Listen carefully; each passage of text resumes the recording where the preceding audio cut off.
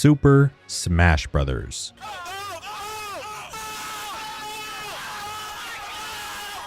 Oh yeah, it's finally time. The video game all-star crossover battle royale platform fighting party game extravaganza has come a long way since its modest beginnings over 25 years ago. When this unassuming little title from the mind of Masahiro Sakurai hit the Nintendo 64 in 1999, I don't think anybody from the original team could have predicted the kind of phenomenon Smash would grow into decades later, with the latest iteration in the series becoming the highest selling fighting game of all time and having a character select screen that looks like this, a credits list of talented artists that looks like this, and a community that looks like this. The impact that Smash Brothers has made on gaming as a whole is difficult for me to put into words. This series has touched the hearts and souls of millions of players around the globe, and the most fascinating part is that the way Smash has done this varies from person to person. This behemoth of a retrospective isn't just going to delve into the backgrounds of how each of these games came to exist and the special features and gameplay variances that set them all apart. One of the most beautiful things about Smash Brothers is how multifaceted and broad its appeal is. So in addition to my usual retrospective review format, part of my goal here today is to share some of the things I've learned while reflecting on my own journey with the series about how it has managed to remain culturally and personally relevant to so many people. It's also an excuse for me to relentlessly yap about Smash for a few hours because I freaking love these games, you guys. This is a story about human creativity. It's a story about the permanence of art. It's a story about innocence and the desperate fight to keep it alive. And it's a story that's shaped by our own stories. This is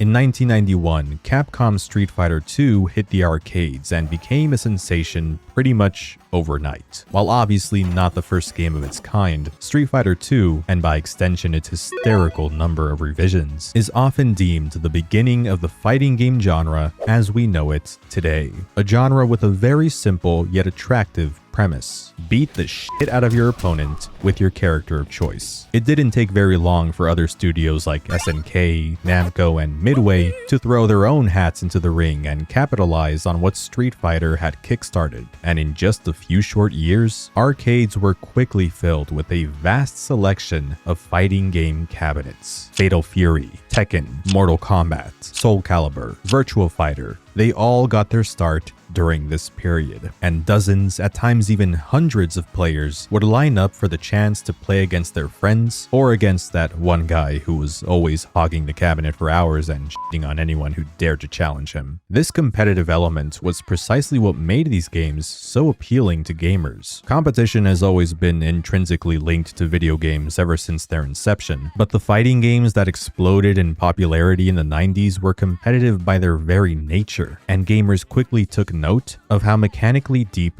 they really were. Many of these titles were characterized by their flashy combo systems and character-specific special moves, and attaining true mastery over these systems required a level of skill that was unlike anything players had witnessed before. At the same time, that very same competitive quality continues to make fighting games an intimidating realm for casual players to even consider entering. Anyone can have fun playing a fighting game regardless of their skill level under the right circumstances, and that rings truer today where modern fighting games have made tremendous strides in lowering the barrier to entry with alternate control options and in-game tutorials. But nevertheless, they can be incredibly unforgiving and discouraging when you're forced to play against someone who is light years ahead of you and either doesn't realize how inexperienced you are, or they simply don't give a shit. For some people, all it takes is one unlucky, unfortunate match to drive them away from fighting games forever and never want to look back.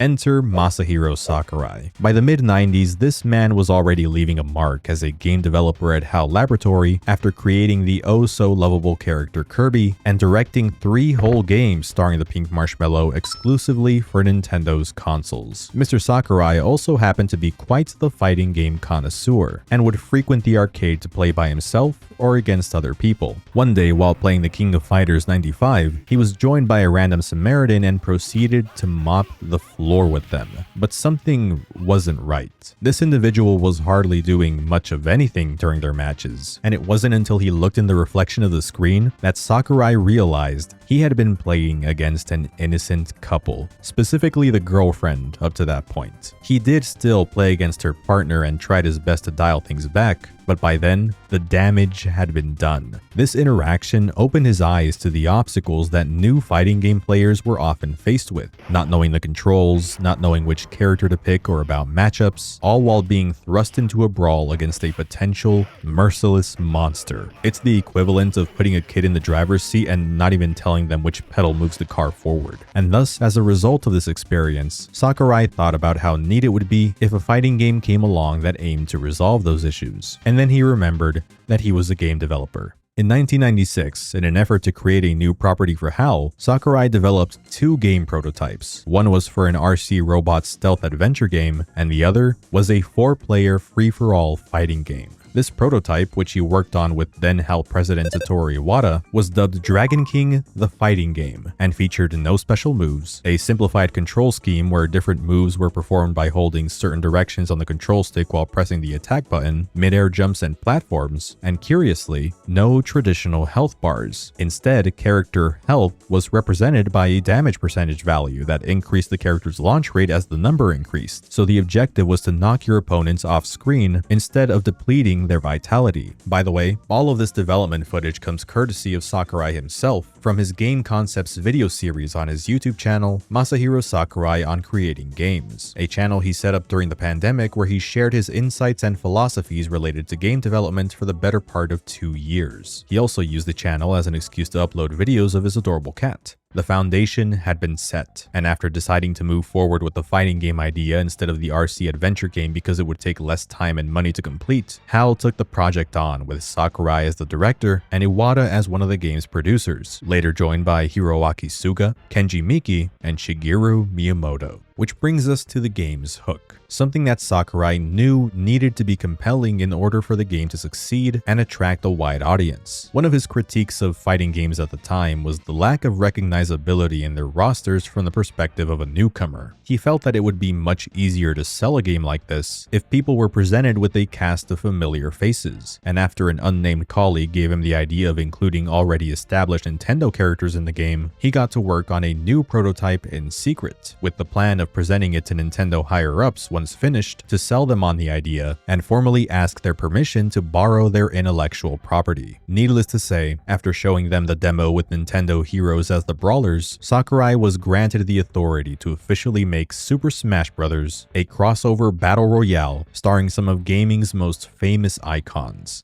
and NES. 12 characters would ultimately make it into the final build, 8 available right from the get-go, and 4 secret ones. Yeah, secret. Sakurai wanted the game to have diverse representation from several Nintendo series, instead of exclusively pulling from a select few like Mario and Zelda. And while it's easy to joke nowadays about how characters like Captain Falcon and Ness made it in over others who were considered like Bowser and King Dedede, keep in mind that properties like F-Zero and Mother were still fairly relevant at the time. Both franchises had games in active development, one of them being worked on in-house at HAL Lab itself. And although Falcon and Ness were seen as more niche than the other guests, the decision to include them at all, again, speaks to Sakurai's desire to diversify Smash's roster as early as the first installment. These two set a precedent for Smash eventually turning into a celebration of Nintendo and video games in general, exposing certain audiences to these characters for the first time.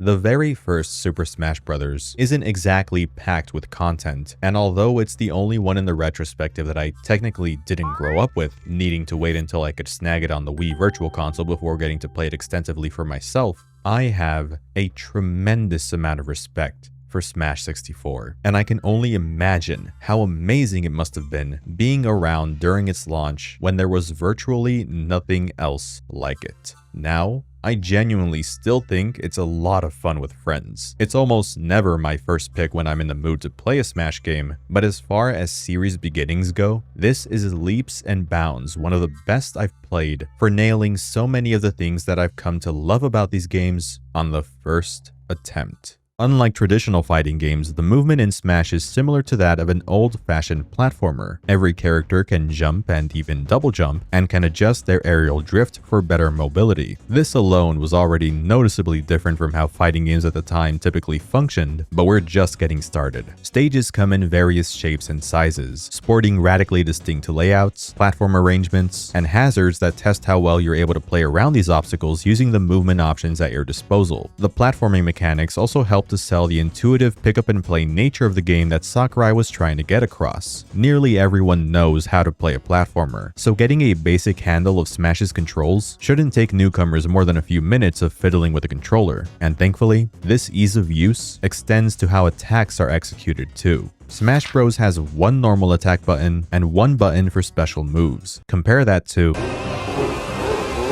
This is way more comprehensible. Each character has a specialized moveset, but the way in which moves are performed remains the same across the roster. Everyone has neutral, forward tilt, up tilt, and down tilt attacks, all done by pressing the A button while holding the corresponding direction on the analog stick, or not holding any direction at all. Characters can also attack in the air, where the same rules about directional inputs hold true. When grounded, flicking the stick lets characters run, and pressing the A button during this results in a dash attack. If the button is pressed at the same time that you flick the analog stick, your character will perform a powerful smash attack that deals high damage and destructive knockback. And if you want to throw out a fireball or some other spectacular move, no complicated motion inputs are required here. The same logic carries over from how normal attacks operate. The only thing that changes is the button you press. Combine all of this with defensive options like shielding, rolling, or simply jumping away to avoid getting hit, and secondary offensive tools such as grabs, which are designed to counter excessive shielding, and you have an incredibly versatile system with so much room for creative expression. How you choose to express yourself will more than likely influence the fighter you gravitate towards as well. And while there aren't many to choose from in Smash 64, each one of them brings their own personal flair to battles. Mario is well balanced and has solid options for nearly every situation. Donkey Kong is the hard-hitting heavyweight and the bane of all humanoid fighting polygons and wireframes of the world. Link can wall people out with his sword and arsenal of throwable weapons, but can't recover for shit.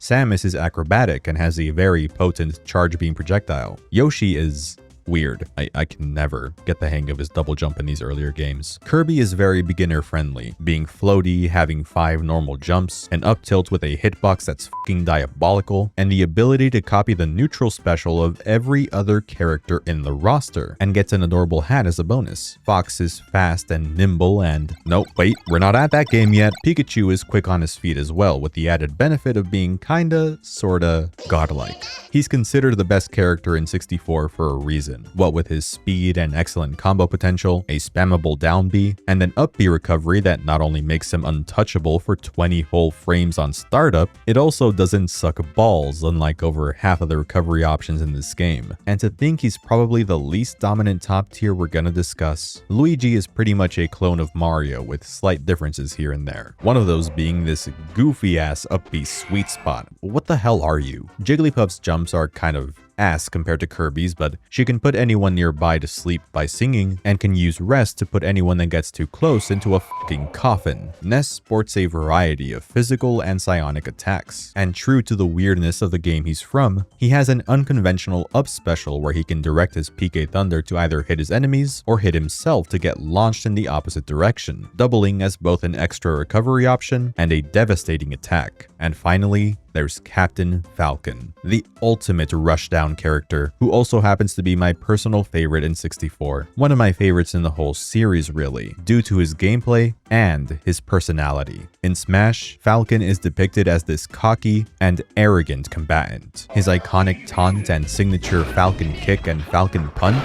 encapsulate everything you need to know about why he is such a beloved fighter and is widely seen as one of the faces of Smash Brothers. No matter the game, even the ones where I'm not as fond of his gameplay, I will always find a reason to pick this asshole and play him the only way Falcon should be played, prioritizing style over everything else, even winning.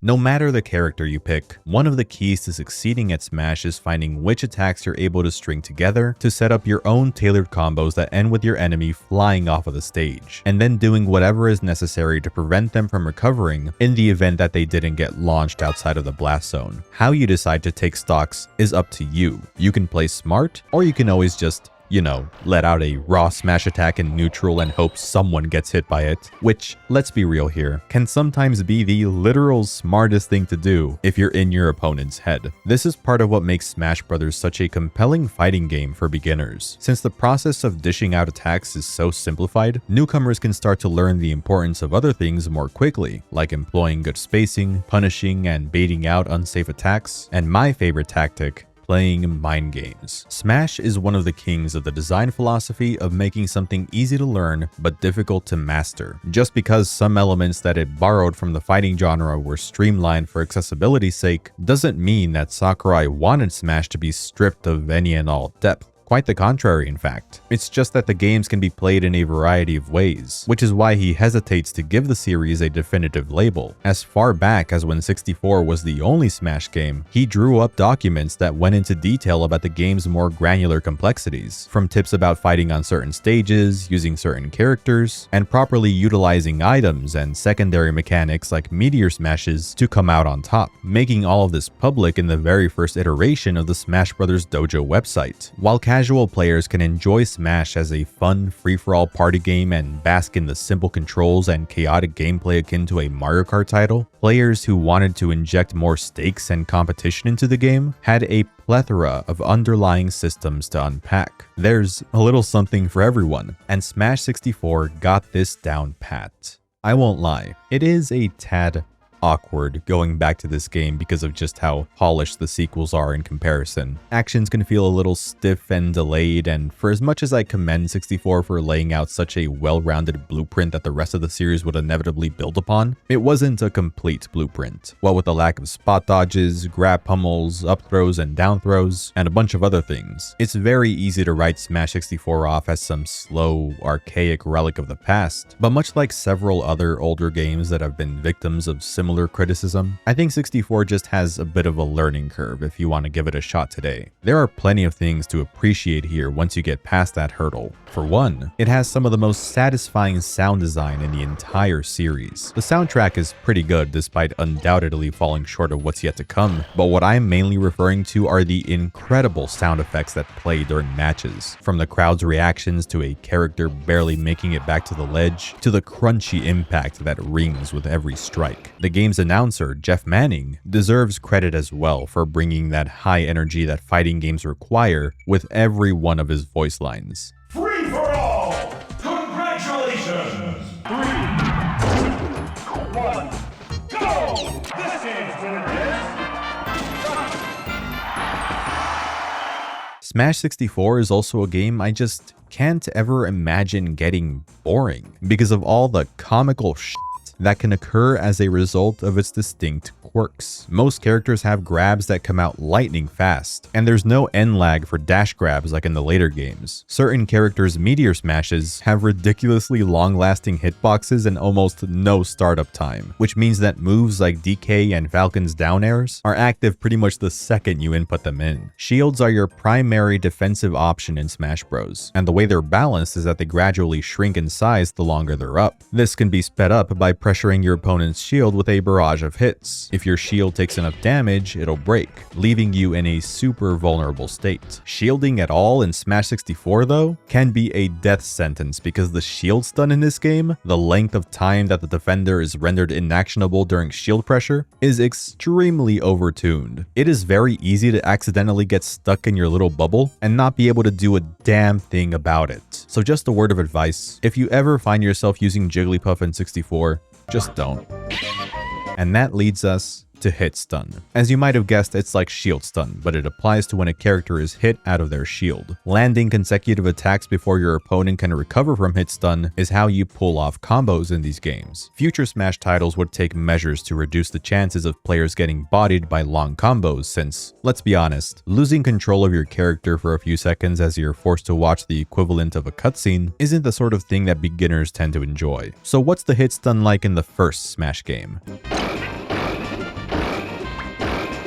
Yeah, Smash 64 might just be the most combo-focused Smash game of the bunch. It is not uncommon to see 0 deaths in competitive play that look like they shouldn't work, except they totally do. And since there are no air dodges in this game and Z canceling is a thing, juggling is super easy to do. Taking all of this into account, you might think that this would be a terrible competitive game, but as I'll make sure to highlight throughout this retrospective, in spite of how unbalanced and unfighting game-like some aspects of these games might seem, the Smash Bros competitive community has always found a way to make this series exciting to play and watch in some capacity, with some glaring exceptions, but we'll get to them when we get to them. In contrast to other Smash games, not counting Melee and whichever one is the newest at the time, Smash 64's competitive scene only grew well after the game's release. There isn't a huge tournament community for the game or anything, but there is one there and it's very admirable. Plus, one thing 64 has over other Smash games in the realm of top-level play is the annual combo contest at Supernova. This is where players get to demonstrate the most intricate combos you'll ever see in front of a live crowd and panel of judges, with essentially no restrictions, mind you. That means they can use items, play on any stage, use multiple controllers. It's fucking awesome, and goes to show how involved this game really is. The appeal of Smash 64 is difficult to dispute when you look at how the fandom continues to support it after all this time. Just look at Smash Remix, a mod that adds an insane number of new characters, stages, without messing with the core gameplay. I think what I love the most about Remix is that it doesn't exclusively cater to the competitive crowd either. I'll be the first to admit that it is really easy for me to fall into the trap of reducing these games down to nothing more than 1v1 itemless stock matches on tournament legal stages. That is my preferred way to play these games, and it has been for a long time.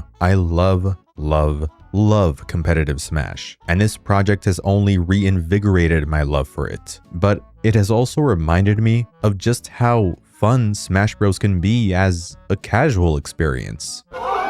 Crazy, I know. There's a whole side to these games that I am guilty of neglecting and even chastising in the past. But I can't just ignore that this was how I was introduced to this series to begin with. And it would be a huge disservice if I didn't give the casual side of Smash proper attention. Items are banned in competitive play as they're seen as an uncontrollable variable in matches that are meant to be a contest of raw skill and fundamentals. But in non-competitive matches, that randomness can be just the thing that's needed to bring a whole other level of excitement to battles. As soon as a hammer or a home run bat spawns on the stage, you know that everyone is going to stop what they're doing to make sure nobody else gets the chance to snag it. Items are an unpredictable element that injects that sense of thrills Smash needs to be a great party game. If Mario Party has taught me anything, it's to learn to embrace the bullshit. Ironically enough, items also happen to be a pretty effective means of balancing these games for less experienced players. I can't tell you how many times a motion sensor bomb or a crate filled with delicious healing items saved my butt when I was new to the series and played against my cousins who were much better than me back then. Items gave me a fighting chance, they leveled the playing field, and I enjoyed the games more because they were toggled on. They're also strategic in their own right, as some are very flexible and can be used in creative ways, like chucking a beam sword rather than swinging it, or using a fire flower to gimp somebody's recovery. Possibly the greatest item of the bunch, in 64 at least, is the Pokeball that can summon one of 13 different Pokemon to assist the fighter that freed them. Not all of the Mons are particularly helpful, but the curiosity of who could be lurking in a Pokeball is half of what makes this such a cool item. Plus, it can double as a one-use projectile. Just don't throw it off the stage, you damn psychopath. Speaking of stages, there are 9 in Smash 64 to select from, and even though it's a small list, one can make the argument that it's one of the more consistently solid in the series because of that. My favorite one here has to be Sector Z because of how comically huge it is, the wall that you can fling characters into to set up silly combos, and the random R-Wings that can rain fire and carry fighters to the top blast zone. Hyrule Castle has this tornado that can show up out of nowhere and launches anyone that gets caught in it up into the sky, which is really funny. Planet Zebes has this rising acid that will occasionally render the lower half of the arena inaccessible. Yoshi's Island is great if you want to camp on the clouds and be a dick. Saffron City is the ultimate Ness counterpick. Bro doesn't stand a chance if he gets caught between those buildings. Dreamland is the competitive arena of Smash 64, sporting the tri-platform layout that would become the trademark of Battlefield in future Smash games. And while Congo Jungle might not be considered tournament viable nowadays, I personally still think it's an acceptable map to play on for more serious matches. And the barrel cannon underneath the stage can lead to many shenanigans. Really, out of all the base stages, Peach's Castle is the only one I think is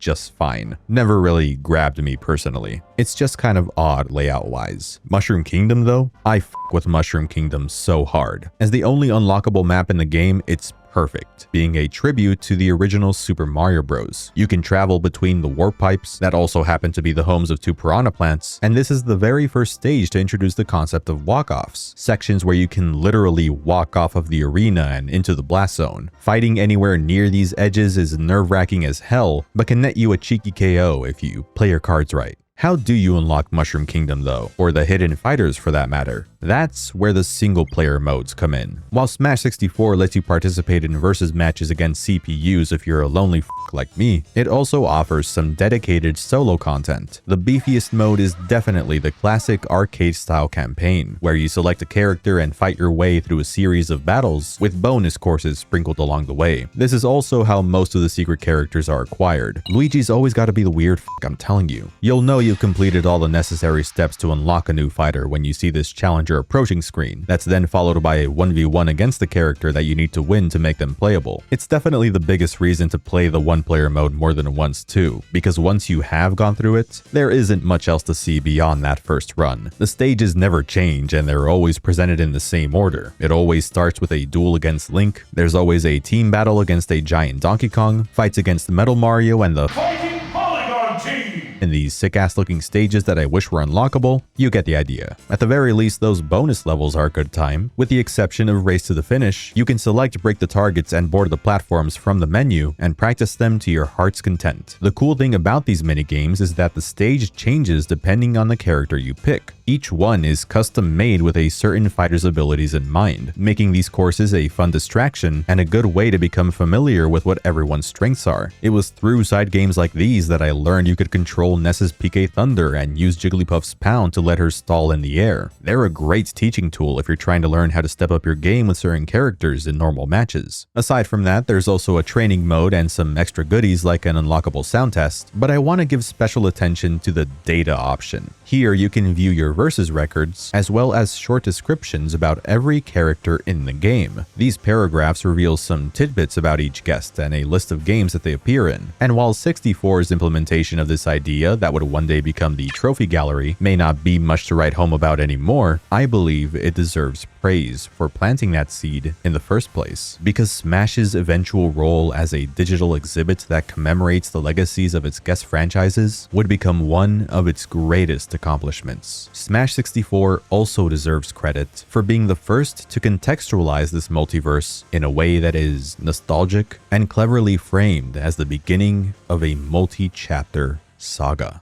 Nearly every Smash game greets you with an opening movie upon being booted up, usually consisting of scripted gameplay clips and cinematics. Smash 64's intro opens with a floating hand, reaching into a chest to pull out a doll of one of the fighters featured in the game, before setting them on a desk and moving some objects around. The hand counts down from 3 before snapping its fingers, and the scene transforms into the colorful world of Super Smash Bros., where the dolls spring to life.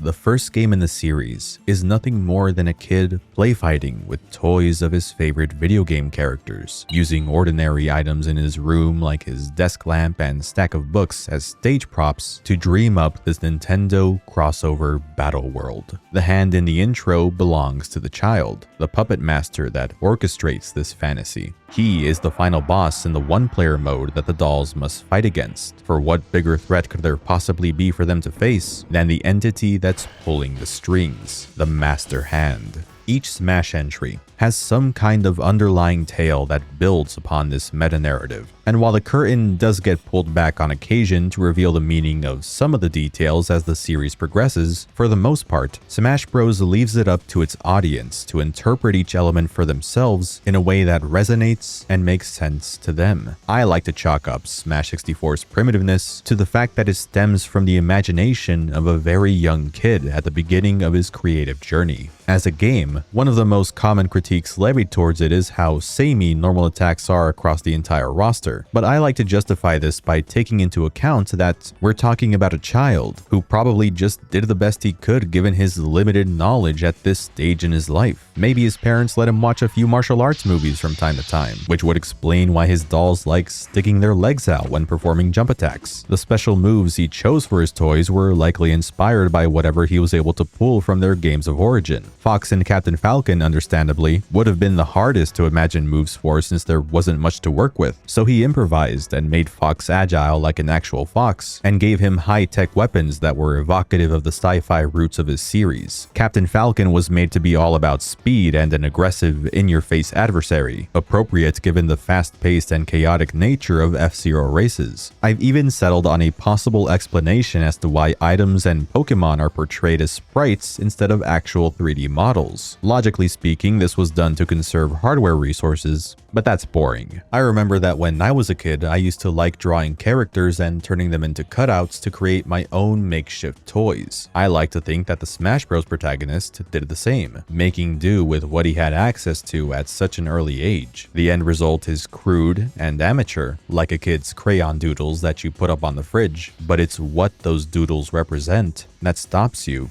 from getting rid of them. Smash 64 is a crayon doodle. It's rough around the edges and isn't exactly going toe-to-toe with games that are infinitely more polished than it, but that doesn't mean that it's devoid of value. And every now and then, you'll be struck with that impulse to dig it back up to remind yourself of a simpler, less stressful time. As a Smash game, again, 64 is rarely, if ever, my first pick, but every time I do decide to fire it back up, I'm never left disappointed.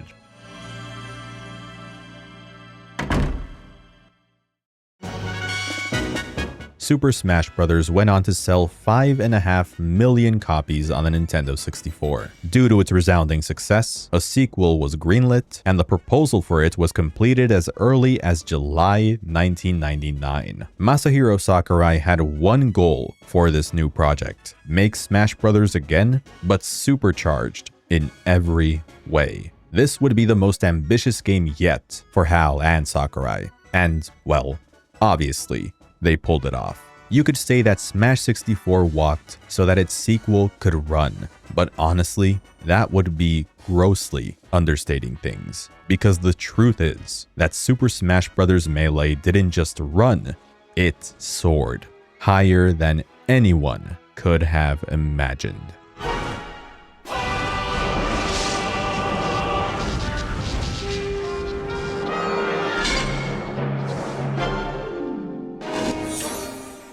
Smash 64's sequel entered active development for the Nintendo GameCube in the fall of 2000. With the extra horsepower available to the team and the added benefit of moving to a larger capacity disc media format, Sakurai took the opportunity to stuff this game with as much as he could. The problem was that if the team wanted to have it done in time for the GameCube's launch in the winter of the following year, they'd only have about 13 months. Super Smash Bros. Melee would go on to have a tumultuous development, resulting in the removal of several elements that were planned to appear in the final game, notably regarding planned fighters. Shortly after the release of Smash 64, Sakurai held a poll on the Smash Bros. Dojo to get an idea of which characters fans wanted to see in a hypothetical follow-up. Among the top 10 votes, 4 of them would end up making the cut, while the others had to be discarded due to rights issues and/or a lack of time. As a compromise, the team came up with the idea of collectible in-game trophies to check off that fan service box, as they proved to be substantially easier to develop than a whole new fighter. More single-player modes and minigames were to be packed in as well to ensure that the game was just as much fun to play alone as it was to play with a group of friends, along with expansions to the Versus mode and improvements to the core game feel. Presentation-wise, Sakurai wanted this new game to be striking, from making sure the menus were eye-catching, courtesy of Michiko Takahashi, who returned as the UI designer from her work on Smash 64 and other HAL projects, to ensuring that the music players would listen to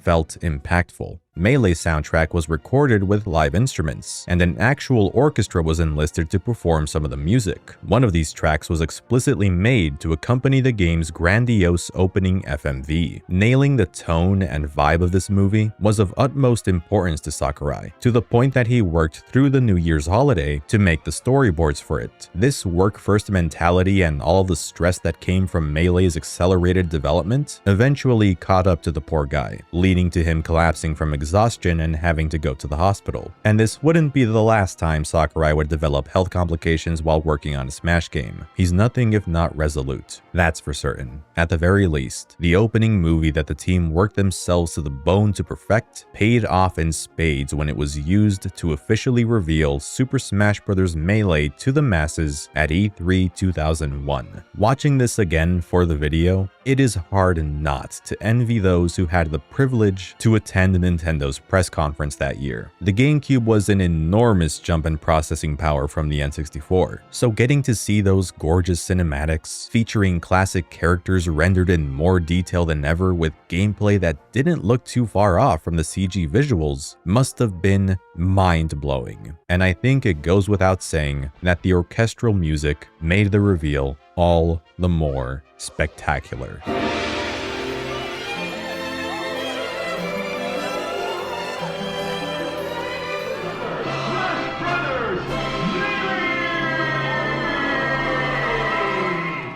As successful as Melee's showing at the event was, the GameCube's launch was looming ever closer, and there was still a lot of work to be done. In a story that'll sound familiar to any fellow Earthbound fans watching, in order to squash the multitude of bugs that the game's code was littered with mere months before the deadline, Mr. Iwata, who was already working at Nintendo by this point, stepped in to assist HAL's programming division with the debugging process. Sakurai credits Iwata's contribution as one of the reasons that Super Smash Bros. Melee was able to release on time in a relatively finished state in mid-November 2001 in Japan and early December in North America. While Smash 64 went on to become the 5th best-selling N64 game, Melee became the #1 best-selling GameCube game, period, sitting at 7 million copies sold. A couple of years after it came out, my younger self would unknowingly become a part of that statistic when he bought the game for himself. Well, not technically, since it was a used copy that came in one of those generic GameStop pre-owned game cases, but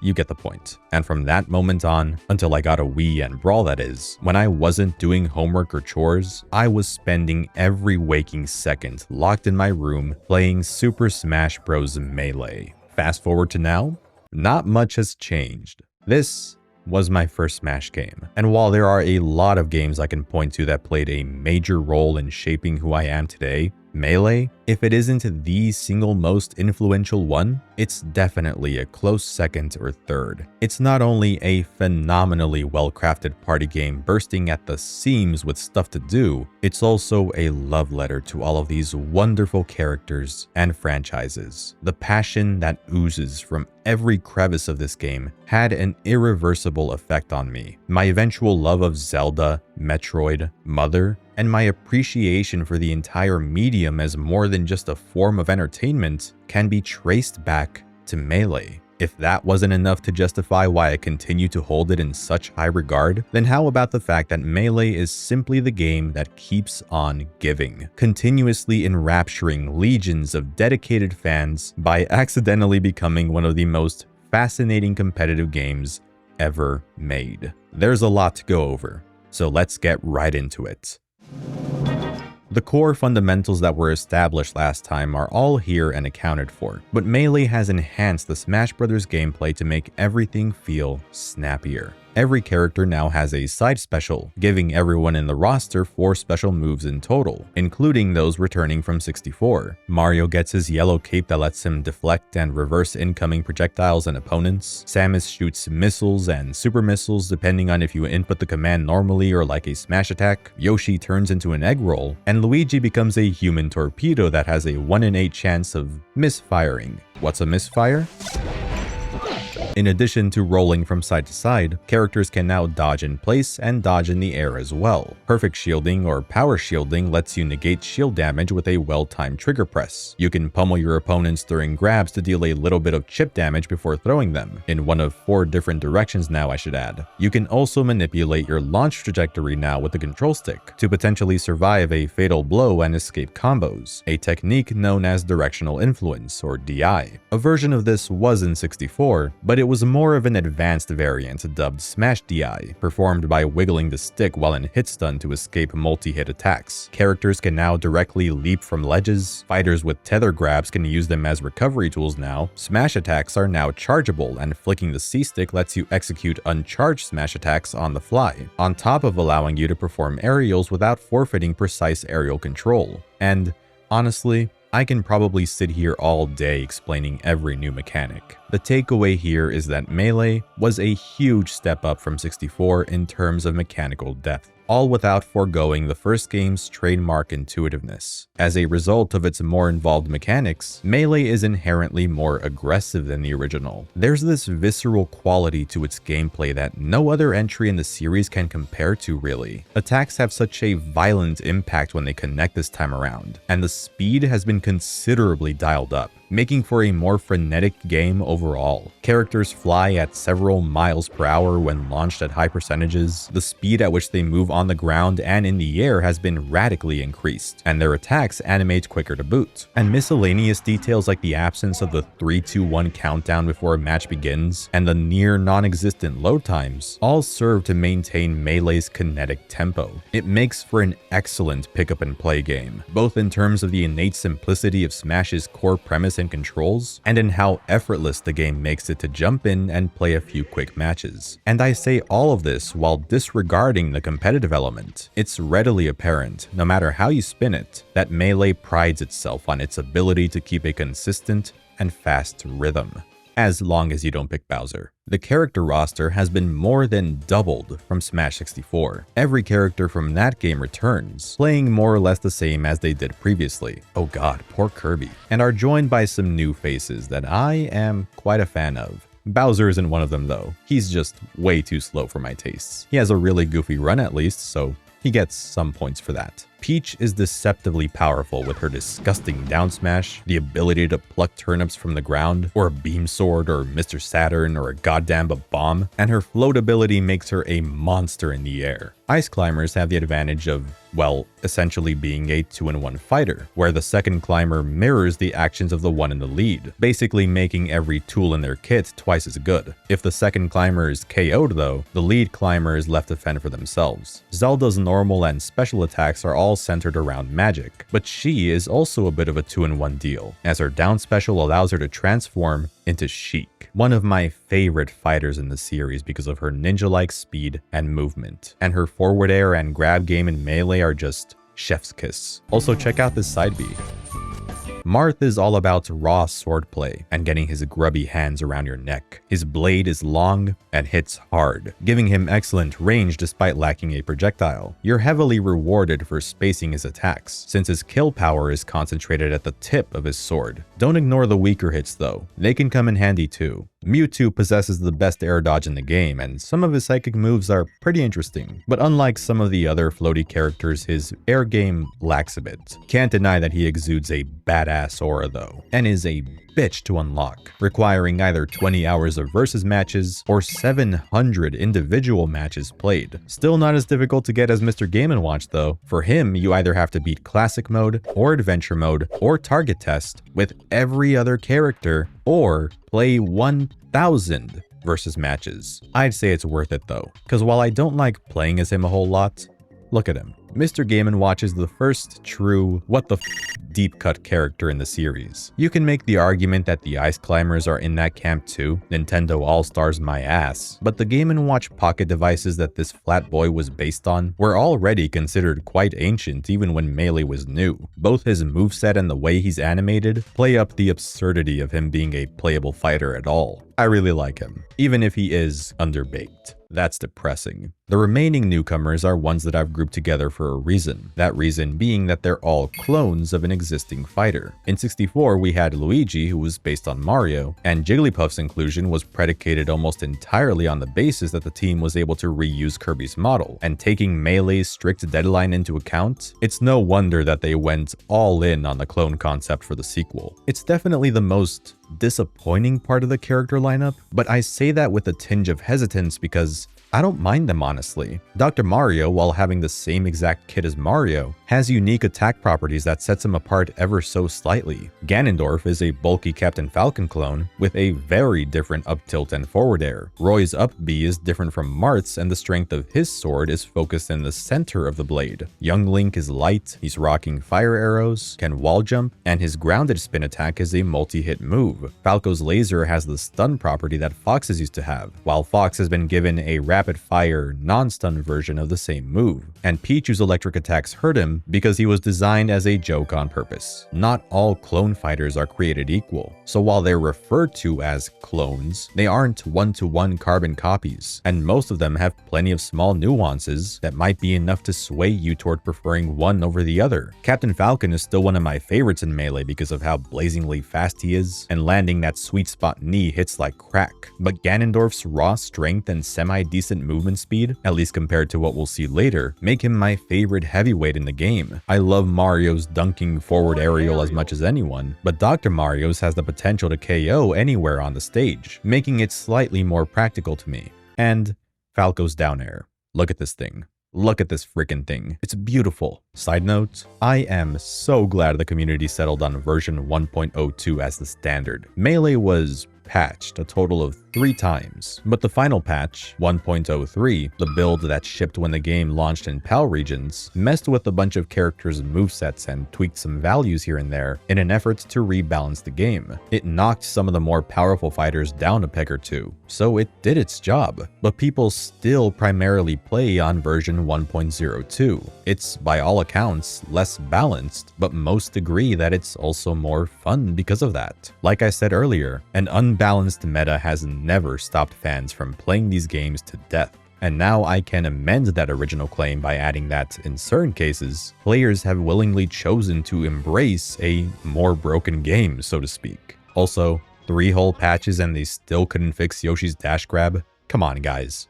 Most series represented in the roster also get 2 whole stages at a minimum. Sorry, Fire Emblem. These maps are nuts compared to 64's, for better and for worse. Some stage gimmicks are a little much if you ask me. A couple of these I've simply never been fond of, like Icicle Mountain's vertical scrolling BS that has you fighting the stage more than your opponents, and Venom's symmetrical layout that effectively puts a wall between the left and right halves of the arena isn't very compelling to me. Plus, there's that one part in the cave where the ceiling can rob you of a KO. These blocks in the middle of Yoshi's Island can piss off too. Those are the only levels that I truly hate though, as every other stage's hazards either aren't terribly intrusive, like the transformations on Pokemon Stadium, or are saved by how amusing they can be. Both of the new DK levels have claptraps that can jump out of the water and chomp on unsuspecting players. You're at the mercy of Kraid and how he decides to rotate the stage whenever you play on Brinstar Depths. Stage stages like Onett, Mute City, and Big Blue have you looking out for traffic 50% of the time. Forsyth is basically Saffron City 2.0, now even more ironic considering it's a level from Ness's own game. Temple is the first stage in the series where the hazard is that it's really big and has several mini battlegrounds you can fight in, the most famous being the lower left cave area that more than often turns into a bloodbath. And of course, I can't not mention Pokefloats. The kind of bullshit that can happen here is hilarious. It also remained legal in tournaments longer than you may think. Yeah, freaking Pokefloats. Even Rainbow Cruise had a surprisingly long lifespan. When it comes to legal stages, none are as iconic as Battlefield and Final Destination, making their versus mode playable debuts here. From here on out, these stages would take on a new appearance in every subsequent Smash game, but the Melee renditions have gotta be one of, if not my absolute favorite incarnations of both. I can't get enough of the cyberspace motif they've got going on. Final Destination's dynamic skybox really sells the epicness and intensity of the battles that take place in this no-frills arena. And when paired with the stage's alternate music track, Multi-Man Melee 2, it really feels like you're fighting for the fate of the universe.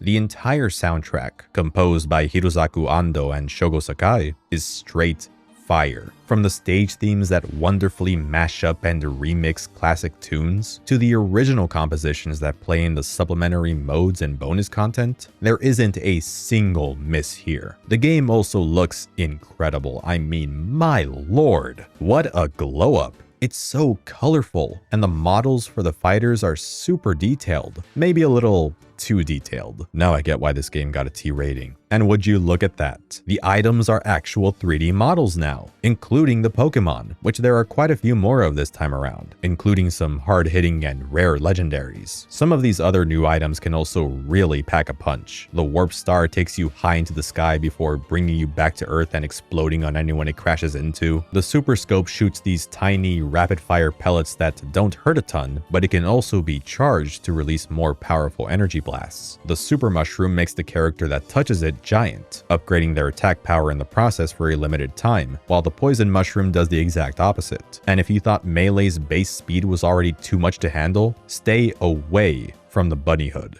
The new items, coupled with the crazy stage gimmicks, cranks the anarchy of battles up by a considerable margin. And there are also more ways to customize versus matches this time. The item switch feature from 64 returns and is available from the get-go, and in addition to time and stock matches, coin battles have been introduced, where the objective is to finish the match with more coins in the competition. And things can get even wilder once you start dabbling in Special Melee. Super Sudden Death Mode puts everyone at 300% by default. Giant and Tiny Melee are pretty self-explanatory, as is Invisible Melee. Very exciting B-roll, I know. Fixed Camera Mode disables the best feature about the camera in Smash for some reason, that being the way it dynamically zooms in and out to give players a better view of the action. Single Button Mode is supposed to be great for beginners since you can only use the control stick and the A button, but I'm not sure if I agree with that. If anything, Slow-Mo Melee might be better suited for easing in newcomers, while Lightning Melee is virtually impossible to get the hang of. There's also Camera Mode, which is specifically made for people who want to capture snapshots and save them to a spare memory card, and Stamina Mode, the antithesis of Smash Brothers, since it replaces the damage percentage system with a more familiar HP system. It's actually really fun, and future Smash games would thankfully get more use out of it. Obviously,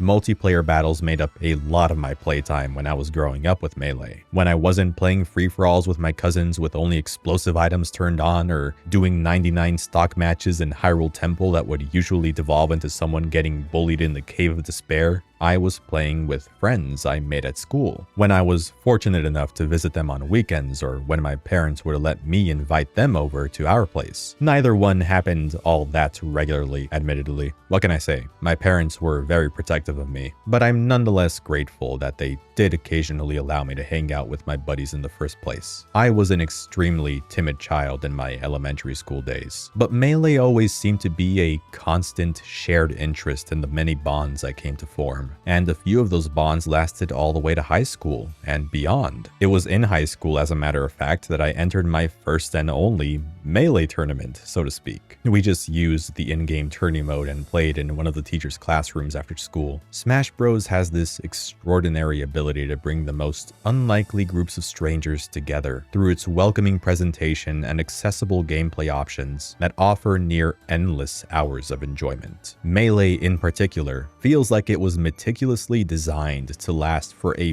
very long time, and one need not look further for proof of that than the game's bustling and passionate competitive community. While among the casual crowd, the newest Smash game at any point in time has historically replaced the previous one, Super Smash Bros. Melee has endured for as long as it has because of its popularity as a competitive esport. For those of you who watched my video on Super Mario 64, you might recall me saying that it and Super Metroid have largely maintained their relevance due to their suite of unconventional quirks that allow them to be played in ways that the original devs could never have anticipated. In Super Metroid, you have tricks like single wall jumps and mock balls that facilitate sequence breaking. In Super Mario 64, you have skips like cannonless and pillarless that speed up the process of collecting specific stars. And in Melee, you have a slew of highly technical mechanics that, over the years, have raised the game's skill ceiling to unprecedented levels. Competitive Melee is a thing of beauty.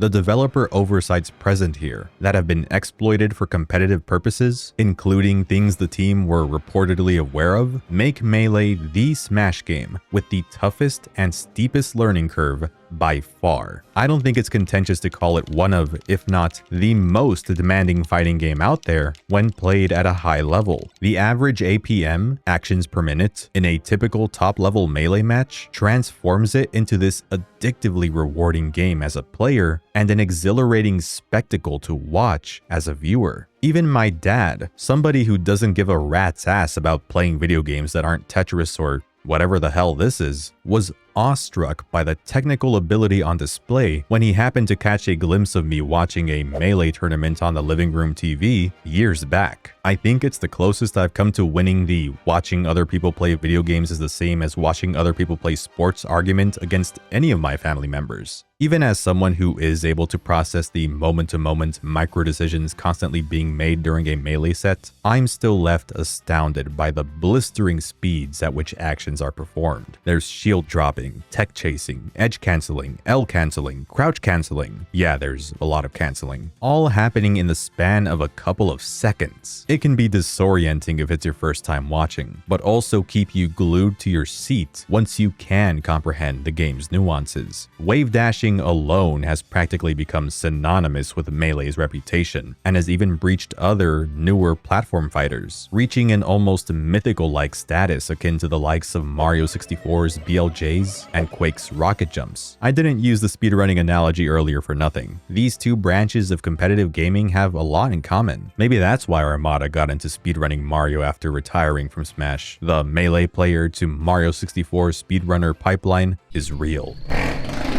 The wave dash is a smooth and slick movement tech option, garnering widespread use among the player base due to its near limitless offensive and defensive applications, some that are even specific to certain characters. Fire!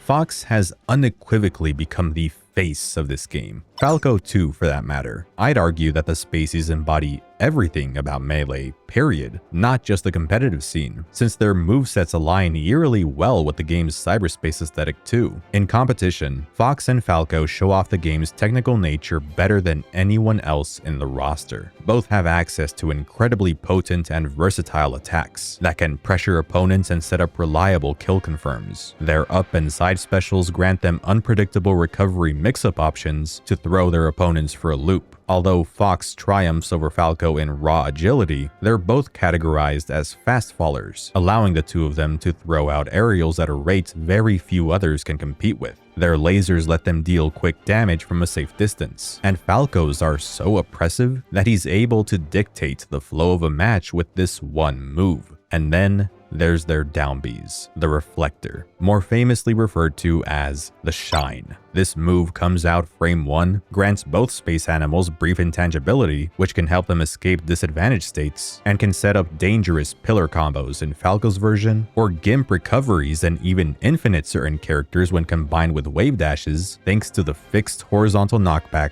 unique to Fox's version. They're two of the best characters in the meta, and have had a dominant presence in tournaments for decades, which is why I was not expecting to see Falco ranked number 4 in the most recent tier list. Sorry, I hadn't been keeping up with competitive Smash for a few years prior to preparing for this video. Marth is number 2 now. I suppose that's fair. The character seems more unstoppable than ever now that he's in Zane's hands. Mewtwo King will forever be the Marth GOAT in my eyes though. His edgeguard game was a sight to behold. Hungrybox is still carrying Puff on his back, I see. Or maybe it's the other way around depending on who you ask. And I guess you could say she carries him on her foot. Nice to see that Bowser has and always will be considered dog ass. And Kirby, name a worse fall from grace. I mean, goddamn. The shifting state of the official Melee tier list goes hand in hand with the way the competitive scene itself has evolved over the years. Competitive Melee somehow keeps finding new ways to stay fresh and exciting, whether it's an underdog like Amsa or Junebug managing to break through the ranks with their distinctive playstyles and unusual mains, or community figureheads innovating in the scene by addressing the game's accessibility barriers. Mods like Uncle Punch's training mode, 20XX, and Universal Controller Fix have provided players with tools for reliably labbing advanced techniques, analyzing frame and hitbox data, and ensuring that their GameCube controller operates on a similar wavelength as their opponents. I always thought that the GameCube controller was uncontestedly amazing for Smash Bros, but I've come to learn that in the realm of high-level Melee, the situation is not as cut and dry as I once thought. Not every OEM controller was built equally, and with the amount of clacking and abuse the average Fox main puts these things through, this leaves GameCube pads susceptible to serious wear and tear over time. So now there's a whole market in demand for custom gamepads made explicitly for Melee. These can come in the form of modded GC controllers with custom notches, triggers, and motherboards that increase their reliability in executing specific tech, or these box controllers that resemble classic fight sticks, except they ditch the stick in favor of an all-digital button layout, designed with ergonomics and consistency in mind. There's also Slippy, an ongoing community mod that, on top of other things, gives Melee online functionality and smooth as butter rollback netcode, as long as the person on the other end is hooked up to Ethernet. Slippy has made it easier than ever to get into competitive Melee from the comfort of your own home, where you don't need to worry about sitting next to someone at a local who has yet to master the hygiene meta. The matchmaking is shockingly excellent, where 9 times out of 10 I've had the pleasure of being pitted against players who were either at or slightly above my skill level, which did wonders for helping me improve.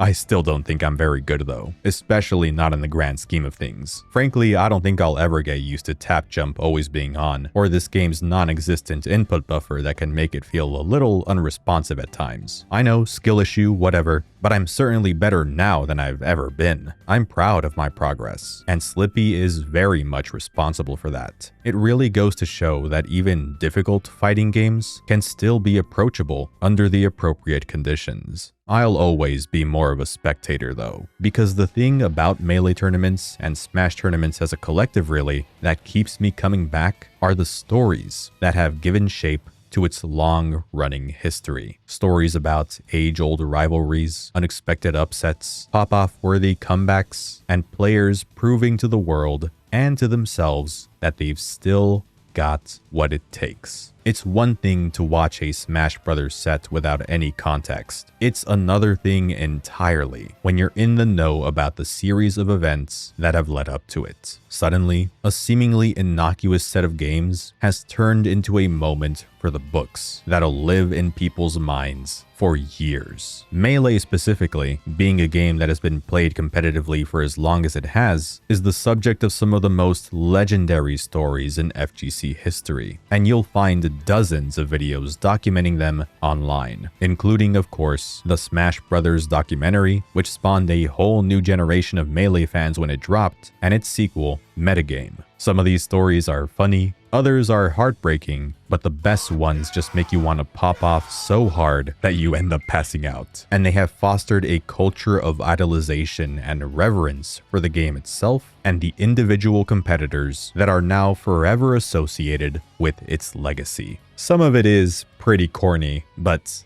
that's Melee, baby. It isn't just a game to these people. It's a way of life. And as long as they can act like decent human beings, cough cough, then more power to them. Discovering competitive Melee back in 2012 or 2013 was the catalyst that helped me rediscover this childhood favorite of mine. I fell in love with the game all over again, even returning to my original save data on my old memory card to attempt to complete the damn thing. Yeah, for as obsessed as I was with Melee when I was a lot younger, I apparently hadn't unlocked Pokefloats. That didn't happen until 2014, or Congo Jungle 64. That didn't happen until a few weeks ago. I can now die in peace. Melee features an assortment of single-player modes and side activities that blow 64's solo content out of the water. The previous game's arcade mode returns in the form of classic mode. While the setup is practically identical and there's still a fixed structure to how it plays out, the characters you're pitted against are mostly random now, so subsequent runs don't feel as monotonous. All-Star is a new mode that becomes available after unlocking all of the characters, where you have to defeat every fighter in the roster with just one life, and limited healing items in between battles. And to round out the regular matches section, there's Adventure Mode, something that's simultaneously really sick and a little underwhelming.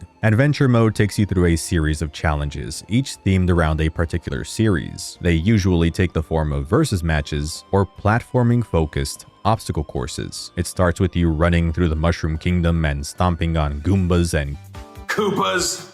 Then you need to navigate a Zelda-themed labyrinth in search of the Triforce while slashing Redeads, Octoroks, and Link clones. You escape from Planet Zebes in a classic Metroid-style escape sequence, and sprint through Big Blue while evading the F-Zero racers. The ways in which Adventure Mode pays homage to these franchises through unique and curated 2D levels is awesome, but my problem with it is that it could have been so much more. As it is, one Adventure Mode playthrough clocks in at roughly 20 minutes, and while that makes this mode short and sweet and theoretically more enticing to replay, it also suffers from the Smash 64 one-player mode issue where every run is more or less identical. You bet your ass I beat it with every character as a kid though. And credit where credit is due. One of the coolest things about Adventure Mode are the special events that can be triggered by meeting certain conditions. Luigi replaces Mario in the Peach's Castle fight if you finish the Mushroom Kingdom level with a 2 in the seconds part of the timer. And this also happens to be one of the methods that leads to unlocking him. If Falco is already unlocked, there's a chance that you'll have to fight him instead of Fox in the second Corneria battle. And of course, there's the secret final fight against Giga Bowser, something that only happens if you reach the end of the campaign within 18 minutes on normal difficulty or above. This cutscene freaked me the f out when I first saw it. I was so used to going through Adventure Mode on the easiest difficulties for the sake of speeding things along, and I don't remember what inclined me to select normal difficulty that one night, but it made for an unforgettable climax that forever altered my brain chemistry. He gave me a hell of a beating too, so imagine the fear I felt when I realized I had to fight this douchebag again, along with Mewtwo and Ganondorf in the final showdown event. I did it though, and I unlocked Final Destination for my troubles.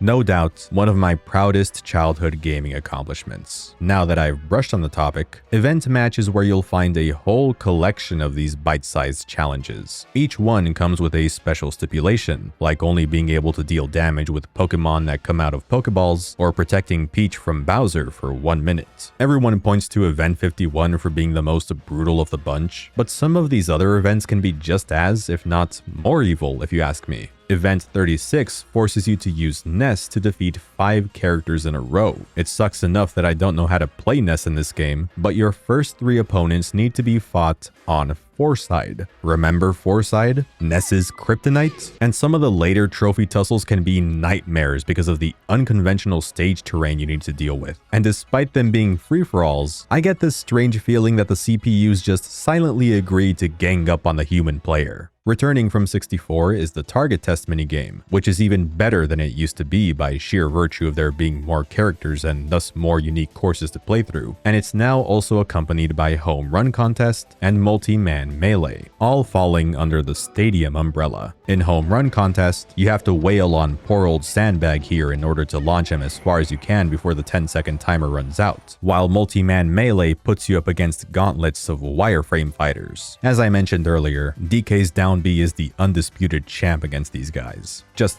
not in Cruel Melee. And he'll be most players' safest bet for surviving the endurance test, that is the 15-minute man melee, to unlock the Congo Jungle throwback stage that, again, I never did until recently. Part of what was necessary to achieve Melee's single-player longevity, besides adding in near-impossible milestones, was making the requirements needed to unlock its hidden content highly specific and ambiguous in some cases. Back in the day when I had no access to online walkthroughs, I just unlocked stuff by pure coincidence. I would complete an event and suddenly see that ominous character silhouette screen appear, or I'd randomly be jump scared by a notification telling me that I unlocked a new map simply for, as it turned out, getting a specific trophy. The air of mystique that surrounded Melee's secret content motivated me to try out every mode with different characters and settings to see how many unlock conditions I could check off through blind brute force. Inevitably, this also led to me falling for fake and unsubstantiated claims about the game at school. One of my friends told me that Shadow the Hedgehog was a hidden character, and my dumbass didn't even stop to question why Shadow would be here when Sonic himself wasn't. Make no mistake though, Sonic was at the center of one of the more notorious hoaxes in Melee history, when the gaming magazine Electronic Gaming Monthly reported that both he and Tails were unlockable as an April Fool's joke. Poorly doctored screenshots and all. Despite being a thing in the Smash 64 days as well, these Super Mario 64 coded playground rumors were especially common when Melee hit the scene due to the growing adoption of the internet and because of how enigmatic several elements in the actual game were. I mean, Fire Emblem was still a Japan-only series when Melee came out, so most Westerners had no clue who Marth was, and that goes double for Roy since his game wasn't out anywhere yet. Then you had all these Easter eggs like the ability to call members of the Star Fox team when playing on Corneria and Venom,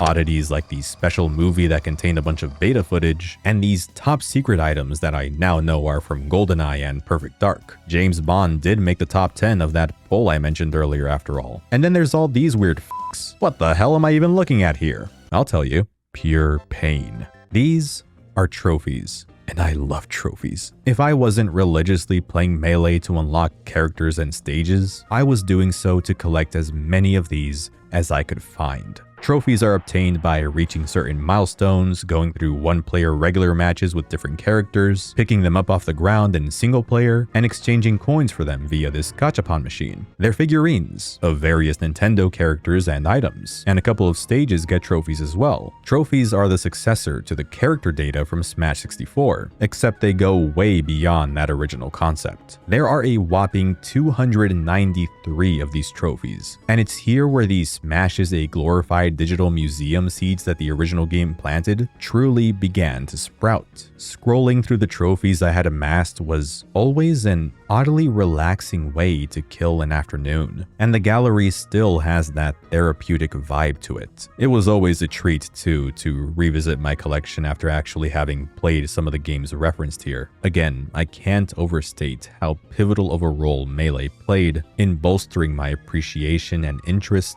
for everything gaming related.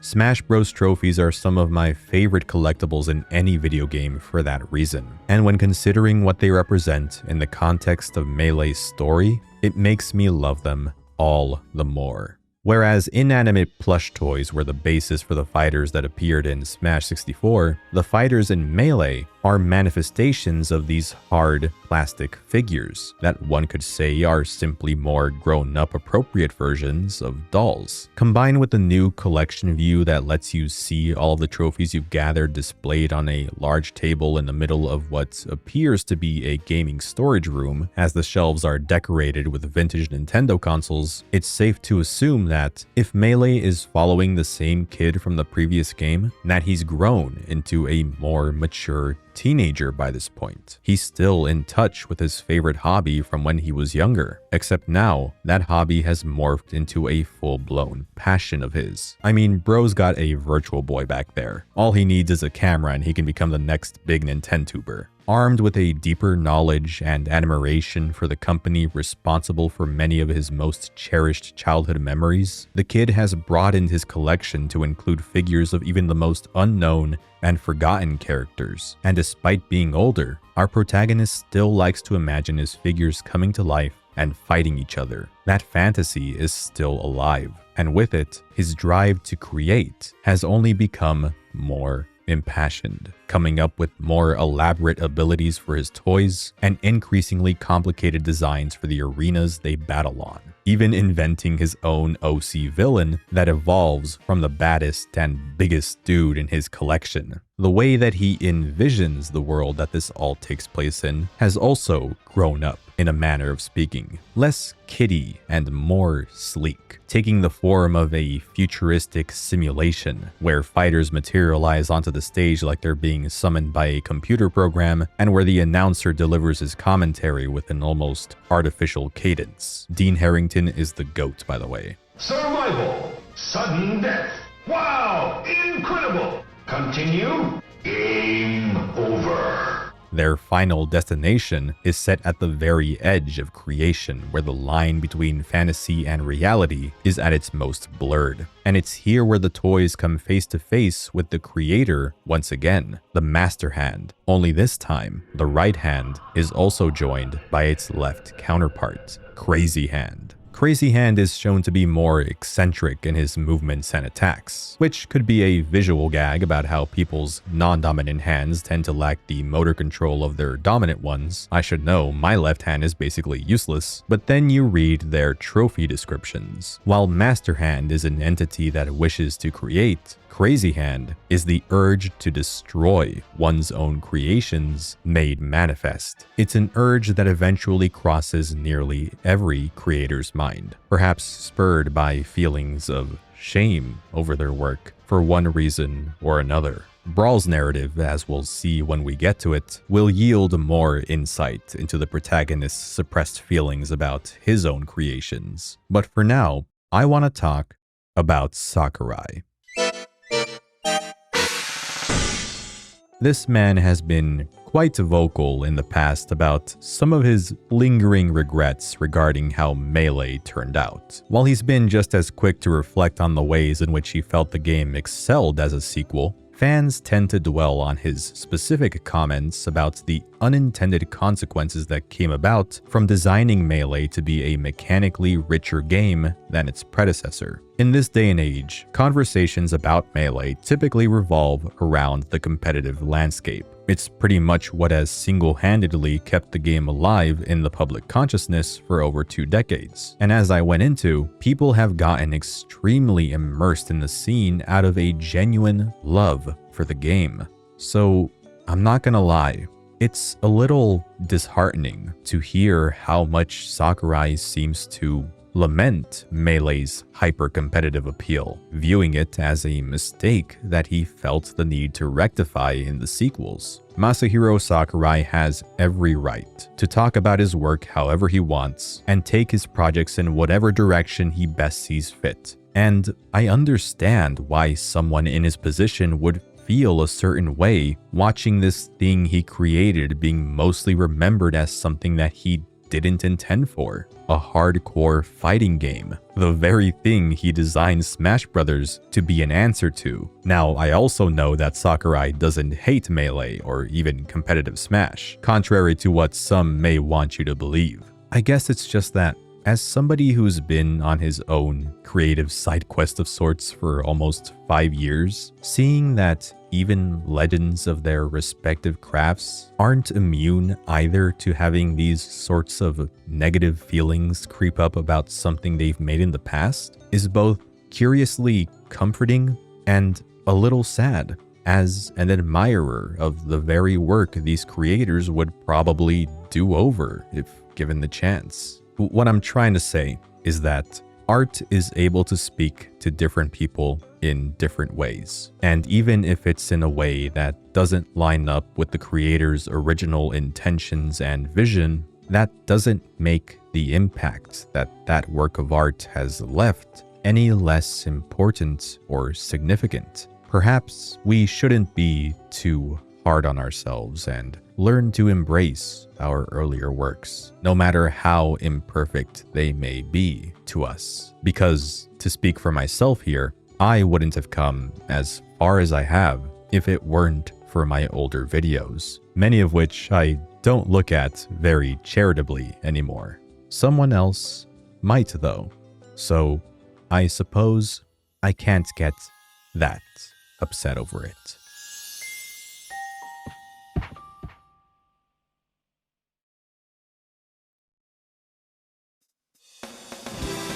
The original Super Smash Bros. May have gotten the ball rolling, but Melee catapulted the series to astronomical heights. Smash Bros. Was a juggernaut now that couldn't be ignored, and Nintendo knew it. A couple of years after Melee's launch, it was decided that a third Smash game should be made. The thing is, this was settled on before Nintendo even consulted with Sakurai. The poor guy was basically blindsided when Satoru Iwata made the announcement public at E3 2005. Super Smash Bros. Was coming to their next-gen console, the Nintendo Revolution, later named the Nintendo Wii. But after the show concluded, Iwata met with Sakurai privately to formally ask him if he'd like to lead the new Smash game's production. Sakurai accepted the offer, assuming the role of director once again, now from his independent freelance position at Sora Limited, a company he co-founded with his partner and future wife, Michiko Sakurai, after the two left HAL Laboratory in 2003. If that name sounds familiar, that's because Michiko Sakurai is the same UI and UX designer that I mentioned earlier who had worked on several of HAL's projects, Smash 64 and Melee included. It's been said that, had Sakurai declined Iwata's request, Nintendo would have just ported Melee over to their new system, only adding online support to promote the Wii's Wi-Fi capabilities. At the time, and even to this day, nobody was able to imagine a future for Smash Bros. Without the involvement of the man whose one-of-a-kind creative style directly contributed to the series' monumental success. The thing was that Sora wasn't a development studio, so to cover that front, Game Arts was contracted to be the game's lead developer, and the team gradually expanded to include talent from HAL, Teon, Intelligent Systems, and Monolith Soft. With over 100 people directly working on the project now, and Sakurai at the helm to preserve that distinct Smash Bros. Spirit, this newest entry was shaping up to be even larger than Melee. It was going to support online play, offer a large-scale single-player campaign, and of course, feature even more video game icons to take part in the biggest Brawl yet.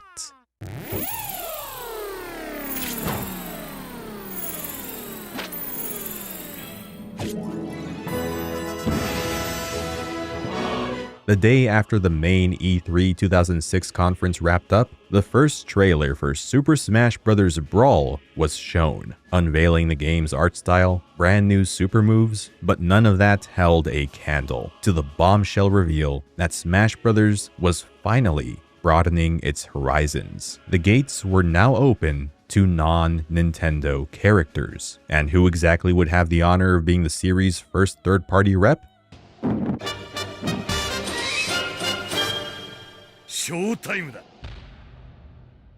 The Mad Lads did it. Hailing from the Metal Gear franchise, Snake was actually a personal request from series creator and Strand-type game visionary Hideo Kojima. He wasn't the only industry dev who contacted Sakurai during that time either. Yuji Naka, co-creator of Sonic the Hedgehog, had also put in his own request for the blue blur to appear in Smash. Sakurai had to pass on both of their requests in the Melee era due to time constraints, but now that Snake was confirmed for Brawl, maybe, just maybe, Sonic's the name, speed's my game.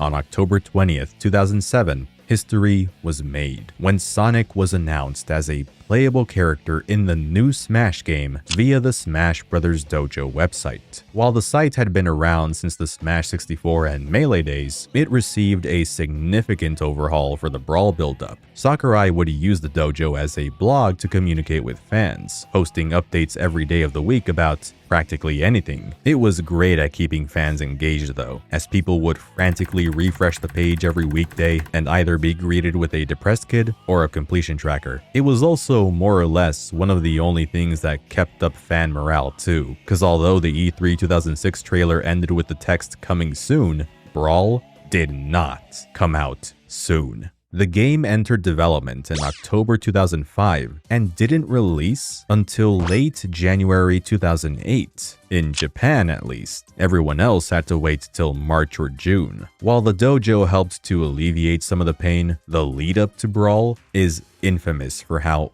agonizing it was to live through overall. Hell, the dojo didn't even go up until March 2007. Reggie notoriously promised that the game would be out in the winter of 07 at that year's E3, and I should specify that the initial plan was for the game to be a Wii launch title. Kojima didn't help matters either, when he went on record saying that the game was ready to be shipped when he got the opportunity to play an early build, and Sakurai never invited him over again. Obviously, the team didn't plan for Brawl to take as long as it did to be finished. The delays were caused by the overwhelming scope of the project. Brawl was overflowing with so much data from trophies to music files that the only way they could fit everything onto a disc was by, in a sense, using 2 discs. It was one of only a handful of Wii games to ever utilize this technology. And once again, Sakurai lived an extremely self-destructive lifestyle while making the game, working long hours that may or may not have contributed to him developing severe hand and wrist problems later down the road. There were a lot of moving parts, and with more developers and artists working on the game than ever before, it's no wonder that the time gap between Melee and Brawl turned out to be the largest gap between any 2 major content releases in the series' history.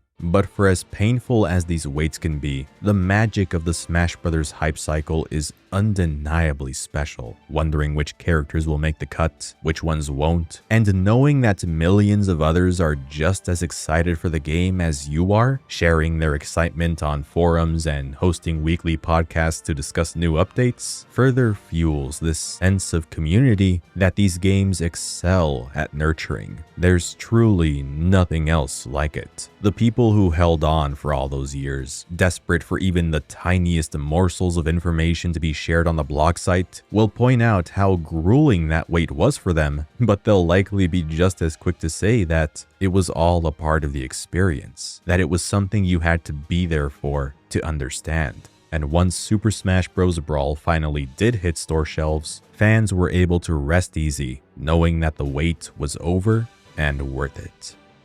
Except for those who ended up fucking despising it. Smash Bros. Brawl, despite resonating extremely well with most audiences and receiving near unanimous critical acclaim from game journalists, was largely dismissed by one group in particular: the competitive crowd. More specifically, a subsector of the community. The fact of the matter is that Brawl was deliberately designed to be a counter-response to Melee's ever-growing chasm-like skill gap. The game's speed was markedly reduced, random tripping was added to disincentivize dash dancing, hit stun was virtually non-existent, which made combos nigh impossible to pull off, and the removal of practically every advanced maneuver from the previous game made Brawl an inherently less complex fighter that some folks weren't particularly pleased with. Not helping the situation was how the meta ended up shaping out. Since Brawl was a much slower game, it encouraged more defensive and keep-away playstyles that many competitors and spectators didn't find all that enjoyable. It's low-key comedic that, in his effort to balance the game better, Sakurai still allowed the Ice Climber's handoff ability to slip through the cracks when wobbling in Melee went on to become vilified and outright banned eventually. Even more hilarious is that Brawl introduced the first member of what I refer to as the unholy trinity of competitive Smash, that being none other than Meta Knight. Meta Knight is everything. He's all you ever wanted. You can win a set now, even if you never won it. Sitting high and mighty on his shiny SS throne, Meta Knight was the most dominant top-tier character in any Smash game up to that point. Some would argue that he still is. While a top tier like Fox can still sweat a little against certain characters, there basically isn't a single consistent or even semi-consistent counterpick for Meta Knight. He's just that good. His frame data is unparalleled. He has an absurd number of recovery options, and just look at this damn move. In the hands of somebody who knows how to optimally exploit his strengths, Meta Knight is nearly unbeatable and in many cases, literally untouchable. And when a competitive game's meta is so sharply centered around figuring out how to counter a single powerful character, the whole game can turn into an unfun, uphill battle for some from that point forward. Unfortunately, in Brawl's case, Meta Knight was there from the start to ruin the game for several competitors. And on the total opposite side of the spectrum, there's Ganondorf.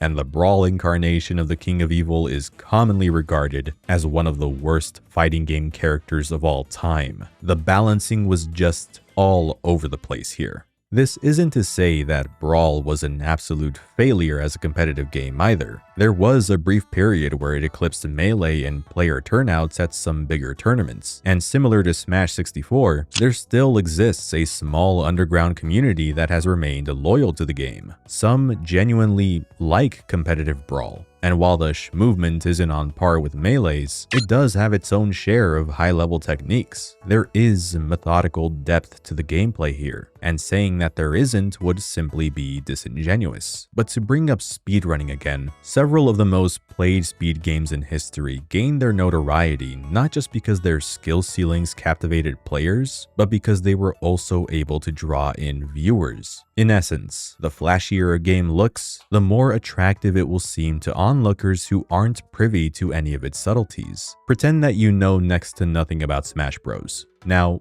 which of these two games looks more complicated? Which one looks like it requires more dexterity from the players? And this dilemma isn't exclusive to Brawl either. Why do you think some people tend to not root for Jigglypuff in Melee? Because they know that she is a floaty character who prefers to keep a safe distance from her opponent until she sees an opportunity to go in for the rest kill. So matches with Jigglypuff inevitably end up feeling slower and less action-packed. Audiences are naturally drawn to the games that look the coolest, the ones that look the most impressive. So even if a game has a respectable number of players willing to compete, if people aren't willing to watch, then the game can only survive for so long at big events. Now, for those who weren't exactly amazed by Brawl as a competitive fighter, but liked its grimy aesthetic and roster and music and everything else that made the game awesome, there was Project M. This was a mod with the goal of essentially converting Brawl into Melee 2.0, restoring the lost tech and speed from the previous game to create the ultimate competitive Smash Bros. Experience. The gameplay couldn't be further removed from how vanilla Brawl feels, and I'd go as far as to say that it even plays a little smoother than Melee. And with the ability to play as the Brawl newcomers and all of these new competitively viable stages, I'm tempted to say that Project M, as well as its spiritual successor, Project Plus, combines the best attributes of both games. My friends and I played the hell out of this mod, and despite how geared it is towards competitive play, we basically always just played for fun, free-for-alls on quirky stages. The modding community honestly popped off for Brawl. Like, people went nuts tinkering with this game. And while the purpose of most of these bigger fan projects was to alter Brawl's mechanics and adjust its balancing, the game would never have received this much support in the first place if there wasn't already a pre-existing love for its base form. When I was a teenager, I was one of those who wrote off the vanilla game for not captivating me as much as Melee or even Smash 4 did on a competitive level, ignorantly disregarding the hundreds of hours of fun I had with it before I became competitive pilled. Today, I still wouldn't play Brawl over something like Melee or Ultimate if I had the choice, and I do feel that they overcorrected in their effort to not make another Melee. But there was a reason it sold as much as it did. There was a reason that I played it as much as I did. And there's a reason that I now consider it to be the most complete Smash Bros. Game of the lot. That might sound blasphemous, seeing as we live in a post-Ultimate world, but Sakurai designed Brawl with the mindset that this would be the last game in the franchise, and it shows in practically every facet of the final product. Brawl ended up being the perfected form of the Smash Bros. Template in many ways, because going forward, the sequels would closely follow the example that it set, and only move the series forward in more iterative and obvious increments. Wouldn't you agree, Mr. Falcon? I don't know how common of an opinion this is, but I think that Brawl has the most well-rounded cast of any Smash game. Ultimate is absolutely massive, no doubt, but something about this character list is just so satisfying to me. No series here, I feel, is overrepresented, the select screen is neatly organized, and while I didn't mind the clone fighters from Melee that much, it's nice to see that Brawl made an effort to trim some of the fat, even if that meant denying certain characters entry. But instead of dwelling on what was lost in the transition, let's embrace the new fighters that did make it in.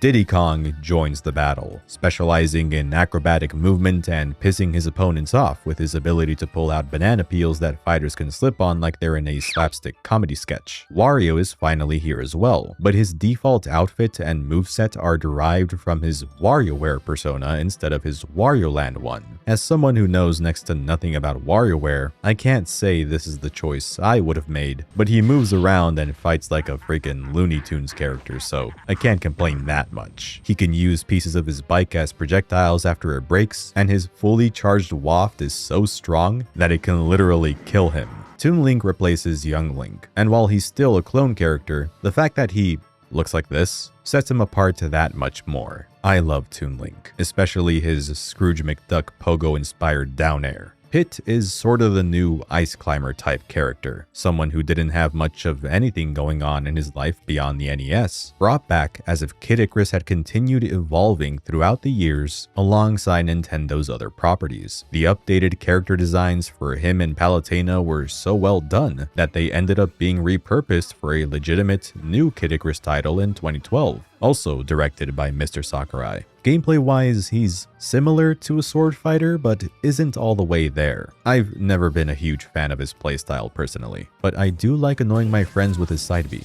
Also hailing from a bygone era, Rob was an accessory for the Famicom and NES, and was bundled with the latter to help Nintendo trick dumb Americans into thinking they were buying a toy and not a game console, during a time when confidence in the games industry was in the gutter. He returned out of nowhere in 2004's Mario Kart DS as an unlockable racer, and then again 4 years later as a Smash Bros. Character. He's a robot. He does robot things. Though I haven't found any reports about any 80s kids getting their faces scorched off by the fucking laser beam this thing is apparently equipped with. Actually, scratch that. There is one documented case. Rob is a silly concept for a fighter, like Game & Watch, but he works, oddly enough. Oh, look at that. He shoots a little spinner from the Gyromite game as a projectile. That's adorable. Meta Knight is everything. King Dedede, meanwhile, is something alright. Another heavyweight with slow-ass movement and attacks? Yeah, no thanks. I'll pass. I do like that he uses his minions as ammunition, however, and that this is his crouching pose, and that he's voiced by Sakurai himself.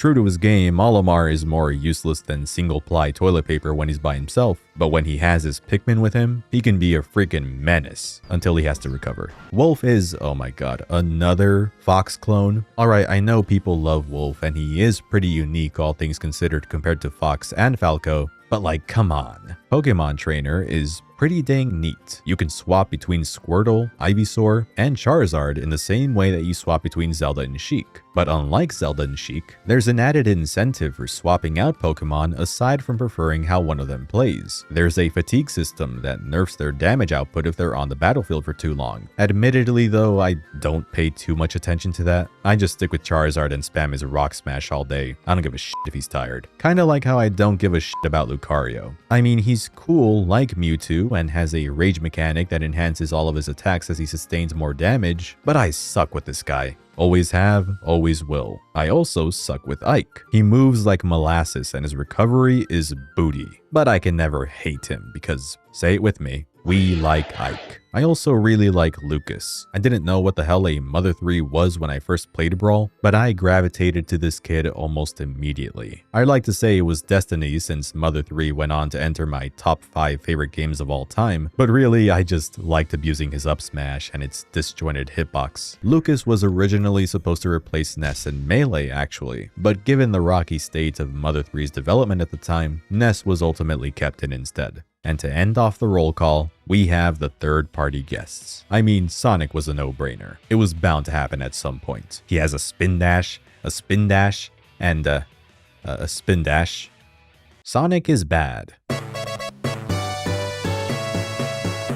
But having Snake here is still wild to me, being the first Smash Bros. Guest from an M-rated franchise. His grab animation literally has him choking the life out of whatever poor soul was unfortunate enough to get too close to him, and he's decked out with all of this explosive tactical gear and his most dangerous tool, the cardboard box. Snake's inclusion alone probably necessitated the T rating for this one, and he's also probably at least partially responsible for Brawl's gritty and desaturated art style, so that he wouldn't stick out too much in the middle of all these cartoony mascots. Newsflash guys, this still looks really weird. I can't help but adore Brawl's dirty presentation though. Mario is just fucking angry the whole time, like calm down dude. The returning Zelda characters have all been updated to their more mature Twilight Princess designs. Even Sheik, whose look in Brawl was modeled after some Twilight Princess concept art. Master Hand even bleeds in the story mode. Ooh, so edgy. The game's logo and its menus are more mature as well.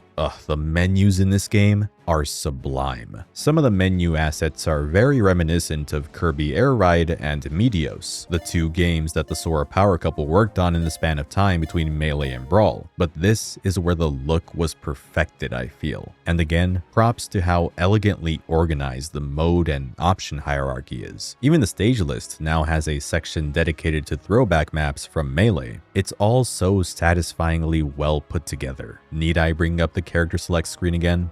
It's perfect. Hold up. Someone's missing here.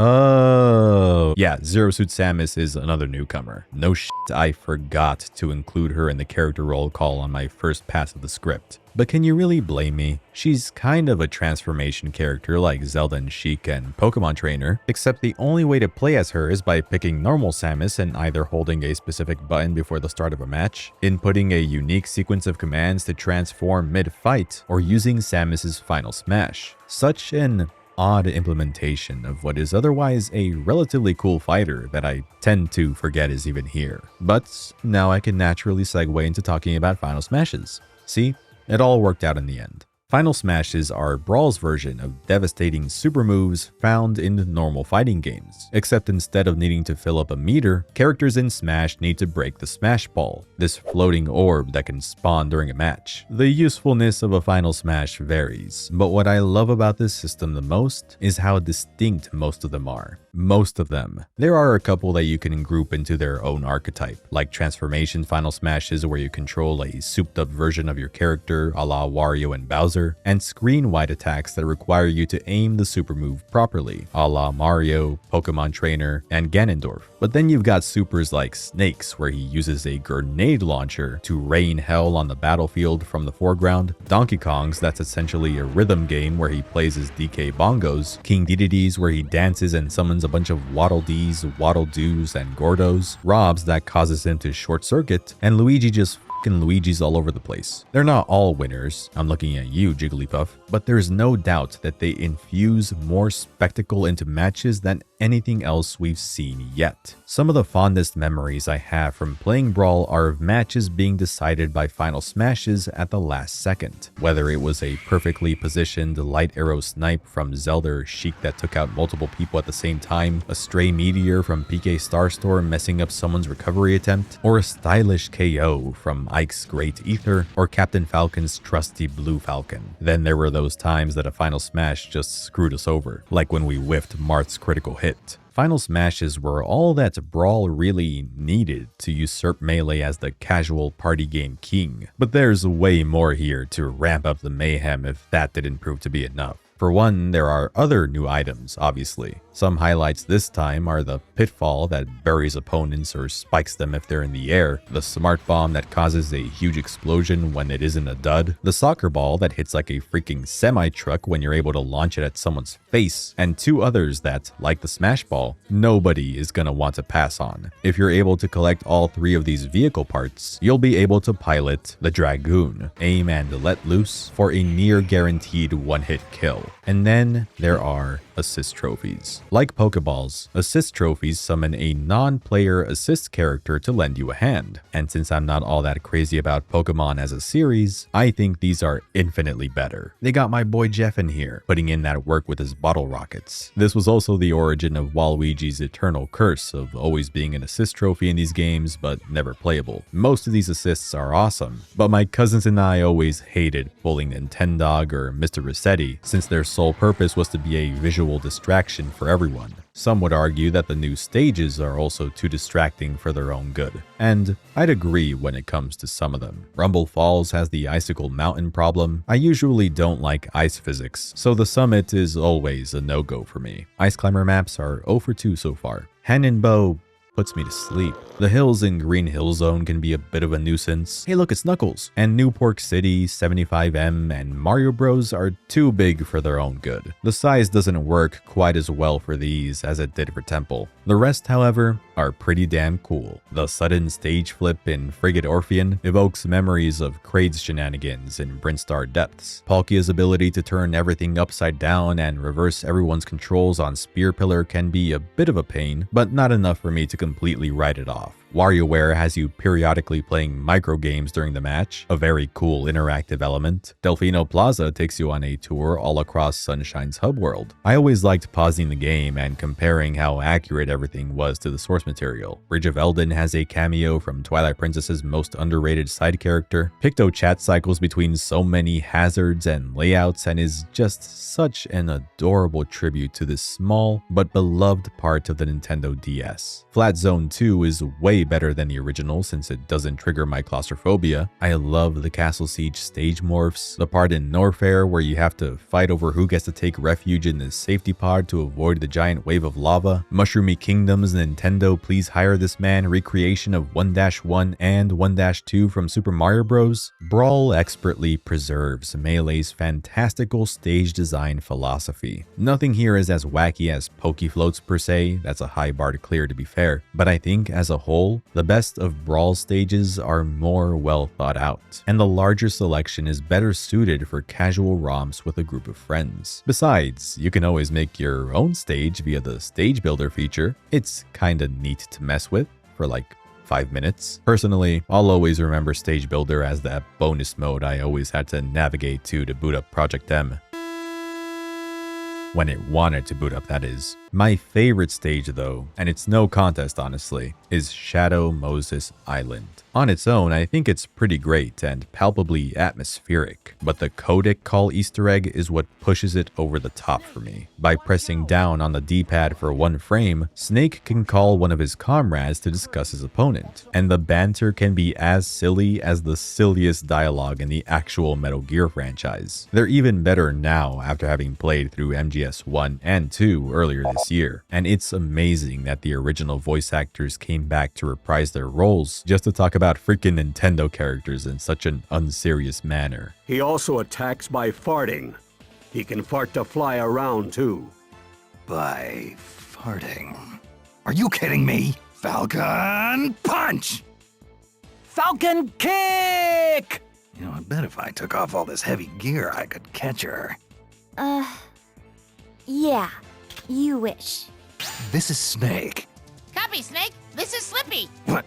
Who is this? With more stages, characters, items, and gameplay modifiers, Brawl's casual appeal was unmatched. Most people I knew in my age group owned or had at least played Melee, but all of them eventually had a copy of Brawl. It was the de facto Wii game at every get-together. Whether you like the gameplay or not from a competitive standpoint, there is something to be said about how Sakurai succeeded in giving Brawl greater universal appeal. What one might see as a dumbed-down mechanic, like the super forgiving snap to ledge feature, others might see as overdue quality of life changes. Same goes for how you can now pick up items while dashing and air dodge as many times as you want. Footstools can lead to many silly antics, and Bowser and Ganondorf's command grabs are always a riot. Brawl was the most beginner-friendly and accessible Smash game at the time of its release. There's no getting around it. The slower action made it easier to keep up with, its new mechanics enhanced the casual party-like fun, and its support for essentially every controller the Wii would accept, GameCube controller included, and the option to remap buttons brought in even more outsiders to Smash Bros. And fighting games alike. And with the option to play online, people didn't even have to be in the same room anymore. Hell yeah!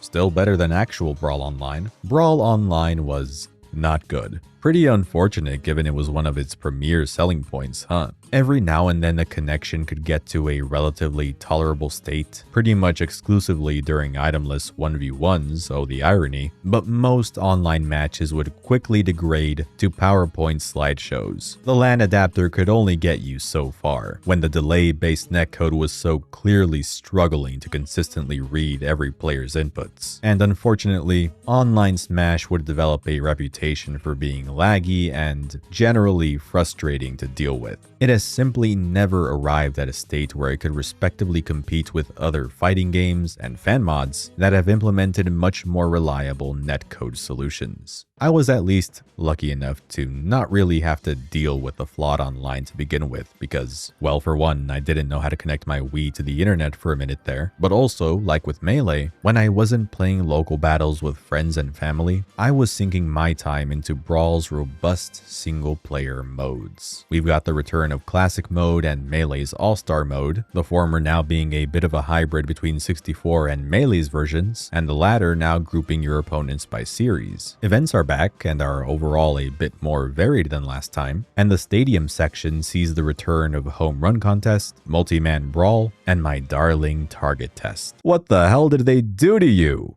Look how they massacred my boy. Target Smash in Brawl is... hang on.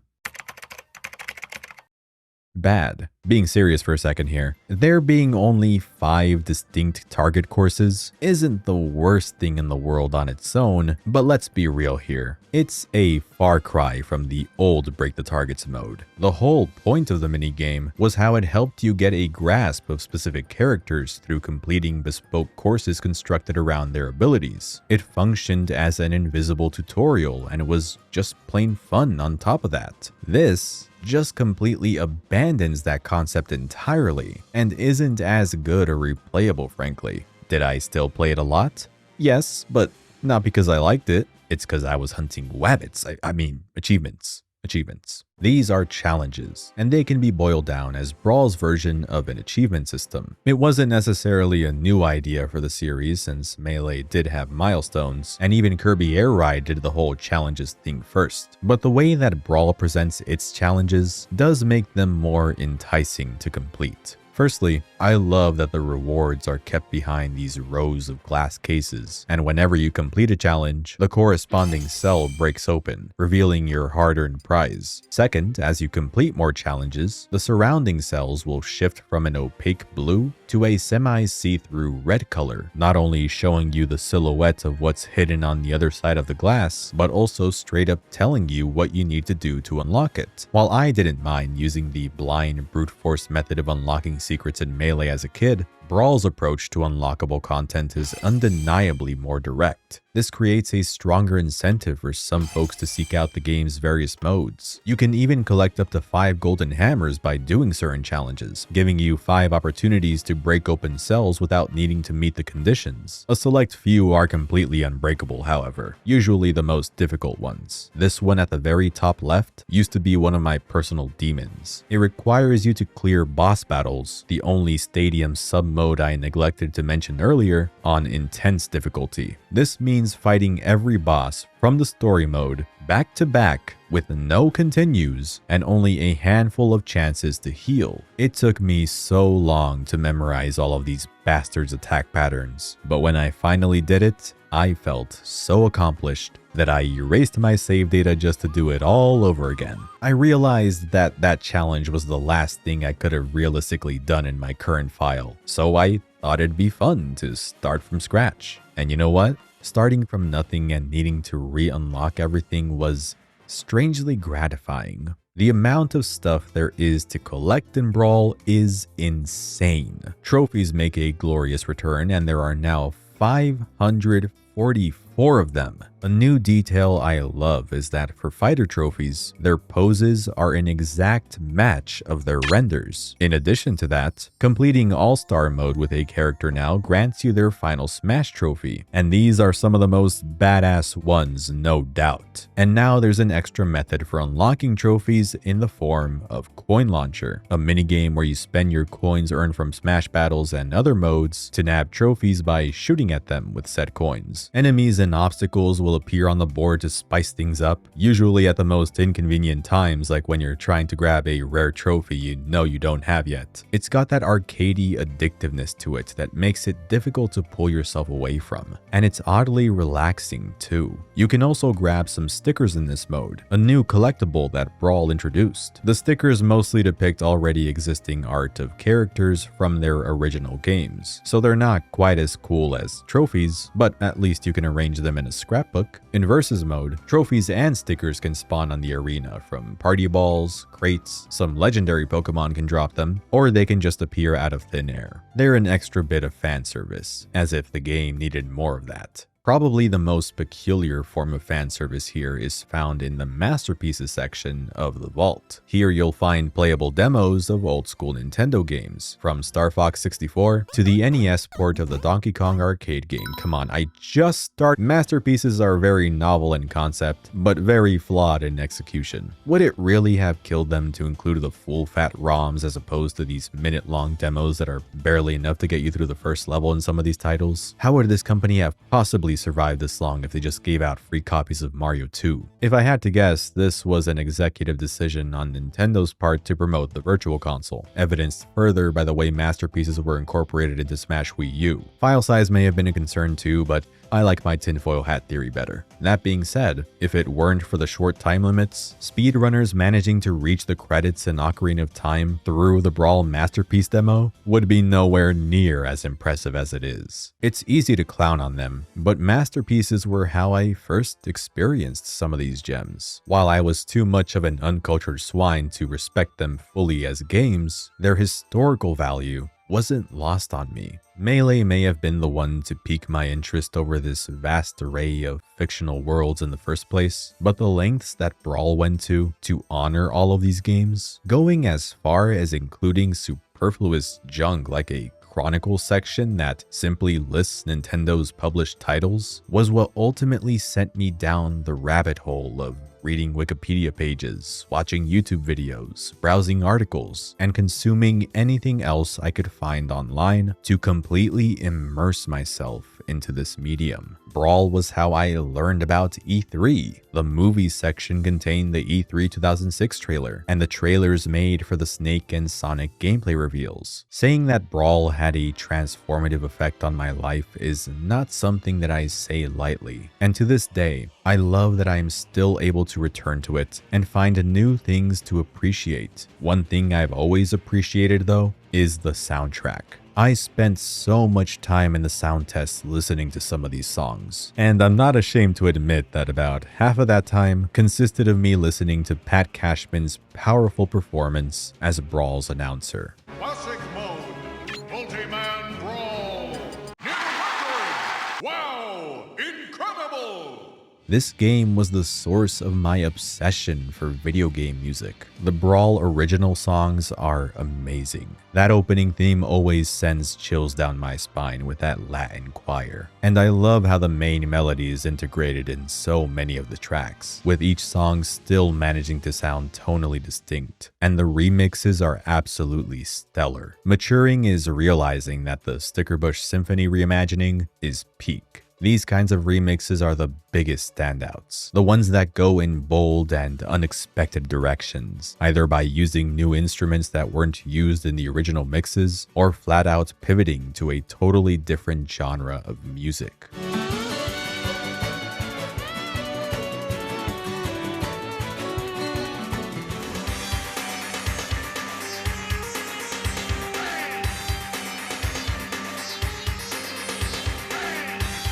Many of the songs can be unlocked by picking up CDs, yet another collectible that can show up in the middle of regular battles. I'm not kidding when I say I used to get more excited when a CD appeared than I did for a Smash Ball or a Piece of the Dragoon, because it meant I now had another song I could listen to afterwards. It also meant that I had another song that I could adjust the frequency of in my music. I wouldn't be surprised if my total playtime outside of the modes that involved actual gameplay was in the double digits. And it's one of the primary reasons that I can't bring myself to be too hard on Brawl anymore. I have my share of issues with it. I don't love the core fighting as much as I do in some of the other games. I also think this is the first Smash game where the veterans were beginning to show their age. They received some modest updates in Melee, but barring Mario's down B being changed to Flood? These guys were basically untouched in the transition to Brawl, and stick out like a sore thumb compared to the much more innovative movesets of other characters. The load times aren't great, the Wii startup sound is too loud, tripping sucks. Do I need to bring up Target Smash again? But it would be remiss of me to overlook how refined and cohesive Brawl is as a package. Its attention to detail is exceptional, and when I think about how this could have been the final entry in the series, I'd say that Brawl would have been one hell of a way to send this whole thing off. Going out on a high note is a very difficult thing that every creator aspires to do, and the sense of finality and ambition that Super Smash Bros. Brawl conveys is most clearly seen in its story mode, the Subspace Emissary.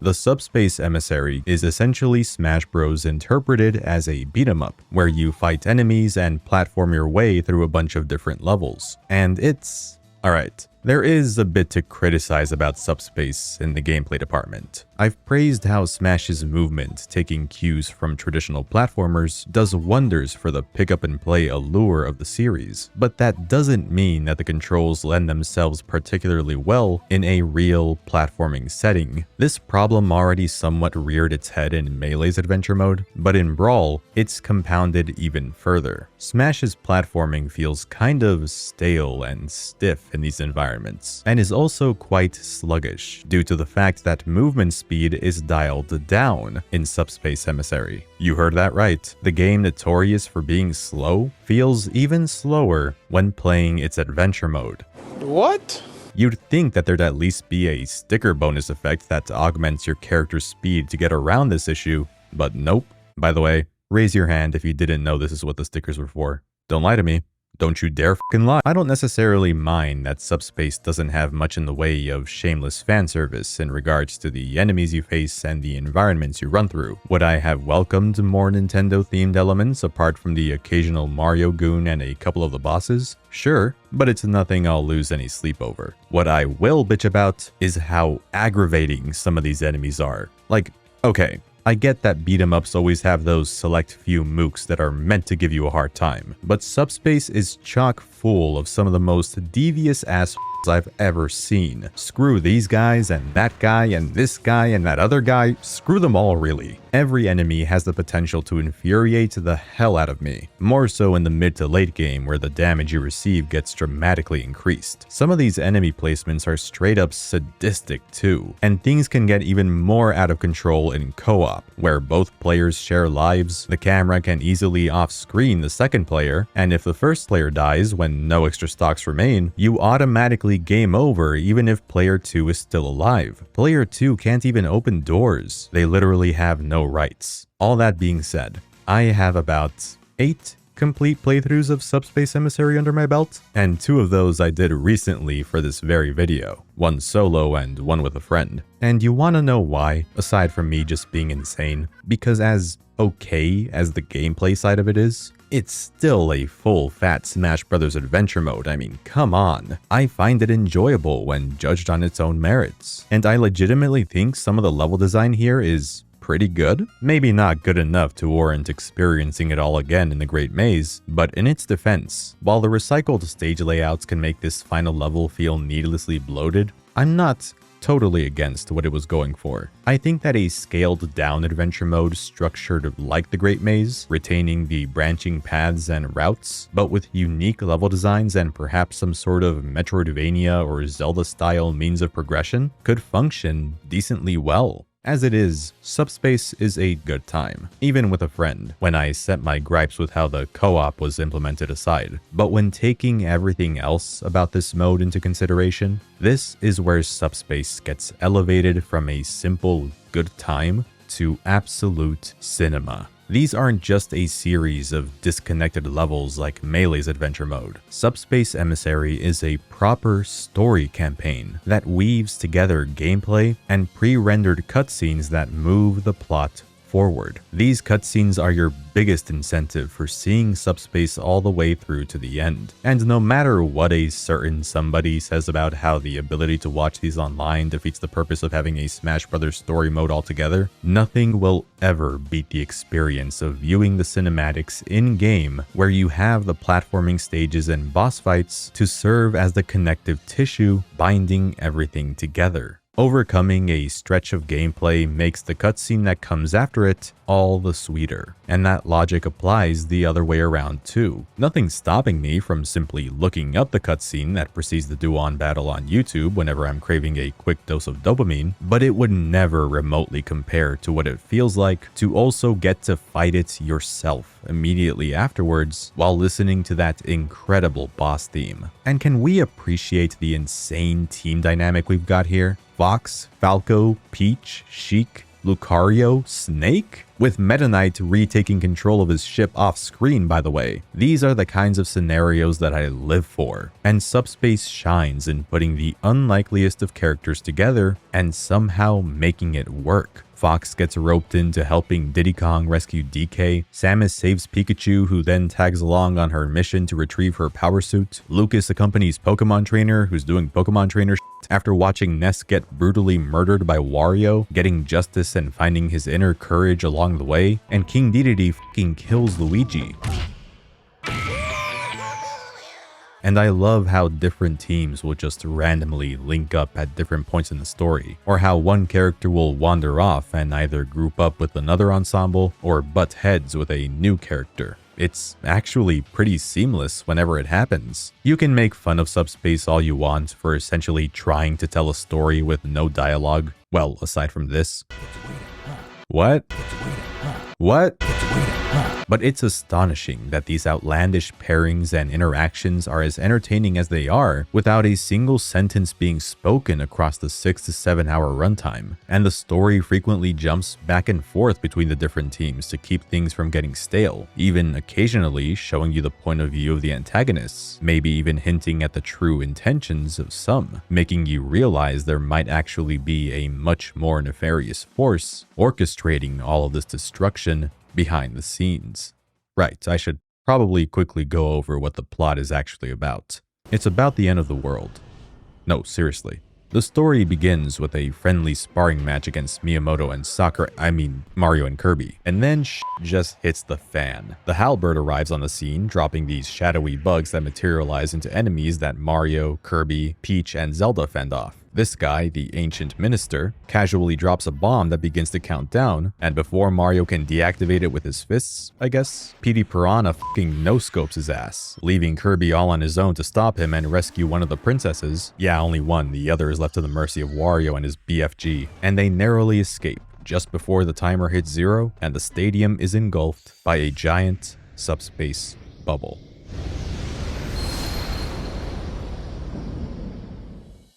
From here on out, the story takes turns in showing us the perspectives of every character. Their lives are disrupted by the ongoing calamity one by one, as the Ancient Minister's Rob army detonates more bombs around the world, much to his apparent dismay, eventually defecting from the subspace army himself and joining the heroes under his real identity. Meanwhile, villains like Wario and Bowser go around capturing the heroes that pose the biggest threat to them, under the command of Ganondorf. As the plot unravels, it's not only revealed that Ganondorf is taking orders from Master Hand, but that King Dedede is in the middle of his own side quest, gathering his own collection of trophies for an altruistic endgame plan that is revealed much later. Each subplot ends with a group of characters eventually confronting a faction of the bad guys and taking down a lieutenant or two, before every hero comes together in the end, to take the fight straight to the source, in the heart of the subspace void. Let's pause here for a moment to bring the Smash Kid back into the discussion, or I guess it'd be more appropriate to refer to him as an adult now. Brawl's refined presentation, pseudo-realistic art style, and loving respect that it pays to the games, art, and music it features all point to our protagonist now being fully grown at this point. This incarnation of the Smash Bros. Universe is the most sophisticated one yet. While Melee depicted the Smash multiverse as a computer simulation, Brawl shows that all of these worlds have now converged into one single shared space, the world of trophies. A world where Smash battles are an in-universe sport, and a world that the protagonist's mind wanders off to whenever he wants to indulge his fantasy, his whimsical desire to create more stories starring his favorite characters. But Subspace reveals that it is at risk of fading away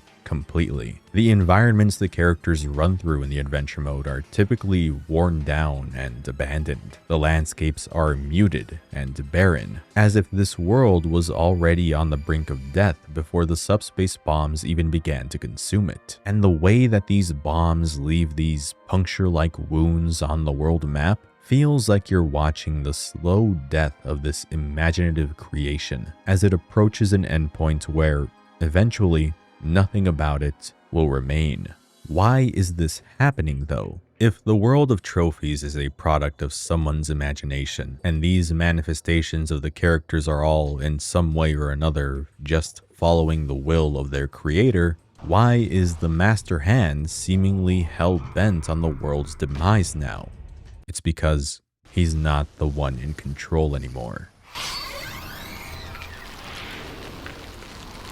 This next part I credit to the Cursed Judge and his excellent video on Subspace Emissary. It's a reading that I wholly agree with. Up until the moment that the true villain reveals itself, most of the Smash fighters were operating under the assumption that the subspace crisis was simply another playtime scenario that Master Hand had concocted for them. At the end, everything would be reset and go back to normal until the next inevitable adventure. It's only when Ganondorf sees that Master Hand has been nothing but a pawn all throughout this playtime session that he betrays his usual villainous role to save him, realizing realizing that whatever this thing that has him in chains isn't out to pretend to destroy the world. It intends to destroy everything for good.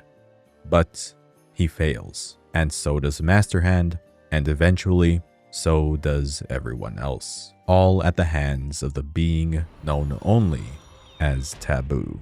In Melee, Crazy Hand represented the impulsive urge to destroy one's own creations. Crazy Hand does not have a role in the Subspace Emissary. Instead, the feelings he embodied are replaced by a far more destructive outside force. Remember, the Smash Kid is an adult in Brawl, and when people are adults, playing with dolls and being invested in what others see as nerdy and weird and childish is frowned upon. It generally isn't accepted by many parts of society. Heck, when I was in elementary school, I would catch strays for still playing games like Smash Brothers from a couple of shitheads here and there, who had moved on to their Xbox 360s and PS3s to play Call of Duty and Gears of War. You know, games for real men. Men who still drink fucking Capri Suns. Earlier, I brought up that one possible reason someone would want to redo or bury their early creative works is out of feelings of embarrassment. You know how I also mentioned a while ago that I used to draw characters in my notebook and cut them out of the pages to play with?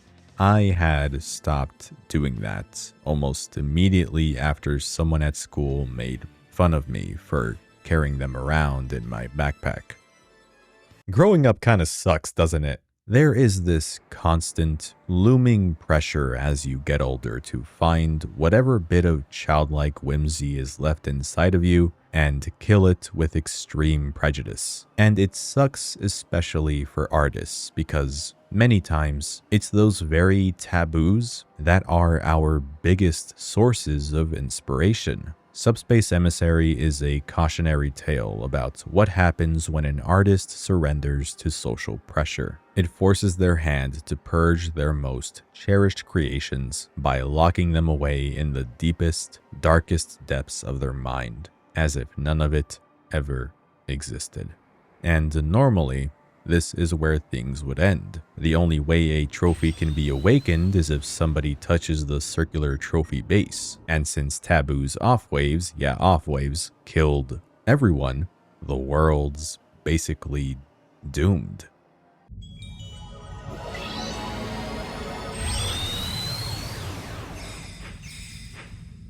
Nah, I'm only kidding. After hours of buildup, King Dedede's Omega level IQ plan is finally set into motion. Dedede's reason for kidnapping various fighters was to basically form a team that would serve as the world's last bastion of hope, outfitting them with special brooches designed to revive them after Taboo's off waves activated. The last two subspace levels involve the last survivors, King Dedede, Luigi, Ness, and Kirby, who had swallowed the brooch that fell off of Peach earlier in the story, exploring the void to assemble the rest of the fighters to take down Taboo. Likely for the very first time, the finale of this adventure mode sees these versions of the characters acting on their own accord, ignoring the roles they're used to playing for the sake of saving their world. Subspace Emissary's endgame is about the last remnants of the Smash protagonist's creative spirit pushing back against the societal principles that aim to purge it. And that spirit triumphs at the end of the day, with a little help from Sonic the Hedgehog. This is peak fanfiction energy and I'm all for it. The subspace bubbles disappear as the sun sets to close out the journey.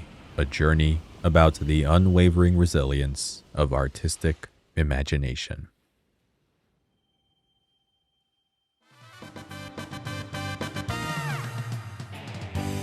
I adore Super Smash Bros. Brawl. It is a masterclass, both as a video game, just not competitively, and as a passionate celebration of gaming. And its thematic core only makes me appreciate it even more today. If this did end up being the true ending for the franchise, I wouldn't even be upset.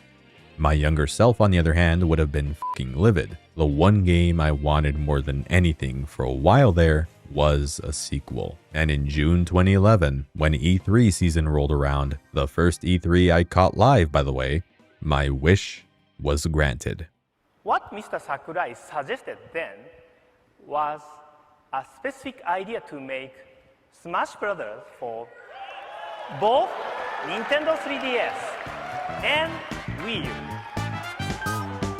If Ocarina of Time 3D, a new 3D Mario, a new Mario Kart, and a new Luigi's Mansion weren't enough to convince me that I needed to get a 3DS, then Smash Brothers alone would have sealed the deal. It also convinced me that I needed to get this Wii U at some point, because this sure as hell wasn't gonna do it. But yeah, Smash Brothers was going to be on a handheld. I used to dream about having Melee or Brawl on the go to play on car rides and such, so to learn that my wish was finally coming true was very exciting. Little did I know just how long I'd have to wait before I'd even get to see Smash 4, let alone play it. Sakurai, who was slated to direct the two games, was in the middle of finishing up another project, Kid Icarus Uprising, so development for Smash 4 couldn't commence until his work on that game was completed. To lighten the workload that would be needed to develop two versions of Smash Bros. Simultaneously, Bandai Namco was brought in as the lead developer. The studio's tenure as a long-established fighting game developer gave Sakurai the opportunity to focus his efforts on other key areas of production, while still allowing himself time to directly collaborate with the main dev team, obviously. The biggest hurdle came from the simultaneous development. Sakurai was very particular about how he wanted to handle this release. He pushed for each version of the game to host different content, like having separate stage lists and featuring exclusive modes designed around the strengths of each platform. But he also wanted to keep parity between both games' rosters and fighting mechanics, which presented its own set of complications. The 3DS's limited processing power forced him to rethink concepts like transformation characters, leading to him ultimately cutting 2/3 of Pokemon Trainer. The Ice Climbers were also cut, since keeping them in meant that the 3DS would have essentially needed to handle 8 characters on screen at once, which simply wasn't feasible. The knockback speed was also tweaked to accommodate the handheld's low-resolution screen. The 3DS's hardware effectively set these hard limits that the team regularly had to consider when designing Smash 4, all while ensuring that neither version of the game felt too compromised. The project specifications could have easily resulted in a disastrous product, and after nearly 2 years of being kept in the dark, apart from this whiteboard drawing that Sakurai shared in mid-2012, I was growing somewhat wary about the state of the game. I'm sure Nintendo wasn't worried though. I mean, what was their competition? But finally, on June 11th, 2013, Nintendo hosted their E3 digital event earlier that morning. And as soon as I got home from school and checked my subscriptions feed, there it was.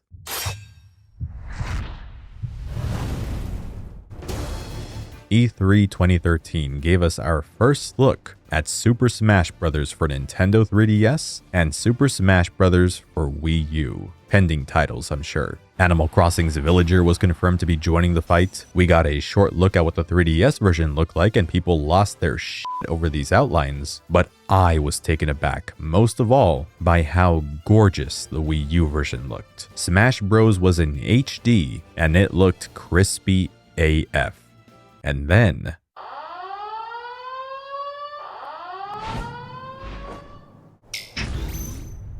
Mega Man, a character who, at the time, Capcom wasn't exactly treating with a whole lot of love, was back, looking more glorious than ever, lovingly adapted for the modern era while still keeping his old school charm. Oh, and Wii Fit Trainer was nonchalantly revealed as another newcomer on the E3 show floor. What? I was very happy. It sucked that I still needed to wait a year to get my hands on these games, but little did I know that the next 15 or so months would be a period that I wouldn't trade for the world. Starting on the day that the digital event premiered, Sakurai would post a new Miiverse pick of the day every weekday until the game launched. His posting schedule was practically identical to the Smash Bros. Dojo blog updates from the Brawl days, although the information in the Miiverse posts tended to be less substantial than the Dojo ones overall. This did make the really significant updates that much more surprising though, whether it was the confirmation of a returning veteran fighter or a vague screen cap of an unannounced mode. These picks were especially fun to theorize about. I kept hoping that one of these would end up being a Subspace Emissary 2 or something along those lines, but Sakurai announced relatively early that neither version of Smash 4 would have a story mode, citing Brawl's cutscenes being uploaded online as the driving reason for this decision, since the cinematics were intended as a reward for those who actually played the adventure mode. On the bright side, there was a silver lining to this. Along with the Miiverse screenshots, another thing that helped tide fans over were the newcomer reveals. In contrast to the way that Brawl handled these announcements, the team made these reveal trailers featuring beautifully choreographed animation spliced with gameplay footage for every new fighter. The budget that would have been reserved for story mode cutscenes had that panned out was instead used to make every newcomer announcement an event that caught the attention of everyone online. People would tune in to watch Nintendo Directs just to see if a Smash trailer was a part of it, feverishly anticipating those 2 slashes to appear on the screen, which did give rise to an irritatingly loud vocal minority that would scream bloody murder whenever a Direct didn't have Smash-related news. But I don't associate with that crowd, and neither should you.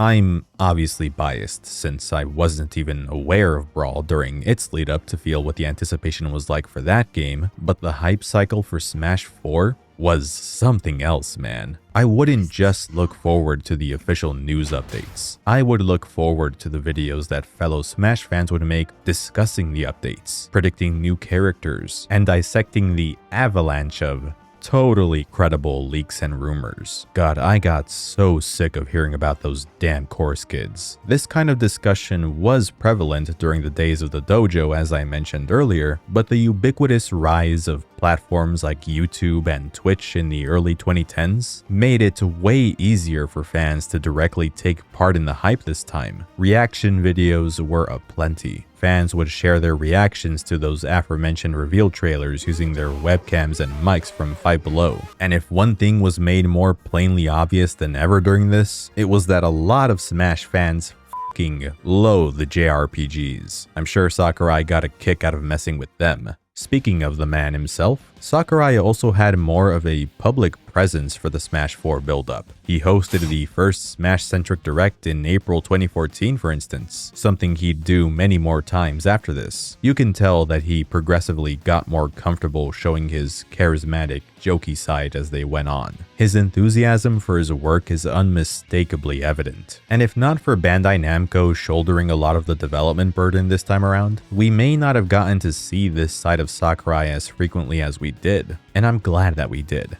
It made the wait all the more enjoyable. Coupled with the game's bombastic showing at E3 2014 where we got projected release windows for the games, a look at the first ever line of Amiibo, the next third-party reveal in the form of Pac-Man, and where Nintendo invited actual professional competitive players to compete in the first ever Smash 4 tournament, this was just such an eventful and fun period, and it made for one unforgettable roller coaster of excitement.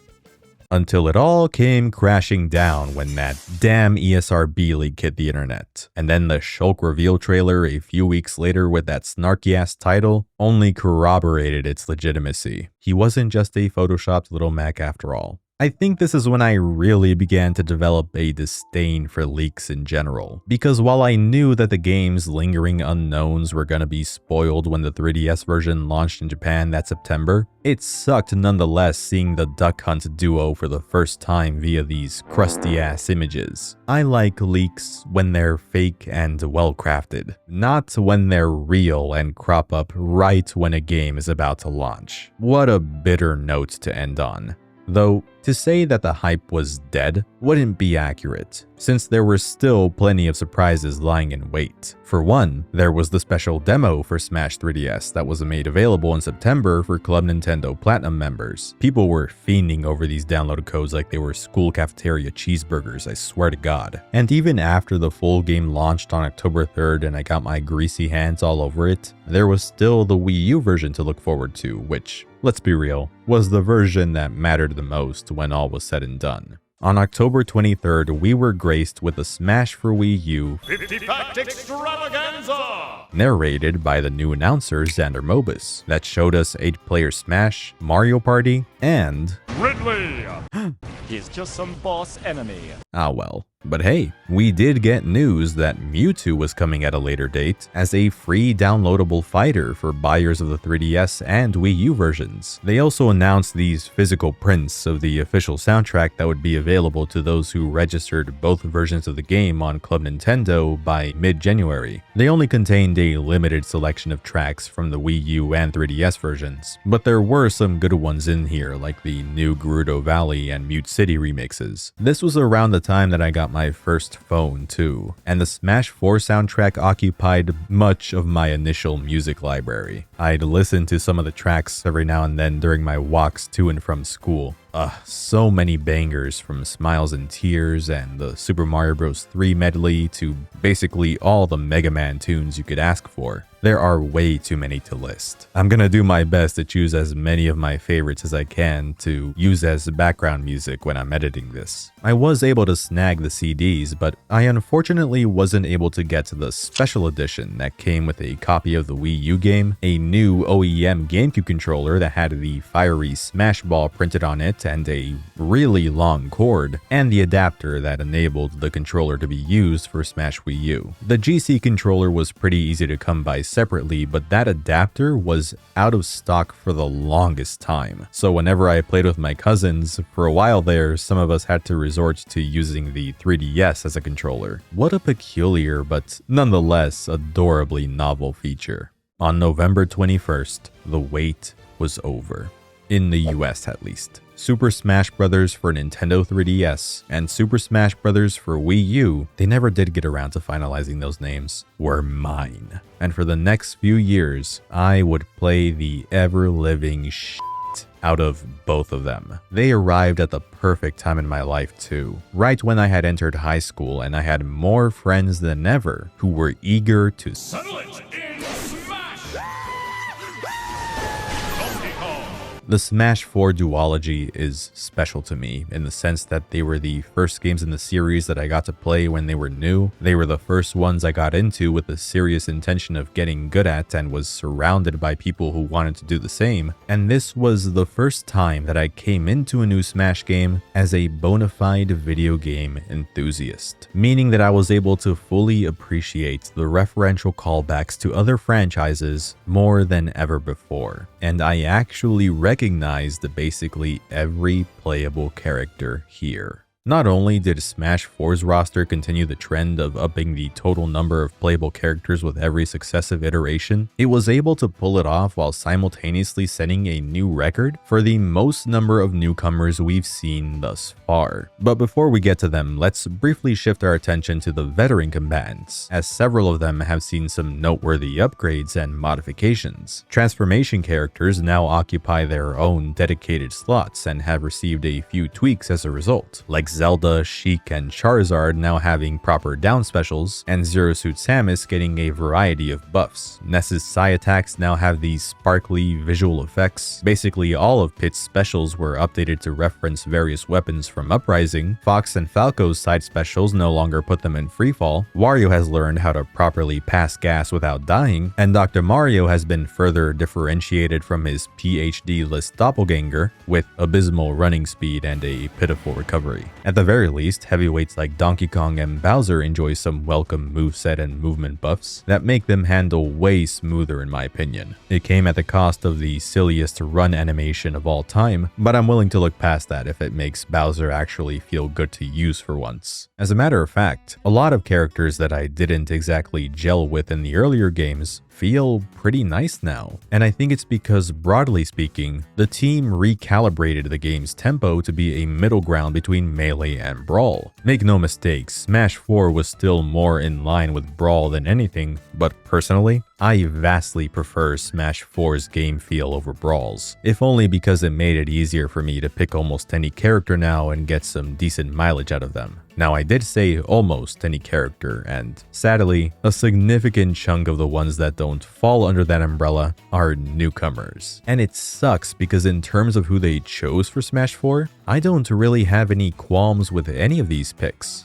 Except for Dark Pit. What were they thinking? Little Mac was a big request from me since he was already an assist trophy in Brawl and I had recently played the Wii Punch-Out game. I respect that they didn't go with the obvious Chrom pick from Fire Emblem Awakening, and that they even went as far as giving us 2 characters from that game. The new third-party picks were a little safe in hindsight, but it's undeniable that they feel right at home in Smash Brothers. Rest in peace, Snake.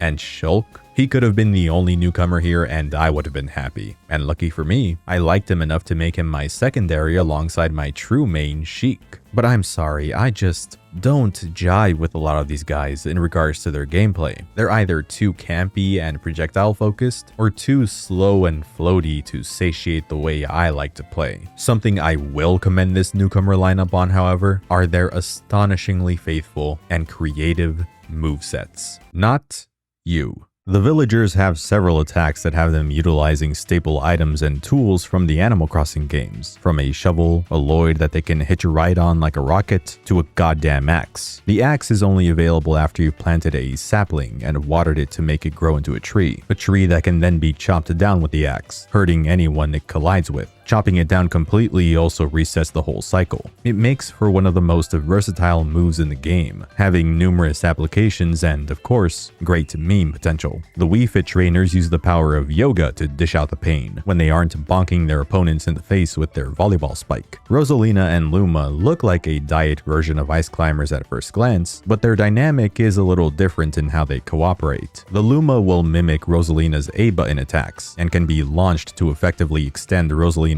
reach. Pretty cool, but that final smash is cheeks. Little Mac's whole gimmick is that he's a close quarters monster on the ground, sporting powerful tilts and unflinching smash attacks. But his air and recovery game is horrendous, which means the poor guy never stood a chance at being ranked any higher than bottom tier. Arguably still better than Ganondorf though, so he's got that going for him. Greninja is Water Sheik, essentially. When designing him, the only reference material Sakurai had to go off of were some notes and concept art given to him by Game Freak, since Pokemon X and Y were also in the middle of development around the same time frame. Palutena's specials are all based on the divine powers Pit can use in Kid Icarus Uprising, and the same goes for all of her custom specials, which I'll get to later, making her the designated Swiss Army knife fighter. Robin, by his own words, is no ordinary swordsman, relying mostly on his tomes to deal damage with spells. You have to be mindful of the durability of his tomes and his Levin sword, however, as they'll be rendered unusable for a short time if you overuse them. The last thing you want is to run out of Elwyn charges when you're trying to get back on stage. Lucina, like Dark Pit, is yet another new clone. Unlike Marth and Roy though, the power of Lucina's sword remains consistent across the entire length of the blade, making her less technical and easier to get a handle of. Shulk's Monado arts alter his attributes in various ways, like granting him super armor at the cost of decreased movement speed in the case of Monado Shield, or buffing his raw damage output at the cost of reduced knockback in Monado Buster's case. His smash attack range is so good that it makes Melee Marth blush. Also, he's really feeling it. Bowser Jr. Bowser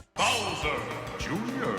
fights in his Koopa Clown car, making use of its built-in boxing gloves, Mecha Koopas, and tongue. The best thing about him is that his palette swaps are the 7 Koopalings. See Mario Kart 8? This is how it's done. Villager, Wii Fit Trainer, Little Mac, Robin, and even Olimar get similar model swaps as well. Who in their right mind is picking the Alf skin though? Give me the president, then we'll talk. While Duck Hunt's gameplay isn't to my taste like many of the newcomers here, I had a big grin on my face when I learned they were in the game, even if it was via a leak. The duo is a love letter to the Zapper accessory and the NES games that were compatible with it. They can summon a tin can from Hogan's Alley or a gunman from Wild Gunman, and some of their specials and basically all of their smash attacks involve an actual NES Zapper shooting at the screen. That's cute, but this laugh sure as hell isn't.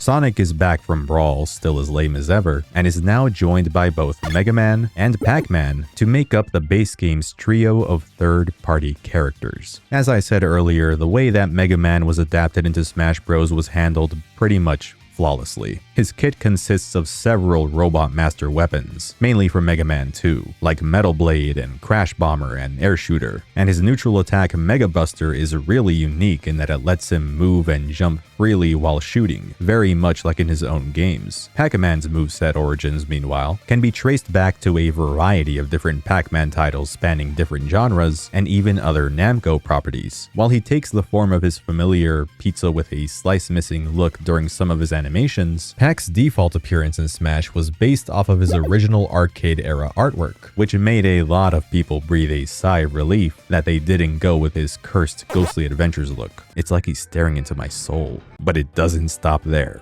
Mewtwo was, indeed, not the only post-release fighter the team was working on. In 2015, on April 1st of all days, Lucas was announced to be returning after being absent from the base game, and it was confirmed that more DLC would follow. And with that, the rumor mill was back in business, and fans were abuzz over who would be the next character to return and who would be joining for the first time. If that wasn't enough, right after the Lucas trailer, the Smash Bros. Fighter Ballot was detailed, a website that let fans write in their most desired character for Smash 4 with the promise that Sakurai and the team would take each vote into consideration. Well, every vote that was in the realm of realism.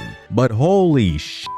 This was a historical moment, not just for Smash 4, but for its successor too, as we learned years down the line that a good number of Ultimates newcomers were directly plucked from the results of the Fighter Ballot. The ballot probably had more of an impact on that game's roster than it did on Smash 4's if you really think about it. It'd be some time before we learn the results of the ballot, but that June, in addition to the return of our boy Roy rocking some fiery upgrades, the next newcomer was revealed, and it was another third-party pick.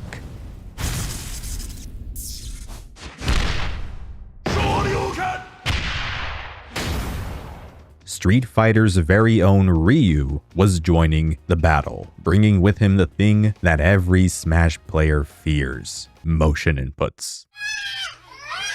While Ryu can technically still be played the same way you would play any other Smash character, you'll be leaving a lot on the table if you go that route. Since Smash only has a 2-button control scheme, Ryu's light, medium, and heavy attacks are executed via pressure-sensitive inputs, his smash attacks, and crucially, in the case of his specials, actual Street Fighter motion inputs. Motherfucker was even able to do special cancels, which is a fighting game technique where you input a special command in the middle of a normal attack animation to cancel that animation and transition directly into the inputted special move, usually to end a combo with a strong finisher. Ryu was an incredible addition, but for me, he paled in comparison to the 5th DLC fighter.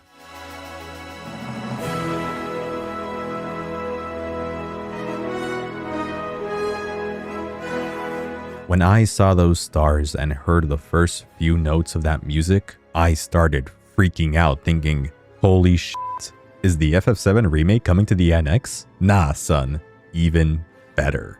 Cloud Strife from Final Fantasy VII was coming to Smash Bros. You know, Final Fantasy VII, the game that famously had never been released on any Nintendo system, the game that fractured Nintendo and Squaresoft's relationship in the early 90s, and most importantly to me, the first RPG I had ever completed.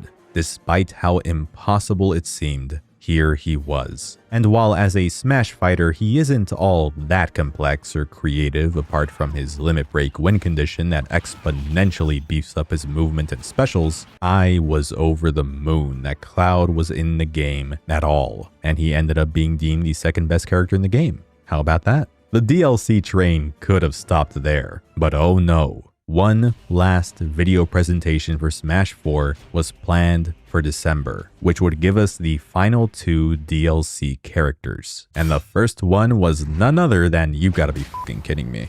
Okay, it's neat that they pulled another Melee Roy here in a sense by adding a Fire Emblem Pro tag from a game that wasn't even available worldwide yet, even though in Roy's case Binding Blade wasn't out anywhere, but you get the point. But really? Corrin is the second to last fighter reveal? Well, you never know. Fates could one day become the most beloved Fire Emblem game of them all. Me when I'm in a most boring Smash character competition and my opponent is Corrin. Seriously, without fail, Corrin is the fighter that I consistently forget is even in the game. You could remove them and I wouldn't even notice. It's strange because moveset-wise, Corrin has the second most distinct moveset of all the Fire Emblem reps thus far, with their draconic powers and whatnot. What in the world is this counter? But their underwhelming presence, to me, stems from a couple of factors. They're the 6th Fire Emblem character to be invited to Smash, officially making it one of the most overcrowded franchises in the game now. They aren't exactly winning any popularity contests among actual Fire Emblem fans, and in the context of how the DLC was rolled out, they're perfectly sandwiched between Cloud motherfucking Strife and the last DLC character who, unsurprisingly, stole the spotlight.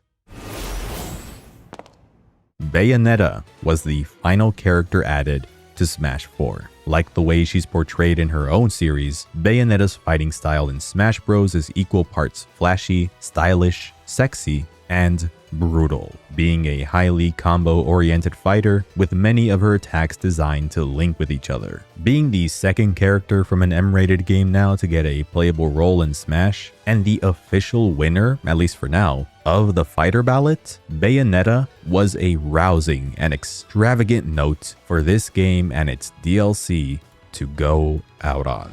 Don't mess with a witch.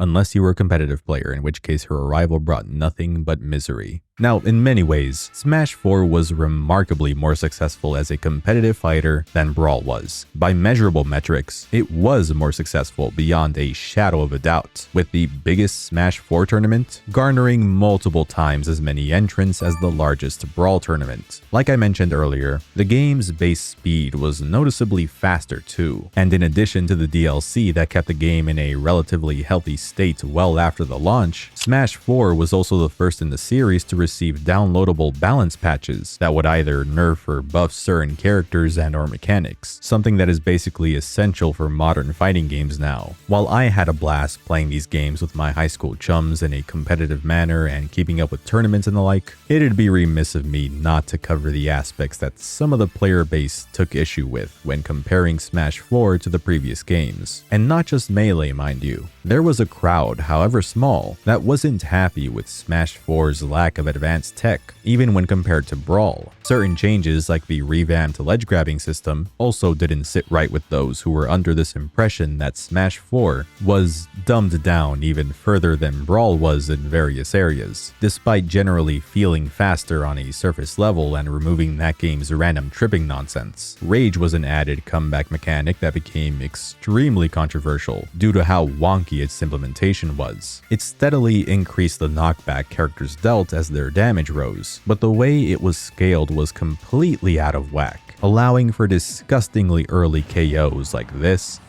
and this, and this.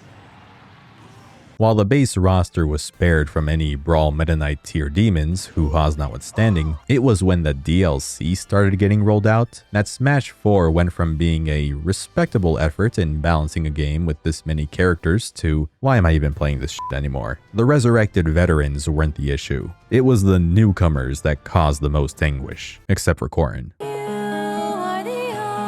Ryu was very good, giving a character cancelable normals will do that to them. Cloud was extremely good to the point that he was banned in doubles because of his obnoxious limit gauge. And Bayonetta?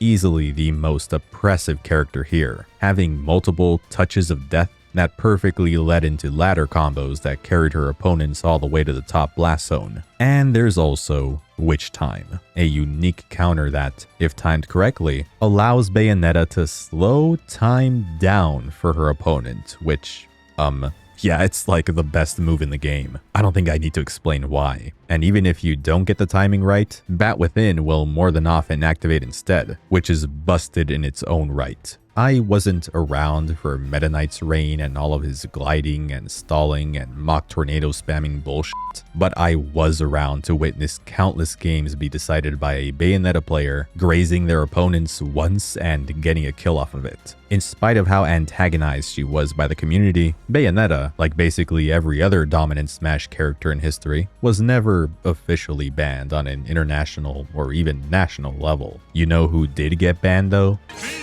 Yeah, that's right. I was banned from Smash tournaments. The Mii fighters, consisting of the Brawler, Swordsman, and Gunner classes, are characters that I've been deliberately holding off on discussing because of how conceptually intricate they are. There's a lot to unpack with these guys. First off, a little late to the party, no? You'd think Mii's would have been prime candidates for Brawl's roster given the Wii's whole identity and how prominently the Mii's were a part of it. Secondly, what sets the Mii's apart from every other fighter, besides allowing players to make their dreams of having Bob Ross and Peter Griffin in Smash Bros. A reality, is their modularity. Not only can you alter the base look of your Mii fighter with unlockable and purchasable DLC cosmetics, Geno is never going to be playable guys, you can also customize their moveset to an extent. Each special move type comes with 3 variations, something that makes a lot of sense for the Mii's considering their role as personalizable avatars. But in competitive play, custom moves were deemed too much of a logistical headache to deal with, and the Mii fighters were eventually banned. It didn't help that the body proportions of a Mii also had a significant effect on their viability as a Mii fighter. Custom moves weren't exclusive to Mii's, however. Each character's special moves in the base roster can be customized in the same exact way, and many of these were incredibly wacky and overpowered, so yeah, custom characters as a general concept were eventually not allowed in tournaments either. Equipment was also a no-no in competition for more obvious reasons. When making a custom fighter, you can give them up to 3 of these equipment badges that modify stats and grant passive effects, like faster smash attack charging or health regeneration. Custom characters mainly shine in specific single-player modes, and on paper, they look like they'd be fun to use every now and then in casual versus matches as well. This mechanic has a few hiccups though. For starters, not counting the Mii fighters and Palutena, you need to unlock these custom moves. 8 extra moves per character for 47 characters adds up to a grand total of 376. Honestly, that alone wouldn't be too hard to stomach if there was a consistent method for acquiring them, but there isn't. With the exception of a few that you get as guaranteed rewards for clearing specific challenges on the returning challenge board, acquiring custom moves is an inconsistent process. They can be gifted to you for running through certain modes and playing certain minigames, they can spawn during versus battles, and while you can sort of influence the frequency and kinds of custom moves you get by playing on higher difficulties and by using a variety of different characters, coupled with the fact that you can get repeats, the randomness makes the whole thing feel incredibly tiresome. And let's just say that you do manage to unlock them all. In a couch multiplayer setting, which is generally the best environment to play Smash Bros. In,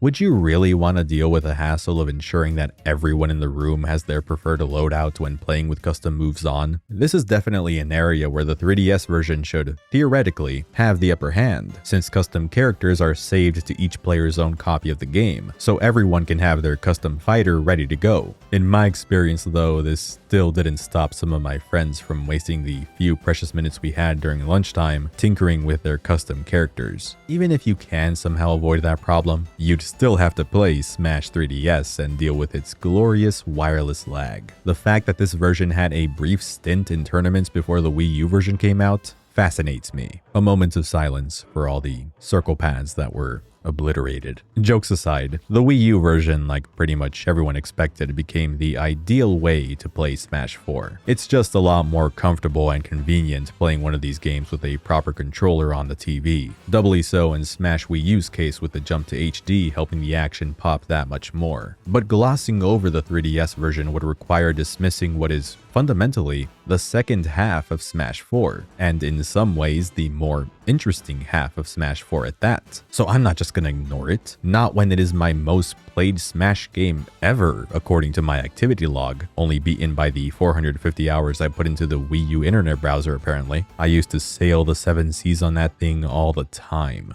If you wanted to use Amiibo on the 3DS, however, you either needed to buy a separate peripheral or buy a new 3DS which had an NFC reader built into the bottom screen. Nobody was buying Amiibo for their functionality though. People were buying them because, well, FOMO mostly, I think, since there were always those select few Amiibo in every wave that were artificially made rarer because of retailer exclusivity. I, on the other hand, liked collecting Smash Bros. Amiibo because it felt like owning trophies of the characters in real life, and I loved that. They also didn't cost an arm and a leg back then. I mean, when you were able to get one at MSRP, that is. And now that I've reached the point where I've gone over the newcomers and the gameplay and now want to delve into the 3DS and Wii U version differences, it's here where Smash 4's biggest flaws come to light. I've been mostly positive until now, largely due to my personal relationship and history with these games, and I firmly believe that at the end of the day, both games are still incredibly high quality. But there's a reason why Smash 4 has garnered a reputation for being the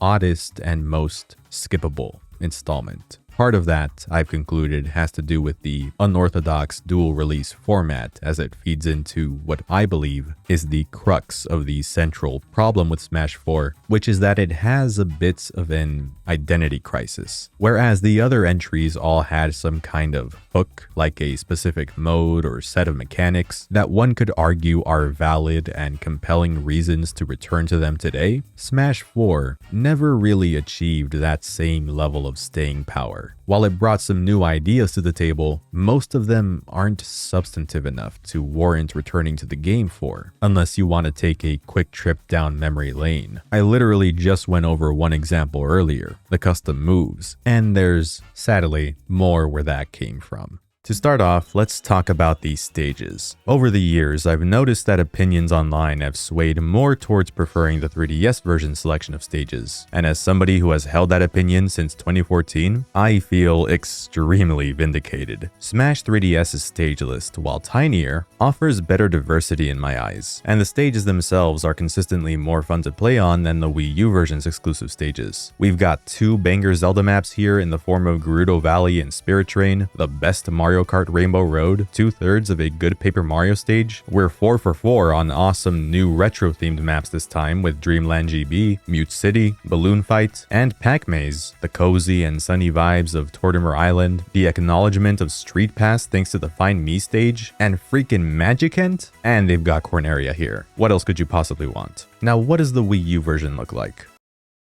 I have several questions. The most glaring issue with the stage list in Smash Wii U is that it's less harmonious. Like, why do we have 2 Mario Kart stages that are both Mario Circuit? Why have 2 Animal Crossing stages that have such similar platform arrangements and aesthetics? Why is Colosseum just a worse and less visually interesting Arena Ferox when they have such similar terraforming gimmicks? At the risk of pissing off one of my friends, why have 2 stages set on Woohoo Island? Why Yoshi's Island? Again, this stage is not good, Sakurai. There are new maps in the Wii U version that I genuinely have a good time playing on, like Skyloft, Kalos Pokemon League. Orbital Gate Assault perfectly encapsulates the chaos of what it'd be like to fight in the middle of an explosive space battle. Gamer lets me relive the anxiousness of trying to sneak in some game time on a school night without my parents catching me. Duck Hunt is another solid retro addition. And my earlier complaints aside, Woohoo Island is Woohoo Island, so both of those stages are good by default. The lighting in Battlefield is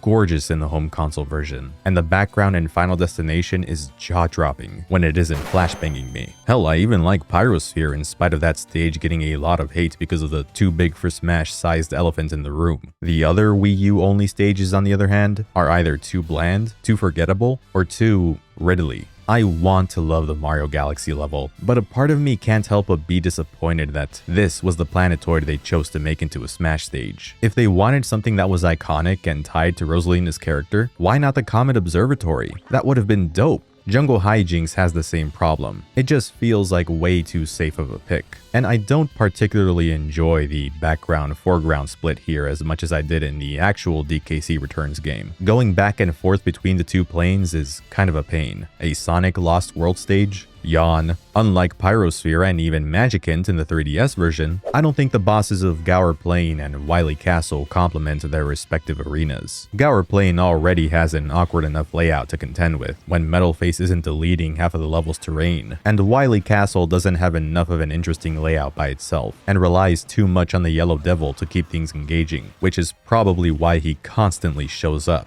And Pac-Land? Alright, it's not that bad, but Pac-Maze is way cooler. It's also strange that some franchises only have new arenas in Smash 3DS or Smash Wii U, but not both. More so when you consider that they clearly weren't against having some stages appear in both versions, like the Punch-Out boxing ring. Even Duck Hunt was eventually ported to 3DS. I understand that the stage lists and several other version-exclusive elements were informed by Sakurai's adamance on making Smash 3DS have a focus on Nintendo's handheld history and making Smash Wii U focus more on the home console side. But as I've been pointing out, it leads to this permeating sense of incompleteness across the two releases. At the very least, when it came time to develop the DLC stages, 3DS and Wii U versions were developed for each one, and these are great. It bugs me that now there are 3 N64 maps completely isolated from the one N64 map that was in the base game, but I'll save my comments on the UI for later. I was really glad to see a Mario Maker stage, and new stages for all the newcomers too, except Corrin. The Miiverse stage did remain a Wii U exclusive, however. Today, it's nothing special ever since the service went offline. Now it's just a planar battlefield. But back when the platform was up and running, some truly unhinged stuff could show up in the background. Usually harmless and silly shitposts, but sometimes you'd see some genuinely awful stuff from edgy 9-year-olds. So good news, Great Cave Offensive. You went from being the worst map in the game to the second worst. Smash Wii U has an abundance of these gargantuan stages that are, gasp, bad. How has Temple been the only one to do this right? The Great Cave Offensive and Palatinus Temple are the worst. The latter at least has the saving grace of the Palatinus Guidance Easter egg going for it, effectively replacing the Shadow Moses codec calls with conversations involving the cast of Kid Icarus Uprising. We know you're trying to play the hero and all, but you can only join in if Robin gets the Smash Ball, right? You'll taste the bitterness of defeat right after Robin gets the Smash Ball. Great Cave Offensive though? Why yes, this cave does offend me. Greatly. Where the f am I? This is just excessive, man. But in all fairness, there's a reason for the large size of some of these arenas. Because for the first time in Smash Bros. History, you can play versus battles with up to 8 players at the same time. Only on the Wii U version, which makes sense, but this is damn impressive. And also a total clusterfuck. Don't get me wrong, 8-player Smash was extremely convenient to have for large get-togethers, and the sheer madness that comes from having this many people battling it out on the same stage can be loads of fun. But Jesus Christ, unless I'm sitting right up close to the screen, I lose track of myself all the time when playing with 7 other people. 6 players is the most I can handle without this mode getting on my nerves. And yeah, I said mode because 8-player Smash isn't seamlessly integrated into the main Smash mode. It has its own dedicated icon on the menu, and to top it off, it has quite a few limitations holding it back, from only supporting time and stock matches and removing certain stage hazards. You can't even play on every stage. Thankfully, some non-8-player stages were updated with 8-player support via patches, and most Omega forms of stages eventually worked too. This right here was a very welcome option. Every stage has an Omega form now, transforming them into single platform arenas like Final Destination. It's great for when you want to play with competitive rules, but want some visual and music variety.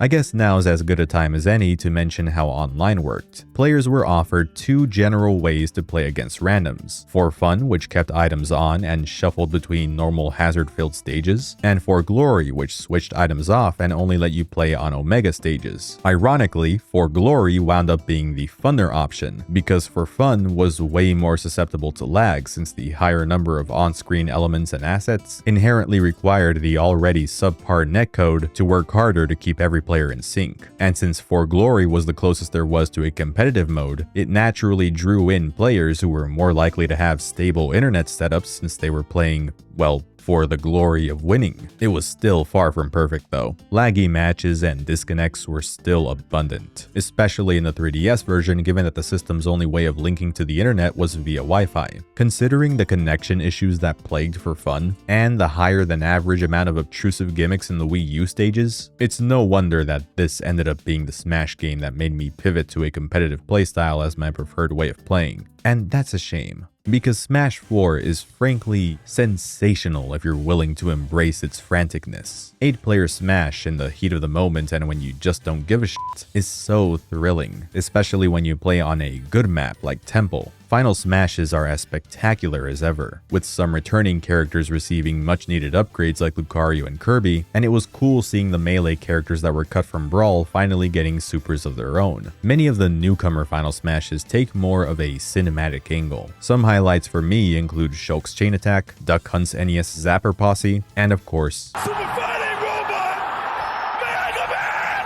some of these new items are also hysterically comedic in just how effective they can be at shifting the tides of a match. I'm looking at you, Ore Club and Gus Bellows. The Namco special flag might as well be a giant kick me sign, since it grants the user an extra point or stock if they can hold it up long enough. Mario Kart's Blue Shell has been added, and it's just as much of a bane for the player in the lead here as it is in that series. The Beetle is so goofy when you can manage to throw it at someone who's distracted and doesn't notice what's happening until it's too late. Lots of Kid Icarus Uprising weapons this time too. Sakurai once again doing a poor job hiding his bias. The Daybreak Cannon from that game's Together mode joins the Dragoon as another ultra-powerful weapon that you need to assemble. And with more Pokemon and assist trophy companions that can come to your aid, Smash 4 proves to be the most frantic game in the series yet. At least on the Wii U, as the mayhem is noticeably toned down in the 3DS version. It's not just the absence of 8-player Smash either, as Special Smash was also axed from this version, as were coin battles and half of the keyframes of the Pokemon and assist trophy animations. Nevertheless, Smash 3DS never ceases to amaze me in how competently it runs and feels to play. Circle pad discomfort aside, whoever complained about the outlines in this version, you and I can't be friends. Without them, things just aren't as readable on the 240p display. I think it looks kinda stylish, all things considered. It almost gives this version a bold comic book appearance with how pronounced the outlines make everything look. Sort of akin to Mario Strikers or Street Fighter 4 if I had to compare it to something.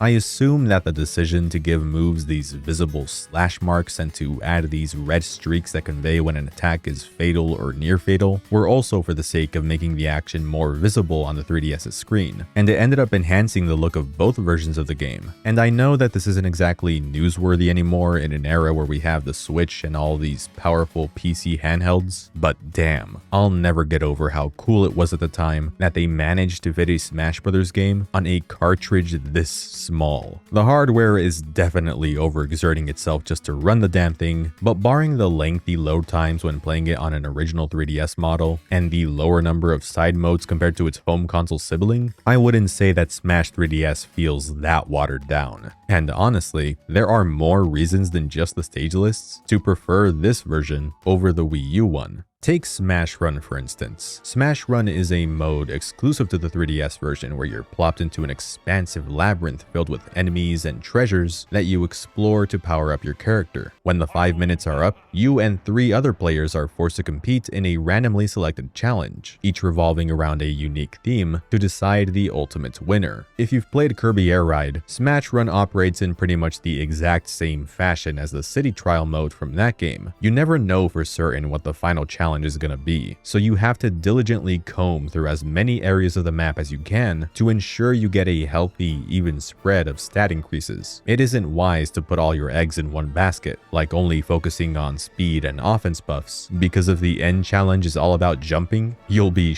out of luck. Smash Run had loads of potential to be just as replayable and engrossing as City Trial. From random events and bonus rooms that can net you useful rewards, to the enemy variety that actually pulls from a bunch of different Nintendo games unlike the Subspace Emissary, Smash Run is a delightful little time waster for about an hour. There are two fatal flaws that hold it back for me. You're completely isolated from everyone else during the actual Smash running, unlike City Trial where half of the amusement of that mode came from the ability to interact with and screw over your opponents, and you were only able to play with other humans via local wireless. This mode had no online support, which would have stunk enough if this was the Wii U version we were talking about, but since it was only in Smash 3DS, getting other people who had their own systems and copies of the game who were all down to play a non-traditional, albeit fun, extra mode was usually not worth the trouble of coordinating. Here's hoping Smash Run is resurrected one day. The concept is just too good to be left to rot. Smash Tour, on the other hand, yeah, I'm fine with just pretending that this never happened. How do I even begin to describe this? I barely even understand it myself after all these years. It's a board game take on Smash Brothers where, much like Smash Run, your goal is to collect a bunch of these power-up badges to prep for the final showdown. Except now you're also recruiting fighters that'll double as your stock count while going around one of 3 selectable boards as your Mii, rolling a spinner like the dice in Mario Party to gather items and partake in special events every now and then where you can either gain or lose stuff based on your performance. Unlike Mario Party, however, Smash Tour is nowhere near as self-explanatory or digestible or fun, frankly. It can be downright overstimulating with the amount of shit that goes on at the start of every turn. Things just move way too fast and everyone plays their turn at the same time, making it difficult to parse what the hell is going on. Smash Tour is also deprived of any of the strategy elements that give the Mario Party games their depth. Your success feels too dependent on luck. And yes, luck plays a big role in Mario Party 2, and those games are meant to be frustrating to a certain extent, but this is frustrating for all the wrong reasons. Nothing here is cohesive. It's too sporadic. You're just going through the motions. Occasionally doing some battles with some special gimmick, or a bonsai bill will nuke half of the board, and before you know it, the game is over. And if you happen to win, chances are you'll be scratching your head more than actually celebrating your victory. Several fans viewed Smash Run and Smash Tour as paltry replacements for Subspace Emissary, which only rubbed more salt in the wound. I doubt that's actually how Sakurai intended to position them as, since, well, one was a linear, one-time experience for most players, while the Smash 4 modes were clearly crafted as these party-like alternatives to the standard versus mode. But considering how they're displayed front and center in the main menus, it's hard to blame anyone who sees them as a letdown compared to the epic scale of Subspace. Again, Smash Tour is one of the first things you see when launching the game for the first time, yet personally speaking, the amount of time I spent playing it for this video has already surpassed my combined playtime of this mode from the last 11 years. I spent more time playing Street Smash on the 3DS. That is just sad for Smash Tour. Street Smash rocks. And, okay, I've been putting this off long enough. This UI is kind of stinky. It comes down to the organization, or rather, the lack thereof. It's very sloppy and unintuitive. The Games and More section is the biggest culprit. Most of the side modes are just lumped under this singular, ambiguous label, and there's just a distracting amount of negative space across basically every submenu. But the character select screen bugs me above all else. What happened here? Why is Yoshi shoved in the middle of the other Mario characters when Smash has long considered Yoshi's Island a separate series? Why are the clones banished to their own little island like a couple of outcasts? Why is Pac-Man separated from the other third parties once you have all the DLC? And don't get me started on the 3DS version. This is gross. Disgusting. The DLC is awkwardly quarantined in another page, and every character portrait is tackily displayed in these basic-ass squares, which was just one of several reasons why I and many others didn't believe the ESRB leak at first. It's uncharacteristically cheap.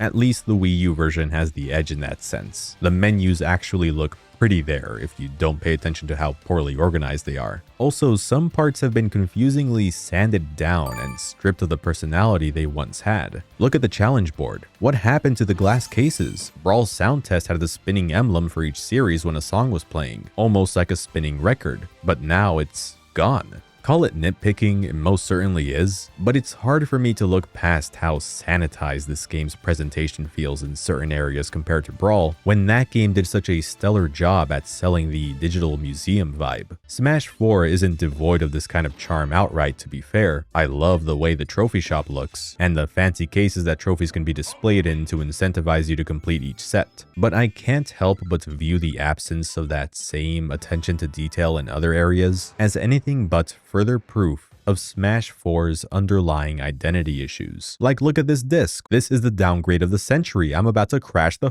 out. Smash 4 just leaves me with the impression that it was designed to maximize the basic enjoyment of regular battles first and foremost. That was the main priority, even if it came at the cost of some of the elements that made this series so special beyond its core gameplay. I spent more time on this game than any other one yet, going over gameplay and characters, in large part because, realistically, when setting my personal attachment to these games aside, nothing else here manages to leave a lasting impact on its own. I mean, just look at special orders. Think of them like an endless events mode, where you accept different challenges for the chance to win big rewards. Master orders is relatively basic, while crazy orders puts a more of a challenging spin on the idea, since you have to try to clear as many ticket orders as you can in one life before duking it out against Crazy Hand, increasing your prize pool the more rounds you can endure. I dig this, more than I expected to be honest. My only problem with it is that, as I stated, I see it as an endless version of standard event matches, which only makes that mode's inclusion feel a little redundant. Trophy Rush is a neat minigame and pretty useful for grinding custom moves, but this ain't no coin launcher, that's for damn sure. Nowhere near as novel or replayable. Stage Builder lets you draw the shape of the terrain now on the gamepad's touchscreen, which could have made the editor way more robust if there were more than 8 measly stage parts to choose from, that is. Target Blast, Jesus Christ, this shit is so ass. Don't we have a mode that's sort of like this already? What the hell are we doing here, guys? They didn't even bother creating a new type of grunt for multi-man Smash like the other games used to do. Now it's just waves and waves of Mii fighters. Tourney mode wasn't even available at launch. A feature that's been in these games since Melee took months to get added into the game.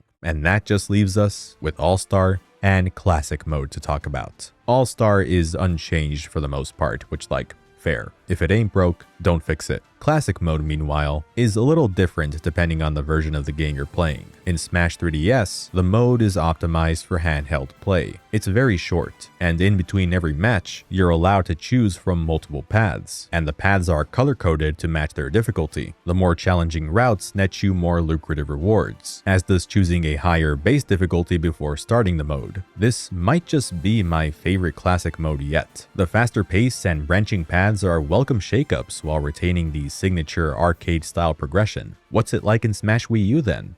Well, I hope you like dog shit. Classic mode in Smash Wii U isn't too dissimilar to the 3DS version's take on the mode. You still have control over whether to take on easier or more difficult battles to a certain extent, because now there are way more random variables that can throw a wrench in your plans. You might approach a spot on the board thinking it'll be a simple 1v1, when all of a sudden a big chungus-ass trophy will fall from the sky and now, surprise, you're fighting a giant enemy instead. It always seems like the cards are stacked against you in Classic mode on Wii U. Also, I should clarify that much of my anger here comes from the completionist in me that struggled to clear this mode on 9.0 without losing a single life as a kid. But still, from surprise rivals that can butt in when you least want them to, and the overuse of 8-player Smash matches where any number of things can go wrong and prematurely end your run, forcing you to lower the difficulty if you want to continue, this is the most obnoxious Classic mode in the series by a mile. Look, it's really easy to dunk on Smash 4 nowadays, despite it quantifiably being the biggest Smash game at the time of its release. As has been confirmed time and time again, more doesn't equate to better. Not all the time, at least. The mere fact that we need to refer to these games with an identifier as bland as Smash 4, I think, speaks for itself. It has just about everything the other games have and then some, which is good, but therein lies the problem also. More than any other Smash game, this one feels the most like it's just another Smash game. Derogatory. It's too easy to write it off as replaceable, because much of what we remember being great and unique about it, the fighter reveal trailers, the DLC, the gameplay enhancements over Brawl, have since been overshadowed by Ultimate. I said earlier that Smash 4 has an identity crisis, and I think now's the time to elaborate on that statement. I didn't just say that because of these godforsaken titles. I also said it because of the amount of stuff it attempted to do that ultimately culminated in a rather directionless product. It's as if Sakurai never definitively settled on what he wanted for these games, besides them being just another Smash entry that just so happened to be split up into 2 games, I guess, and just threw a bunch of stuff at the wall: special orders, Smash Run and Smash Tour, custom characters, inconsistent version exclusivity, none of which really stuck, and in the worst cases, resulted in more confusion. For the longest time, I also thought that Smash 4 wasn't interested in telling a story like the previous games did, much less continuing the story of the Smash Kid that began with the N64 game. Frankly, it made sense, given how conclusive Brawl was on that front. But knowing what I know now, that the stories of these games can be interpreted as a general allegory for an artist's creative growth and evolution, the one detail in Smash 4 that had always hinted at an underlying message within it, but that I was never able to discern back then, now makes sense to me. At the end of Classic Mode, once you've depleted Master Hand and Crazy Hand's HP by a certain amount, you have to face a new final boss, the Master Core. On the higher difficulties, this black swarm will take the form of a giant, a beast, a bunch of swords, a shadowy clone of yourself, and in the Wii U version, a huge fortress with beating organs that you need to destroy before finally exposing the core itself. The fight is incredibly erratic, almost schizophrenic even, with the number of seemingly unrelated phases involved. And it kind of reminds me of what these games are like, trying to do multiple things at once at the expense of forming an explicit identity that it can call its own. But when all is said and done, and the dust settles, you can see that the creative essence of the work is still intact. It was simply hidden underneath all of these unappealing layers that were muddying up the picture. I feel that sometimes we can get a little carried away and end up overextending ourselves, inevitably failing to deliver completely on every little thing we try to accomplish with a project. And we end up with something that's good, but messy, that'll just be made obsolete and surpassed one day. Ideally, the thing that surpasses it will be something we make ourselves, where we take the lessons we learned from that previous messy work, like learning to hold back a bit, and instead focus intently on making a few key things the best they can be to create something unquestionably extraordinary the second time around. And even then, that older creation isn't entirely obsolete. I mean, I spent nearly an hour talking about the so-called most forgettable and obsolete Smash game. I know I had some choice words to say about Smash 4, and I stand by each and every one of them. But at the center of these weird, confusing games is the same unembellished passion that captured my heart as a kid and that I have refused to let go of after all these years. And I don't care what anyone tells me, that means something. Beauty lies in the eye of the beholder, after all. I won't be forgetting Smash 4 anytime soon. And odds are, there are at least a few of you who are watching who will be remembering it fondly for years to come, too.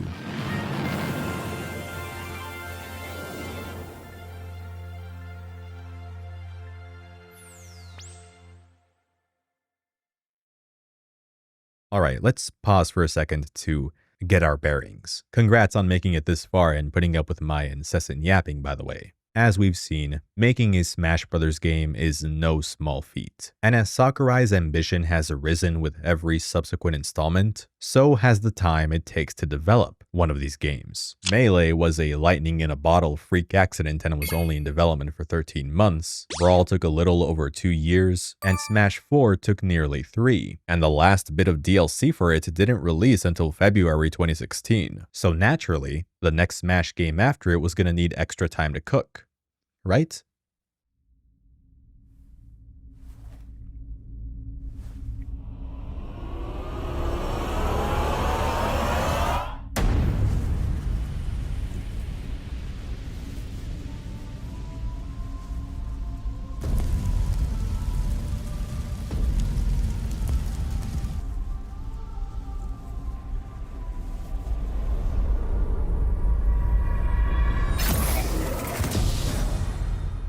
This man just doesn't sleep, does he? In early 2018, just a little after the 1-year anniversary of the Nintendo Switch's launch, it was announced that Smash Bros. Was coming to Nintendo's portable home console hybrid. It was slated for that same year, which yeah, sure, but very little else about the game was disclosed. Aside from knowing that the Inklings from Splatoon were joining the fight, the exact details about the game were shrouded in mystery for the next couple of months. The biggest question on everyone's minds was if this was a brand new entry or simply an enhanced port of Smash 4 with added content. Personally, I was on team new game from the start. There was no way they would have gone through the trouble of making a trailer clearly meant to spark discussion and intrigue if it was just for a reprint of a 4-year-old game. That would have been pretty deflating. So a brand new game felt like the most logical conclusion. We also knew that Sakurai was involved yet again, in spite of previous comments from him stating that Smash 4 would be his last one. To be fair, he's said this just about every time he's completed work on a Smash game, but his decision to return to the series this time was rooted in something much deeper. Sakurai later shared that making a Smash game for the Switch was the last mission he received from Satoru Iwata before the late president of Nintendo passed away in July 2015, and the emotional weight of that request may have also been part of what inspired Sakurai to go above and beyond for this new title. And just how high was he prepared to take things? Oh my god! Snake! Oh my! Pretty damn high, as it turned out. At E3 2018, we learned that Super Smash Bros. Ultimate was bringing back every playable character from the series' history. This was huge. Not only because it meant that characters like Wolf and Flippin' Pichu were coming back, but so was every third-party character thus far, from Snake to the Smash 4 DLC fighters. And just as I had suspected, Smash Bros. Ultimate was a new game, as was confirmed by the brief breakdowns of the veteran fighters in the E3 Direct, where Sakurai detailed the upgrades that many of them were receiving, first-hand reports from event-goers who got hands-on time with the game, and the avalanche of direct feed footage we were spoiled with from the Treehouse Live segments and the second Smash Bros. Invitational tournament. The game definitely did still look like it was built atop the foundation of Smash 4, but Bandai Namco and company had unquestionably adjusted the gameplay parameters for Ultimate to make it look and feel like its own thing. Oh, and Ridley was revealed as a newcomer. No big deal, right? I think I was more caught off guard by the projected December launch date than by Ridley, honestly. Still sticking with 2018? I'll believe it when I see it, I thought. Man, was I hyped though. Somehow, someway, Sakurai and his team had made the impossible possible by including every veteran fighter in this new game. And I know that I jokingly brushed it off just now, but Ridley's announcement was a big deal. Quite literally. He was our first taste at what would turn out to be the wildest list of newcomers yet. We got a dedicated Smash Direct in August that opened with Luigi getting fucking murdered by Death himself, before the big reveal of Simon and Richter Belmont from Castlevania being added as playable fighters. Chrom and Dark Samus were later shown, joining Daisy, who was announced at E3 as another pair of Echo fighters. And King K. Rool was the last newcomer revealed that day via one of the funniest funniest fake-outs of all time. I love it when devs show how well they know their audience. Then in September, we got another fake-out reveal of sorts when Isabelle was revealed in the penultimate announcement of that month's Nintendo Direct. Thankfully, Animal Crossing fans were able to rest easy when Tom Nook showed up and said, "Don't worry, there's gonna be a new Animal Crossing game too." And then the Smash Ultimate Direct in November, just 1 month before the game's release, revealed Ken and Incineroar as the two fighters that would close out the impressive base roster of 74 characters. Yeah, that's right, get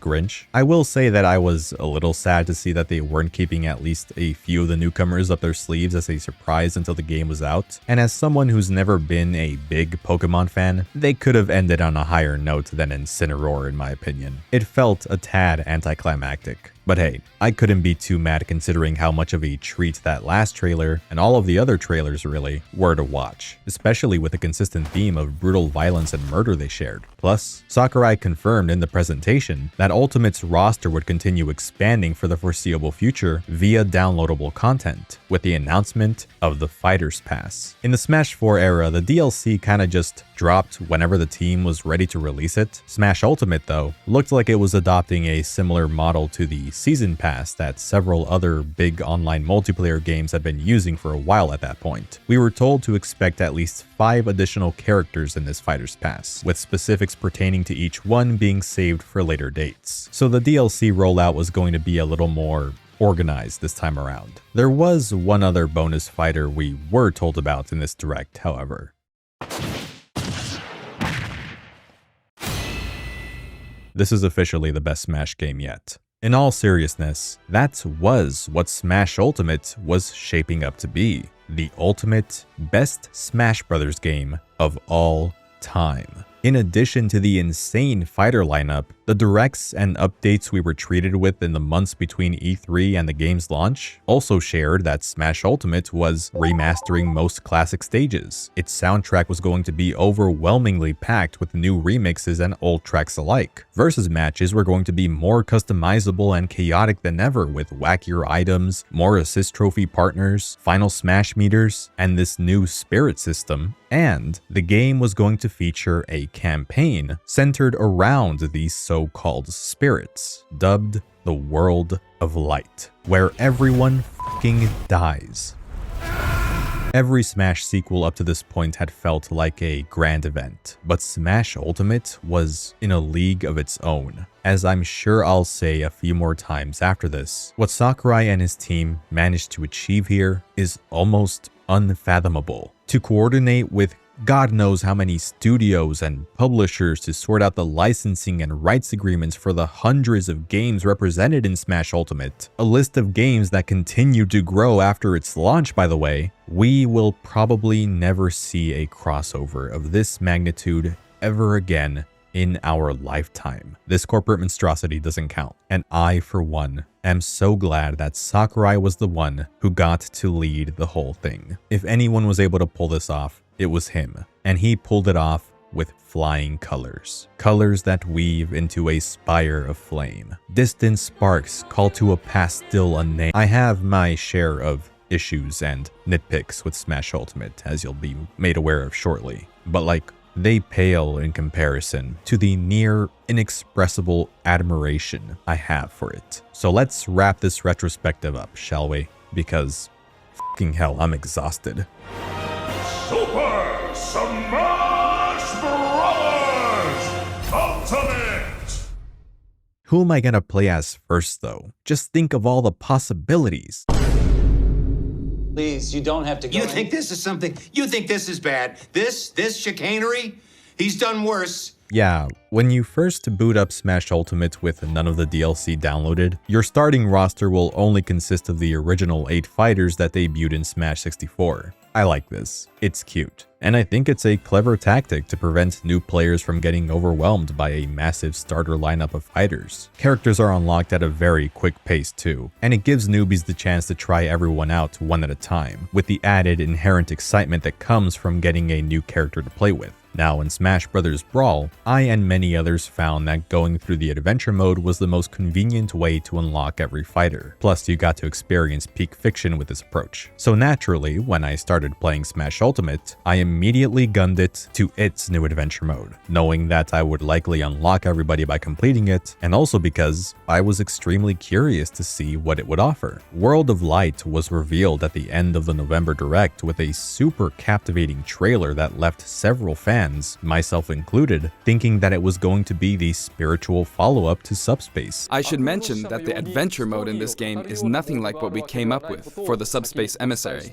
Okay, most of that hope was actually cope, but could you blame us? The prospect of a new campaign with brand new cutscenes like the one shown in that trailer was too enticing to ignore. I knew going in it was never gonna reach the same heights as Subspace Emissary. Sakurai later said that making another adventure mode on the scale of Brawl's was simply out of the question for Ultimate, given its huge roster of characters and how the team would need to figure out how to give each character adequate time in the spotlight if they wanted to make another narratively driven campaign. But still, I was hoping for like 8 cutscenes at a minimum. Those sons of bitches, they only made 7! World of Light isn't really a story mode. Beyond the apocalyptic intro where everyone gets beamed except for Kirby because of course he doesn't, there's a cutscene that plays pretty much right after that intro, and one cutscene at the end of each major act. You won't find any of those entertaining Subspace character interactions here, which is a letdown despite knowing the reasoning surrounding their absence. There's no two ways about it. And I really could have used some to keep me going, because the biggest mistake I made was choosing to marathon World of Light before experiencing anything else in Smash Ultimate. And man, that was a dumb-witted thing to do. World of Light is not designed to be marathoned, but I kept holding out for a cutscene of some kind to break up the monotony of doing spirit battles back to back for multiple hours straight. There have to be at least a few in the middle of all of this fighting. No, there's nothing. I approached it the same way I approached Subspace, and by the time I finally realized that this wasn't Subspace, I was too far into it to stop. I defeated the final boss, only to feel a pit in my stomach when the game plopped me into the world of dark, realizing that, oh the game isn't over yet. I'm only halfway through, aren't I? Again, my rationale was that I was in too deep at that point to just quit right there, so I pushed through against my better judgment. And man, playing the adventure mode this way left me with a horrible aftertaste. I hated World of Light by the time I was done, and I had nobody to blame but myself, honestly. I thought I knew what I was getting into, but my expectations were still too high, and I experienced the mode in a way that no sane person should subject themselves to. But what do I think about it now, after this second playthrough? Well, I actually kinda like it.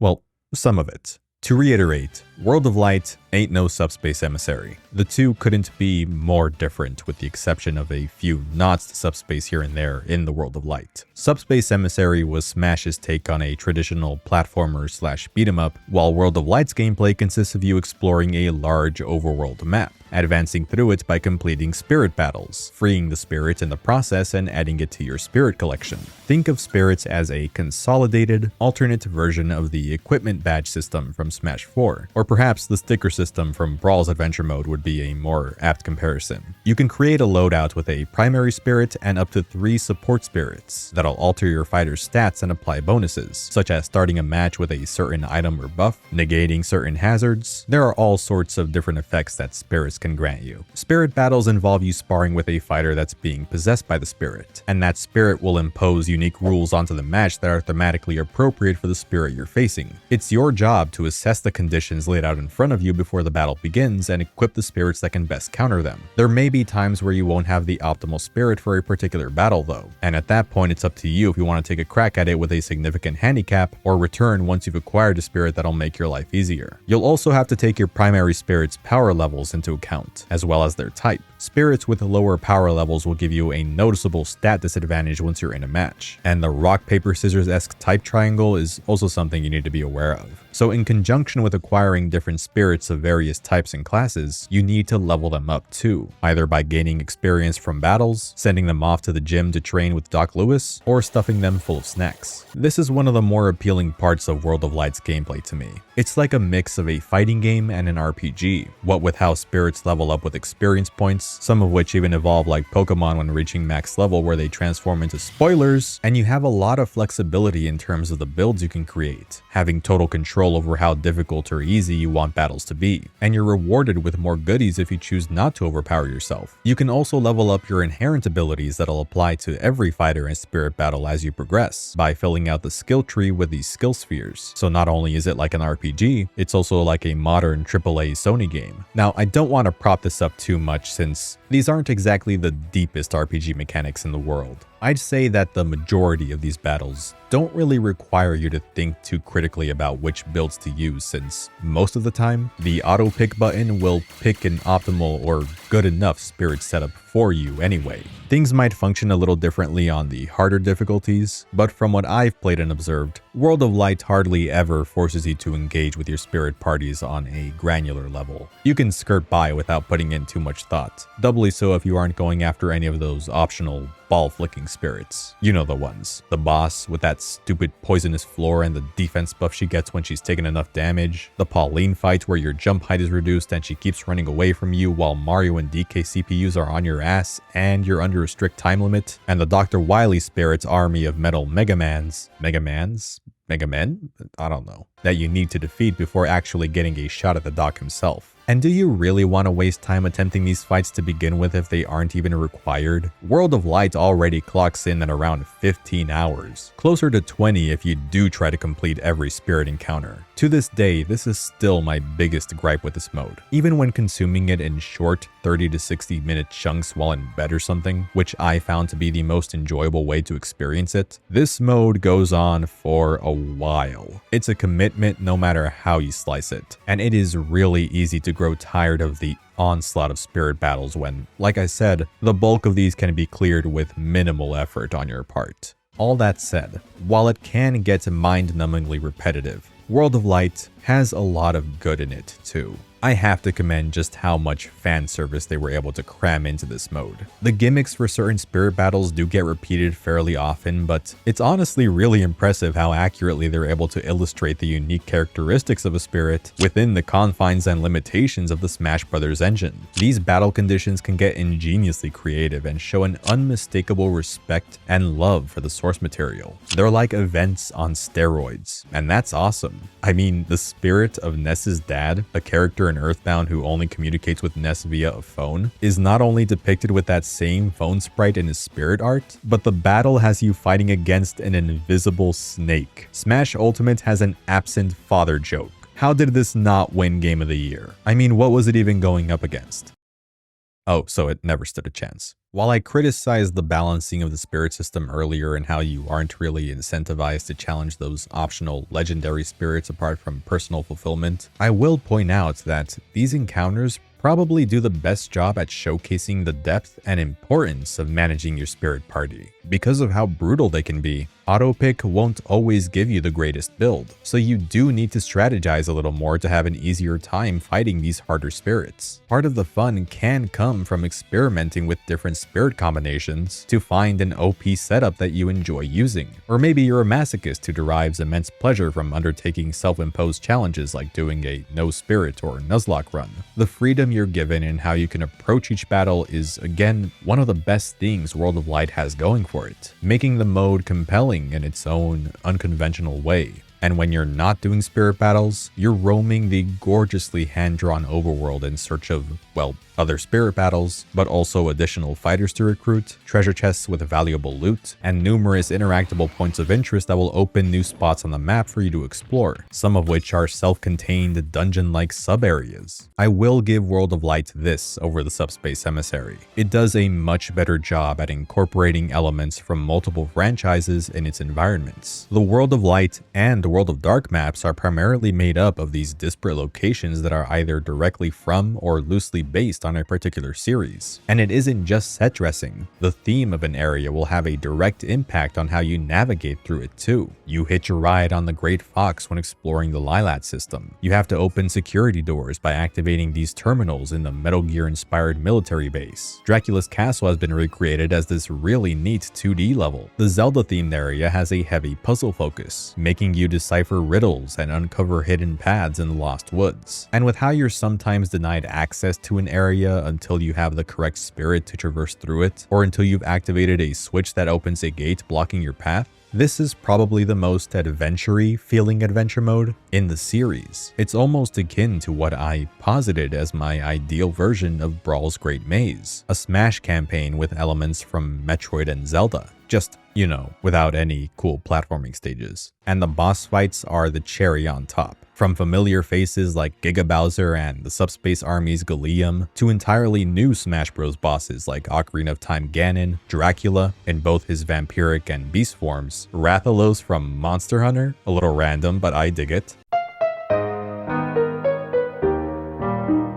Master Hand and Crazy Hand, of course, and the two big bads, Gleam and Darkon. The true final boss that involves fighting the two of them at the same time is bonkers, and the lead up to it is just as exhilarating. For me though, the highlight of World of Light has to be what happens right before the final level, where you take control of Master Hand to fend off Gleam and Darkon's legion of fighter clones. This was a wish come true for all the kids who used to make up methods on how to unlock him in Smash 64 or Melee or Brawl.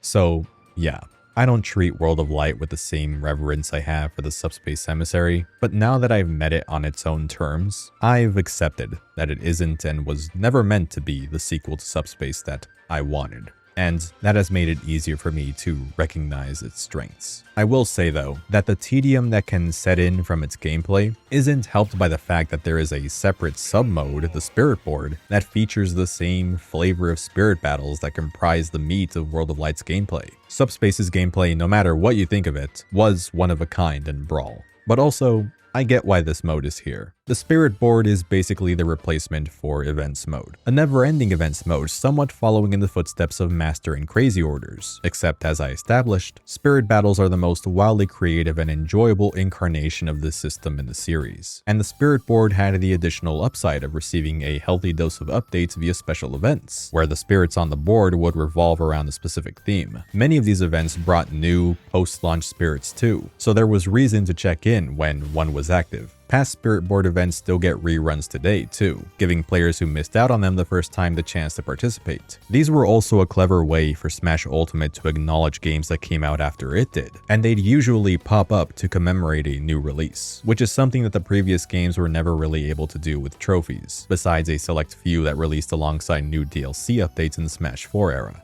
Also, yeah, trophies. They were sadly scrapped due to the amount of time and labor that goes into making them. And for a game as all-encompassing as Smash Ultimate, making upwards of 1,000+ trophies was untenable. Spirits were cooked up as their replacement. They're essentially JPEGs after all, so they aren't as difficult to whip up. It's kind of ironic since trophies were initially conceived because they were easier to create than completely new playable characters, and yet they became too much of a pain in the ass to continue developing as the series expanded in scope, necessitating yet another alternative solution to fit more representation in these games. At least we still got new amiibo, but yeah, it's a bit of a bummer. Unfortunately, this does mean that Smash Ultimate is missing the satisfaction that came from collecting those in-game action figures. Collecting spirits just doesn't feel the same. Trophies came with their own flavor text, and they were frankly more visually appealing to look at and inspect. Their absence leaves a noticeable void, which makes me feel like a greedy asshole saying that aloud. This game is already at full capacity as it is, and here I am bitching about it not being enough. Which relates to the biggest problem I have with Smash Ultimate, which is that for as much of a feat as it is that it even exists, in the effort of bringing every character back, some compromises were clearly made that are difficult for me to look past at times. It's a game that reveals a lot about the difficult decisions that inevitably arise in the creative process when making something so ambitious, leaving some aspects of Ultimate not feeling as Ultimate. To start positively, Smash Ultimate's Classic Mode is the best classic mode in the series, and I don't even think it's close. It's been reworked to the point where it feels a little inaccurate calling it classic mode still. Every character now has a classic mode route unique to them, and in the same spirit as Spirit Battles, the routes are adoringly themed around said character. Link goes on a quest to seal the darkness, Luigi confronts his nightmares, Pichu takes on all the lightweights, and King K. Rool claws his way through the heavyweights, and Sephiroth shows all the bosses who's boss. Yeah, the bosses from World of Light are also incorporated into classic mode. Most characters will still end their routes by fighting Master Hand and or Crazy Hand, but when appropriate, one of the other bosses will cap off a character's classic mode run, or maybe even pop up in the middle of the run on the rare occasion. I binged through everyone's classic mode when the game was new, and I had an absolute blast doing so. This minigame stinks though. It's the same shit over and over again. Maybe some of the other minigames here will fare a bit better. What the hell is this? Okay, so Mob Smash is the replacement for the multi-man modes from the past games. Century Smash and Cruel Smash are nothing new really, but what the hell is All-Star Smash? Wait, is this Smash Ultimate's All-Star mode? No, it can't be. It's practically the same as any other multi-man challenge though, just replacing the Mii fighters with regular fighters. Yeah, traditional all-star mode straight up just isn't a thing anymore. And home run contest wasn't even in the game at launch. It was added later via an update. I'm getting strong deja vu. And man, even though I was part of the crowd of people who was bitching and moaning about its omission, them adding it in later just reminds me of how the Mario sports games on Switch handled their free updates. Basic stuff that I would have cared more for if it was there from the start. You know what else was missing at launch? Stage Builder, though it did receive quite the upgrade. Way more modular and takes the draw tool to a whole nother level. The stages that people were able to make with the revamped toolkit were crazy impressive, and the game even allowed players to share their creations online. That was their second mistake. Their first was bringing back the draw tool. Loads of custom stages had to be taken down because yeah, the share feature was only made worse by Smash World, the Smash-specific service on the Nintendo Switch Online mobile app that let you browse user-uploaded stages on your phone. You can also upload images and short clips to the shared content feed, which back then was filled with a bunch of "she took the kids" jokes for some odd reason. What else is there? VR with the Labo headset? There's no sugarcoating it. Ultimate's selection of games and more side content is pretty underwhelming. The challenge board returns at the very least, but even this is kind of lackluster. It feels a little too easy to clear this go around. It's sort of the opposite problem that Smash 4's side content suffered from, where the problem there was the lack of quality in all the quantity. There's really only one noteworthy mode in Games and More now, and while it is super substantial, that's all there is here. No all-star mode, no break the targets or even an unneeded attempt to reinvent it for the third time in a row, no new minigames to speak of, period. At the end of the day, the star of Smash Bros. For a lot of people has and always will be the core gameplay and versus mode. And that part is as brilliant as ever in Ultimate, as I'll make sure to emphasize when I get to it. But the franchise's single-player activities matter too. And Classic Mode and Spirits, while having a lot going on, again, it feels selfish even thinking this, they don't feel like they're enough. I especially noticed the lack of stuff to engage with as a solo player this time, since the game came out when I was in the middle of my first year of college, and I couldn't play nearly as often with friends as I did when I was in high school and was able to hang out with my chums pretty much every day. Sorry, been playing a lot of Cyberpunk lately. So when I was done with World of Light and Classic Mode and had my fill of doing Spirit Boards, I had to turn to playing against level 9 CPUs, the most cracked input reading gremlins who will also deliberately air dodge into a fully charged forward smash, and online. The latter of which is both slightly better and also far worse than in Smash 4. Quick play is the primary way to play against random people online, and instead of having for fun and for glory to funnel players toward their preferred playstyles, now there's preferred rules where you manually set your preferred parameters and hope to God you win the coin flip, and that you don't get placed into a match with the most asinine rules known to man. This normally isn't an issue I come across since tournament rules seem to be the most popular, which is what I play with, so I do get matched with people with similar preferences about 95% of the time. On the off chance I don't though, I get annoyed, especially since I can't quit out of the game, lest I get threatened with a ban from the automated quick play moderation bot. And even when I do get the rule set I want, there's another issue I have with quick play that's very subjective and won't affect everyone the same way, I admit. But like, when the hell else am I gonna have the chance to vent about this? See this number?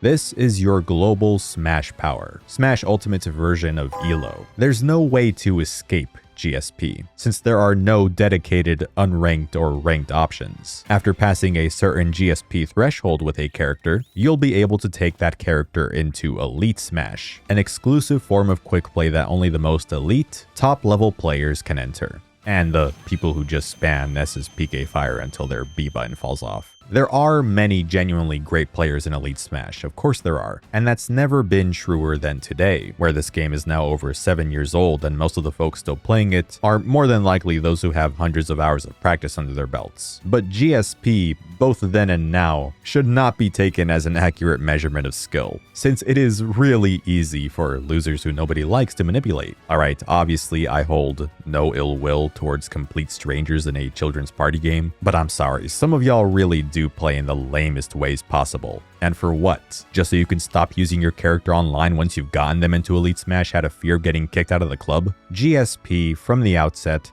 has been this psychological virus that turned Smash Ultimates Online into a painfully unfun experience. It's totally up in the air whether or not you're going to get matched against someone who is legitimately chill, not caring about some arbitrary number that I can't even completely fault certain people for caring about when the game itself treats it like some prestigious badge of honor, implicitly encouraging players to do whatever it takes to earn it. What's worse is that when you do find someone with good vibes, the game will force you out of your session against them if either one of you enters or gets booted out of Elite Smash after a match. What the hell, man? I can't leave my boy hanging like that. I also can't stand that, since every character has their own individual GSP, you can't switch characters if you want to keep playing against the same person. The game will force you to exit if you want to switch, and more than likely match you against somebody else afterwards. And this is all without even bringing up the, once again, piss poor connection quality, which is now exacerbated by the fact that Ultimate has the highest amount of baked-in input delay out of any Smash game, on top of having an overly generous input buffer that has led to me making more mistakes than I can count. You adjust to it eventually in a local environment, but online, where the latency is always fluctuating, it can be miserable. Battle arenas can be a decent alternative to quick play if you can find a public one with rules that you like, since they remove GSP and the rule set coin flip out of the equation. However, it's not as quick and easy to get into matches via this method.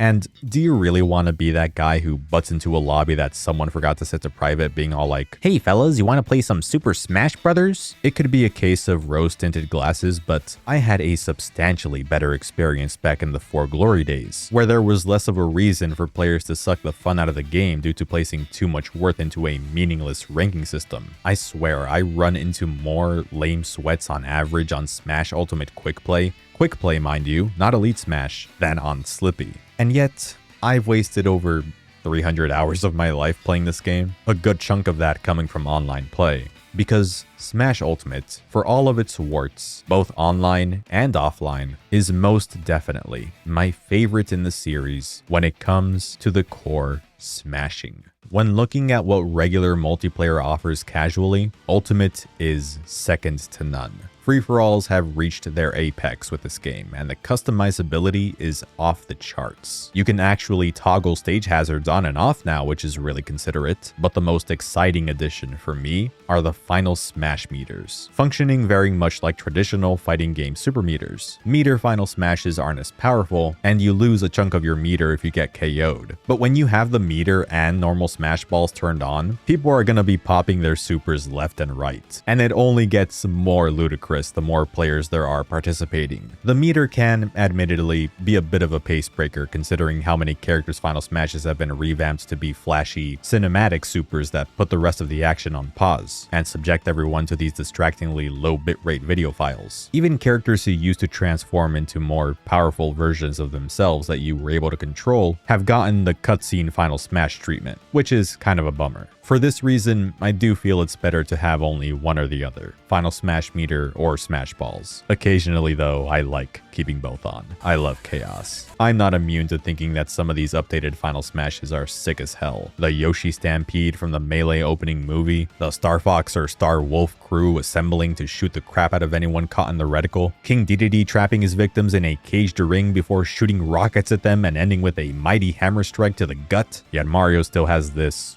whack-ass garbage. How disappointing. Hey look, it's Knuckles. Of course, there are new Pokemon and assist trophies here as well, and the latter especially stick out to me for how wild some of the new additions are. We've got Bomberman and Alucard. I have a sneaking suspicion that they just ripped the AI of the Guile CPU from the original Street Fighter 2 arcade cabinet when they made his assist trophy. There's the Majora's Mask Moon, Nikki from Swap Note, Shovel Knight. Some of these guys even behave like regular fighters. You can defeat some of them and earn a point by doing so, and they're also able to dodge your attacks. And new items like the banana gun, the bomber, the Luigi murder weapon, and the fake smash ball, all of which are deliciously deadly, means that fighters are going to be tossed around like ragdolls and exploding constantly when you have items toggled on. It's absolute pandemonium. More so with the new stage morph toggle where you can effectively choose 2 stages, and at some point during the match, the first arena you picked will get replaced by the second one. And I'll bet that most of you didn't even remember that this was a feature because, well, I sure as hell didn't remember. I had also forgotten about Squad Strike, a tag team elimination style mode that's fun but fails to stick the landing since it's sectioned off from the main Smash mode. At least 8-player Smash is now organically integrated into regular multiplayer, and pretty much every stage is supported now too. And oh my god, this stage list! If you can't handle me at my worst, you don't deserve me at my best. We have a whopping 103 stages in the base game. And not only did they resurrect several fan favorites that hadn't come back since their debut appearance like Saffron City, Fountain of Dreams, Forside, and Brinstar Depths, they also included a bunch of the Smash 3DS levels, now playable on a home console for the first time. And now there's also Battlefield versions of each arena, in addition to the returning Final Destination forms. The throwback stages are better than they've ever been, which is much appreciated since they certainly pick up the slack of the new ones. Only 4 new arenas, not counting the DLC. That is as shocking as it is disheartening. Did they really choose the worst Splatoon 1 map to adapt into a Smash stage? New Donk City is okay, but it's a little too derivative of Lumio City if you ask me. The Great Plateau Tower? You used the map tour gimmick for the Skyward Sword level, but not when designing the stage meant to represent a Zelda game whose claim to fame was its vast open world? And I wish I could say that Dracula's Castle was cool, but I can't cause I can't see a damn thing, it's so dark. I only play on this map for the music. 34 Castlevania tracks to choose from. Sakurai, as usual, shows more love for these franchises than the companies that own them. It should come as no surprise that the soundtrack is disgustingly good. You're effectively paying $60 for a music album that just so happens to be bundled with a really good platform fighter. And not only do things sound better, they look better too, when you can actually see what the f is going on. The stages look sharper and sport more fidelity than ever. Every returning zone, minus the N64 ones to preserve that retro touch, benefit from radical visual makeovers. I mean, they look so mesmerizing now. Ultimate's graphics engine in general is a noticeable cut above Smash 4's, despite how alike the Wii U and Switch are in raw power. The lighting does a lot of the heavy lifting, allowing the game's art style to keep some of the vibrancy and stylization of Smash 4's visual makeup, while leaning a teensy bit more towards realism at the same time. With the number of on-screen elements and free-for-alls, the visual clarity of the game does suffer a little as a result, and the model quality can be hit or miss. Oh god. But Ultimate is, overall, a fine-ass looking video game. and still leverages many of Smash 4's visual tricks to give attacks that extra bit of spunk. And I adore the dramatic zoom in that occurs when a powerful move makes contact, and the scoreboard that pops up on the screen when doing 1v1 stock battles. The added presentational flair greatly enhances the viewing and playing experience. This is it, folks. I strongly believe that Smash Ultimate has the best blend of speedy, tight gameplay and beginner friendliness that any of these games have to offer. It is significantly more kinetic than Smash 4. And while once again it doesn't get as fast or as technical as Melee, it is fast enough, I believe, to satisfy hardcore players without completely deterring newcomers. Once you do adapt to the aforementioned input delay and buffer system, no other Smash game matches Ultimate's core feel and snappiness to me. I love how you can interrupt your dash animation with jabs or tilts or any Smash attack simply by letting go of the control stick right before executing the attack. Short hop aerials are crazy fast, and the landing lag for aerials has been reduced across the board. It feels like L canceling is turned on by default. Perfect shielding has been reworked to function more like a parry. Now you have to let go of the shield button with proper timing, and the sound effect and hit stop that accompany it are oh so satisfying. It's extremely hype when you manage to get one off and follow it up with a huge punish. And this is the easiest game since Melee to perform combos in due to the sheer speed at which moves come out, and because the one air dodge at a time limit has been restored, meaning your opponent can't just spam the dodge button all willy-nilly anymore. And directional air dodges are back too? Wait, does this mean...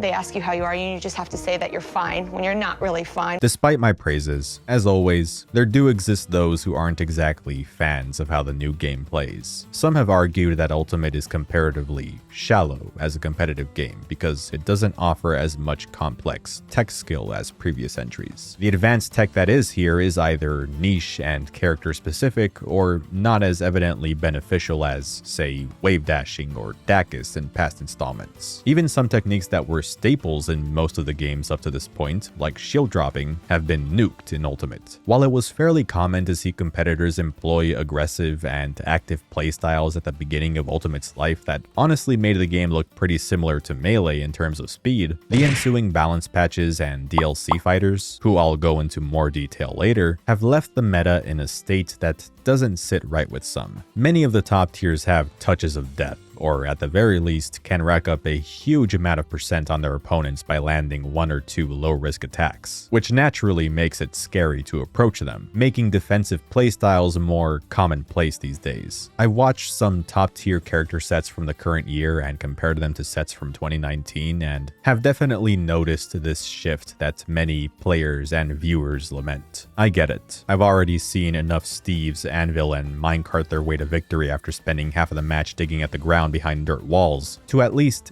empathize with those who don't think the game is as fun or interesting as it once was. The thing is that, even after the DLC, Ultimate tournaments still feature the most diverse range of characters and playstyles that I've seen from any of these games at a competitive level. And it's still been fairly easy to find sets that elicit the same thrill I felt when I was super into watching the competitive scene during the first 2 years of the game's life. And maybe it's because I'm fortunate enough to not be in a position where I have to play the game super seriously like all of these professional players, but I still get a kick out of watching top 32s and top 8s to this day. I'll take Ultimate Sonic or Min Min or Steve over Smash 4 Bayonetta any day of the week, but that's just me. I still don't like Steve though. Ultimate, at the end of the day, has the advantage of at least having the chops and potential to be played more energetically than Brawl and Smash 4 ever could. Its escalated emphasis on the deep-rooted fundamentals and neutral of Smash Bros may give it a lower skill ceiling in some people's eyes, but I see it as the pinnacle of the easy-to-pick-up-and-play brawler that still has a lot of nuance that I think Sakurai has always wanted for these games from the beginning. And the fact that you can make an argument that nearly everybody in this overstuffed roster is viable in some capacity is possibly competitive Ultimate's most noteworthy accomplishment. Smash 4 got close, but now I can confidently say that I can pick basically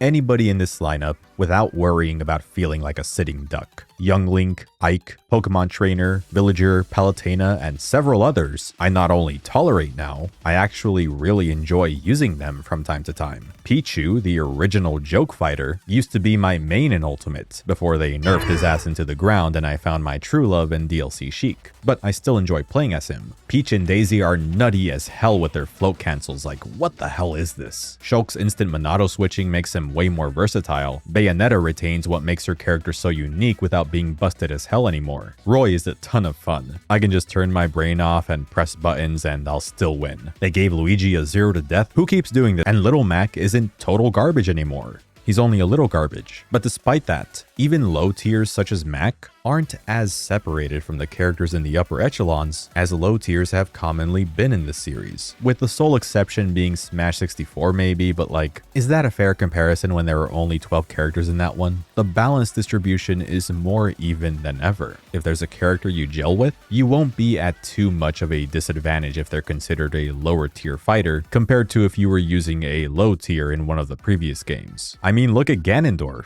My dude can sort of move again.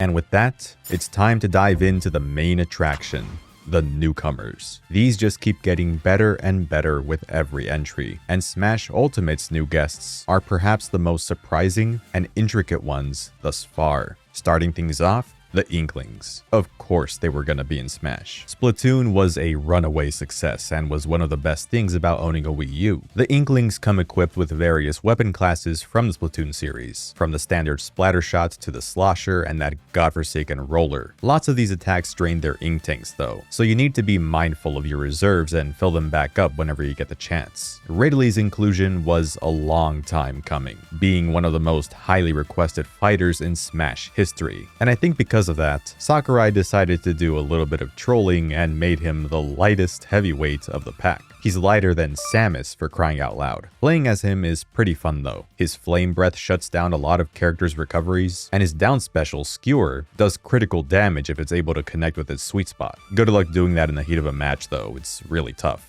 King K. Rool was another common wishlist fighter, especially since he had been missing in action for quite some time, so DKC fans rejoiced when he was added in. Extremely burly, but a blast to use. His belly plate gives him armor during many of his attacks, but it can shatter if it takes enough punishment. His neutral, side, and up specials each references different depictions from the Rare trilogy, which I love. And this final smash is, oh, it's so good. Isabelle is a villager clone with a couple of different attacks here and there. Nothing crazy, just watch out for that fishing rod. Incineroar may not have been my ideal pick to close out the base roster as I shared earlier, but boy is he cool. His counter buffs his next move, and the buff scales with the severity of the attack he countered. Combined with his command grab side special, Alolan Whip, where he chucks his opponent into these magically spawning wrestling ropes and hits them on the rebound if you time the button press correctly, Incineroar can be a force to be reckoned with. As for third-party representation, there's Ken, who I'll get to in a bit, and Simon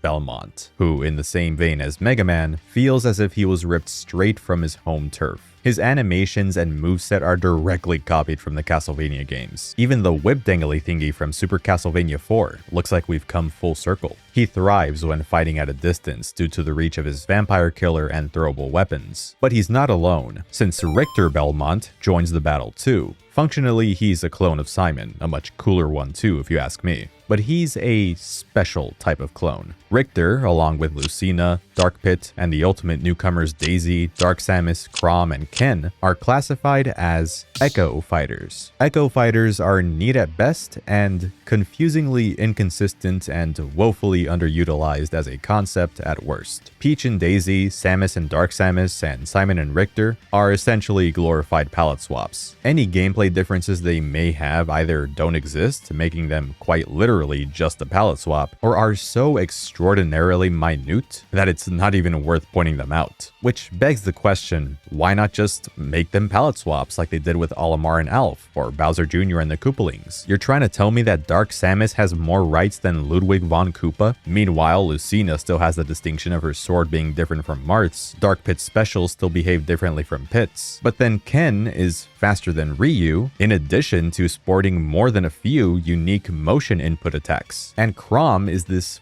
weird fusion of Ike, Roy, and Lucina. And those last two were based off of Marth, so this guy's just a walking petri dish filled with bits and pieces of DNA of a bunch of other Fire Emblem characters. Yet, Isabelle isn't considered an Echo, and neither is Dr. Mario. Some Echoes even have different final smashes, while others don't. Echo fighters are really strange, which might be why we didn't get as many as one might have expected. Still, if they were willing to create Echoes that displayed next to no differences from the original fighter, I would have liked to see a few more. Daisy and Dark Samus were basically skins that got turned into Echo fighters, so why not do the same for Blood Falcon and Galactonite? Maybe put Impa in as an Echo of Sheik. God knows Zelda has been starving for new characters in Smash for years. And dude, Shadow was right there. I mean, come on.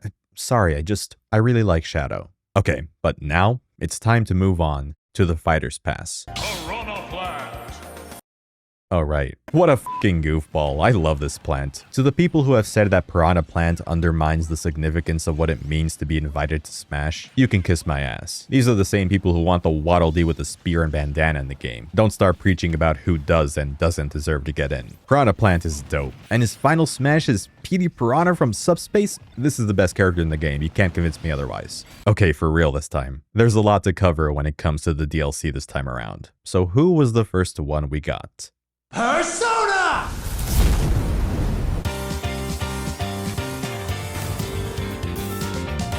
Joker from niche little indie title Persona 5 was announced as the first Fighter's Pass character at the Game Awards in 2018 and released in April the following year. Joker might just be my favorite character to play as in all of Smash Bros. He is perfect for me. His neutral special, the gun, lets him unlock these really slick slide and jump maneuvers to juke opponents, and he's fast and agile like Sheik. Except unlike Ultimate Sheik, Joker can actually kill, thanks to his comeback mechanic, Arsene, who powers up all of Joker's abilities when he's out. The cherry on top for me was that I was already liking Joker in his actual game too, since I was in the middle of my first Persona 5 playthrough when he dropped. That's the best feeling, when the character from a game you actually love clicks with you. And the Persona 5 references were such a pleasure to witness. The highlight for me being the seamless transition from the all-out attack animation to Joker's unique results screen when you end a match with his final smash. I also love that his stage, Mementos, can change its color palette between red, yellow, and blue, depending on if Persona 5, 4, or 3 music is playing. What a great way to start.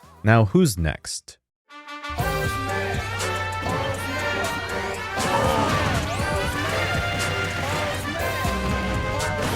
At E3 2019, we were treated to 2 Fighter's Pass character reveals, the first one being the hero from the Dragon Quest series. 4 of them, to be precise. This is the closest we're ever going to get to having Goku in Smash, huh? My Dragon Quest experience was practically non-existent at the time, and even now I have yet to finish Dragon Quest XI despite getting very far and enjoying what I played. But this character wasn't for me. This was for Japan, where Dragon Quest is tremendously popular. And despite my lack of familiarity with the series, I love the hero in Smash Bros. He is the de facto JRPG representative. His spells consume mana, which can then be recovered by dealing damage with melee attacks. But the star of the show here is his down special, the command menu, that gives Hero the ability to choose between 4 of 20 possible commands, randomly selected every time he brings up the menu prompt. Snooze, zoom, whack and thwack, hatchet man, magic burst, kamikaze. These are wacky as hell. I always have the biggest grin on my face when I or someone else picks Hero because I know that tomfoolery is guaranteed. Oh, and I forgot to mention that his smash attacks have a chance to crit as well. He is RNG the character, and one of the funnest fighters to use in the whole series. On another note,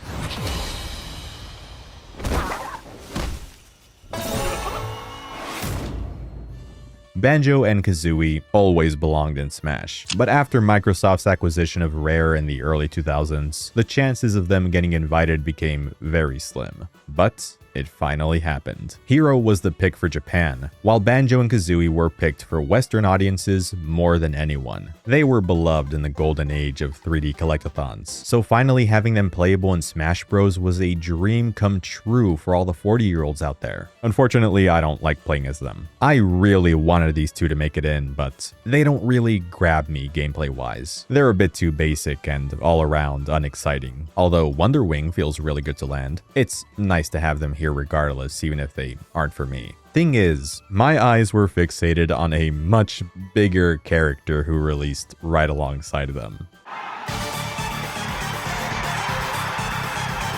Yeah, just like with Smash 4, DLC Mii costumes were developed for Ultimate, with new batches going up for sale whenever a new fighter got released. And the Sans Undertale costume dropped on September 4th, the same day as Banjo. And it might just be the highest quality Mii outfit in the game. You can probably fool somebody who knows very little about Ultimate into thinking that Sans is a regular fighter by showing them footage of his Mii costume. And the best part is that, as the story goes, Toby Fox was able to convince Sakurai to put Sans in after beating him in a game of Smash Bros. In Sakurai's own home, no less. I wonder if he knew that Toby used to play Melee before taking him up on that wager.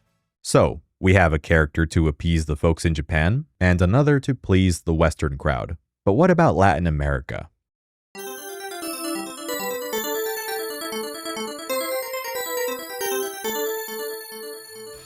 The Neo Geo home console hit the big time in many Latin American countries. I should know, my cousins in Mexico couldn't get enough of SNK back then. SNK's fighting games, Fatal Fury and the King of Fighters, were all the rage in these territories, so Terry Bogard was for them.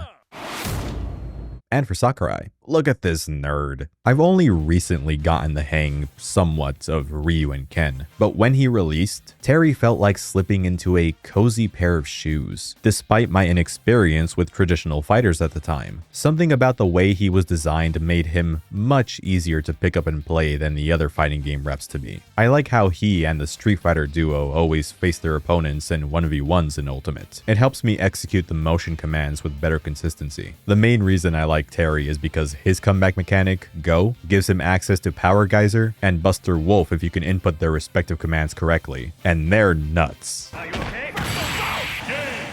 No, Terry, I don't think they are. So that's 4 out of 5 characters from the Fighters Past covered now, and they've all been from third-party franchises. They must be saving someone crazy for last. Could it be Crash Bandicoot? A Resident Evil character? Dante? Maybe even Gino?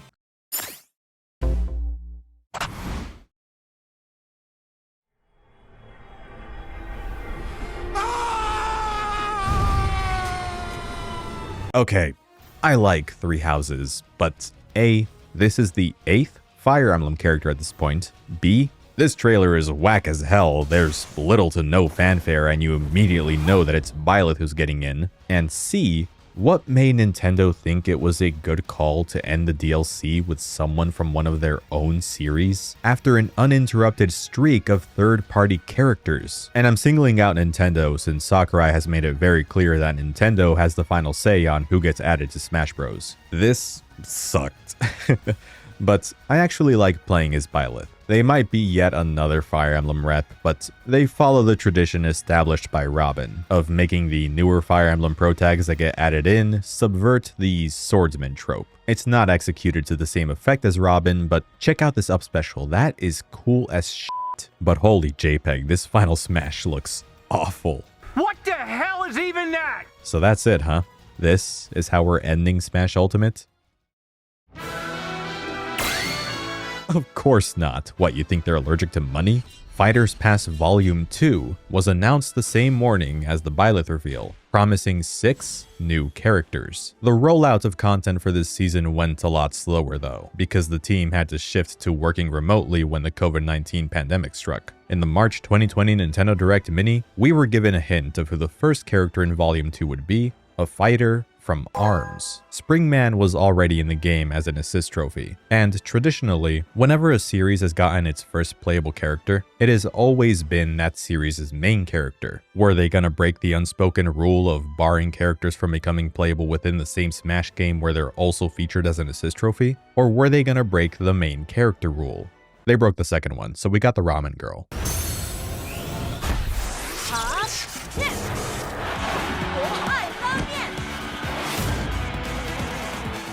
I don't know jack squat about ARMS, man. That game kinda just fell under the radar once the first year of the Switch had wrapped up. But I did always like the character designs. Twintel was my favorite, and my second favorite was Min Min. So I was pretty happy to see her join the battle and get to serve Captain Falcon a delicious bowl of noodles. She is hella unconventional to control though, being one of those fighters who, again, play as if they were directly plucked from their game of origin. Her range is diabolical, even putting the Bellomancer to shame. And she can switch out and mix and match her arms to give her attacks different properties. Her stage is also one of the best brand new maps in Ultimate from a casual perspective. It's a nice middle ground between simple and silly with the spring pads on the edges of the main platform. Not a bad pick at all. But after 2 first-party DLCs in a row, I was just waiting for another non-Nintendo guest to be announced. Better yet, if the character was big enough to break the internet. And wish granted, I suppose?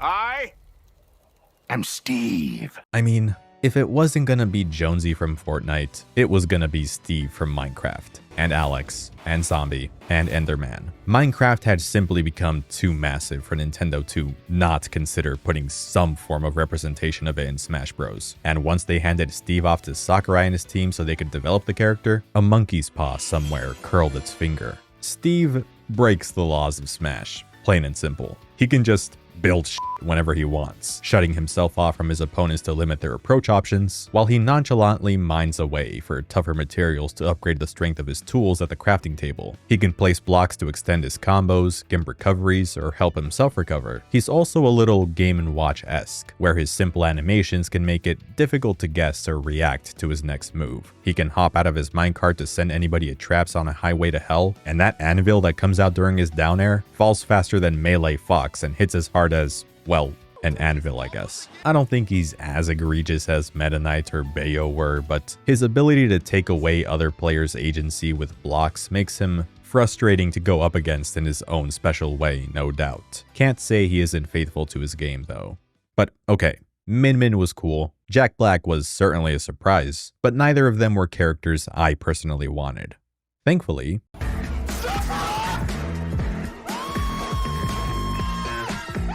Sephiroth from Final Fantasy VII was also a character I never really asked for, only because I never saw him as a realistic candidate, at least not as the second Final Fantasy character in Smash after Cloud. It made more sense to me if another FF Pro tag were to be chosen instead, like Tidus or Zidane or Terra or hell, even Noctis. That being said, I do love me some Final Fantasy VII, and Sephiroth is one of the most recognizable and iconic villains in all of gaming. I was ecstatic. I was ready for him to give me despair, and I was more excited when the Sephiroth presentation also confirmed that FF7 was finally going to get some proper love in the game. Cloud and the Midgar stage in Smash 4 were great and all, but compared to other third-party newcomers, FF7 received little to no fanfare. 2 songs that weren't even remixed and a chocobo hat, and that was about it. And that didn't really change when Smash Ultimate came out. Until now. Mii costumes based on the FF7 party, new spirits, and more music. And look at this stage, bro. This is so fucking cool. Look, it's the high wind. And Sephiroth isn't super complex as a fighter. His most interesting trait is probably his one-winged angel form that acts as his comeback mechanic, but when it activates is dependent on many variables. His Masamune gives him a long reach, Shadow Flare is great for baiting your opponent into reacting with a shield or spot dodge, and he can charge his neutral special to throw out a flare, Mega Flare, or Giga Flare. His attacks are slow but pack a real punch. I like him, if that wasn't obvious. And so does Sakurai, judging by the reveal trailer. Dude just casually outed himself as an Advent Children fan. So much so that Cloud was given a new Final Smash variant when it's used against Sephiroth. There was also this neat event where you were able to challenge Sephiroth in a special, limited time mode, and defeating him allowed you to unlock him ahead of his official release. But alright, that's enough of me talking about a character from a game I adore and should probably just commit to making a full video on already. Next up, I promise I won't take as long this time. Xenoblade sure has come a long way, hasn't it? Good for Tetsuya Takahashi. He deserves it. It's no secret that I love Xenoblade, though I wasn't exactly jumping for joy when Pyra and Mythra got announced. This was before I learned the error of my ways, when I hadn't finished Xenoblade 2 yet despite my several attempts of trying to get into it. I was able to put my now outdated feelings for the game aside at least, to appreciate Pyra and Mythra's playstyles in Smash, especially Mythra's. She's lightning fast and ideal for racking up damage at low percents, then switch to Pyra and hit him with one of her many slow but painful attacks to seal the deal. It's interesting just how unalike these two are speed and weight wise. Hang on, is it because... So heavy! What did you say? I mean, it's lore accurate, I guess? Anyways, because somebody in charge of deciding who gets sent a Smash envelope hadn't already gotten their fill of the amount of fighting game characters in the game, next we got someone who wasn't all that surprising. Tekken is a Bandai Namco property, so if anything, it's a little shocking that it took this long for Kazuya to make it in. I guess they needed the extra time to come up with how to make him the most terrifying character in the game. Kazuya is ridiculous. So many motion inputs, so many attacks, many of which make large sections of his hitbox invulnerable, and more touches of death than I can count. I've heard that Tekken is less forgiving than Street Fighter, but like, Jesus, is everyone in that series this much of a monster? You just know that Sakurai had the time of his life when he designed these fighting game characters though, so I can't even get that mad over how oppressive Kazuya is. To Sakurai, there's no such thing as too much when he's making the DLC characters. And while that can come back to bite the most dedicated players in the ass, you've gotta admire at least a little how goofy some of these fighters turn out. I was already fairly content with how base Smash Ultimate looked like, but the Fighter's Pass just kept raising the bar and made the game truly legendary, which left many people wondering who could they possibly add as the final character to send off this extraordinary celebration in a blaze of glory, and left me wondering, would this character be the one I wanted more than anyone else since the day that the fighter ballot went live? The answer I got was an emphatic yes.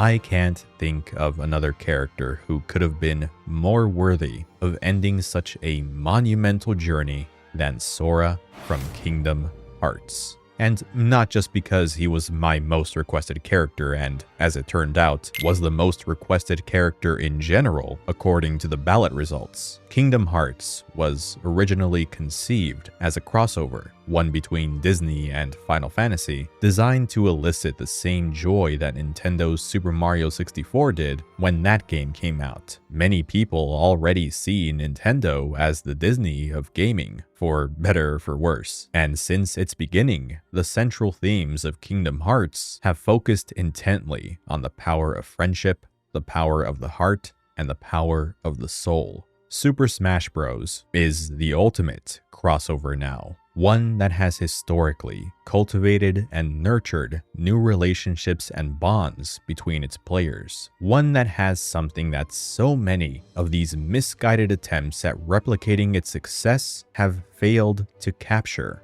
the heart and passion of not just Masahiro Sakurai, but of every creator, of every artist who has had a hand in molding this series into what it is today.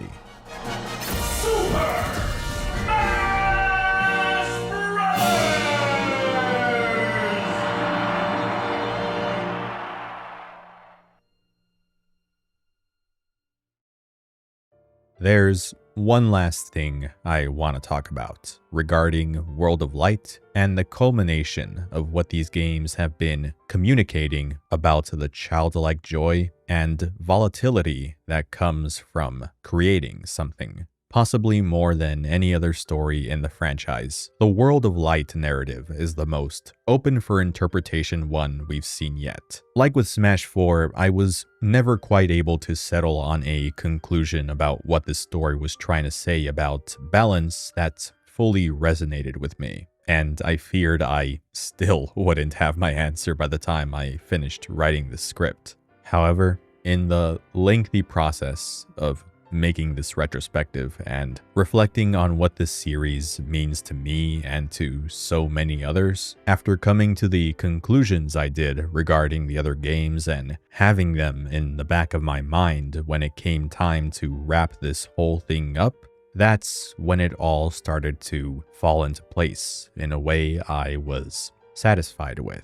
Super Smash Bros. Ultimate set out to be the most expansive installment in the series, almost to an impossible degree, and in many respects, it achieved exactly that. But as I went into earlier, I personally feel that a lot of what Ultimate accomplished came at the expense of some of the series' staple characteristics that I had grown attached to and strongly felt were just as vital to what makes these games so celebrated as the crossover aspect. And for the longest time, I pondered over whether the compromises were justified. But ultimately, choosing to not dwell so much on whether I felt if the sacrifices were worth it or not, and instead coming to an understanding as to why these sacrifices had to be made in the first place, examining Smash Ultimate through the lens of a creator is what has helped me accept what the game is. I can't even begin to imagine how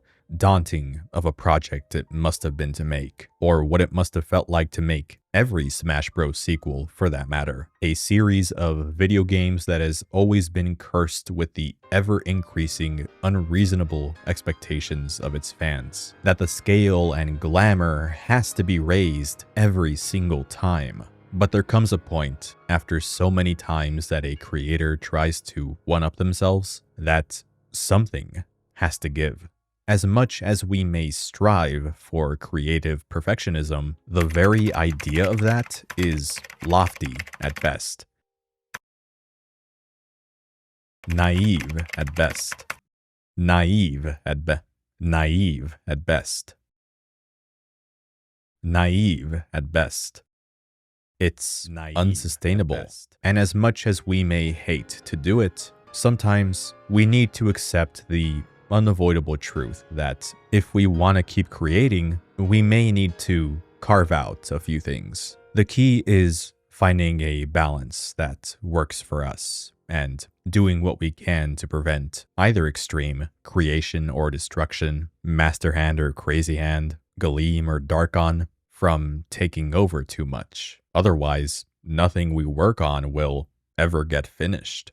I've been working on this video for so many months now, as many of you know. Eventually, I just had to tell myself enough because I kept adding and adding stuff, and if I hadn't forced myself to hit the brakes, well, chances are you wouldn't even be watching this right now. It was a harsh reality check, realizing that wanting to do so much and wanting all of it to be perfect can be harmful in its own right to the creative process. At the same time, there were several points where I had these intrusive thoughts creep in about cutting whole sections of the video out because I felt, I don't know, maybe I yapped too much in some parts, or I didn't feel satisfied anymore about what I had written, or how I worded something in one paragraph here and another paragraph there. And I won't lie, about 4 months in, I considered scrapping the whole thing outright because I was doubting my ability to put together something I would be proud of and just felt like I was way in over my head. And then I replayed and finished World of Light after having the first 60 or so pages of this script written, which it not only helped me come to terms with my feelings about Smash Ultimate as a video game and why Sakurai and his team had to make certain tough choices when making it, it allowed me to reconcile with some of the unpleasant emotions I was feeling then too. Super Smash Bros. Went from being something I saw as a silly brawler where Nintendo characters could beat the snot out of each other, to something I cherished for being the center of some of the best relationships and memories I created, to being something I now realize was the catalyst that put me on the path that has led me to where I am today, and an everlasting reminder of why I started this channel in the first place, and why I love doing what I do on here, expressing myself by talking about video games, sometimes for almost 4.5 hours. I hope you enjoyed listening to my opinions on and my history with this series, and how that history has informed what these games mean to me today. I personally never tire of listening to people's Smash Brothers memories, because while many of us have similar and shared experiences with this franchise, we all come from different walks of life. There's always a new story to hear out. Super Smash Bros. Is forever, and I will continue to love it and talk about it forever.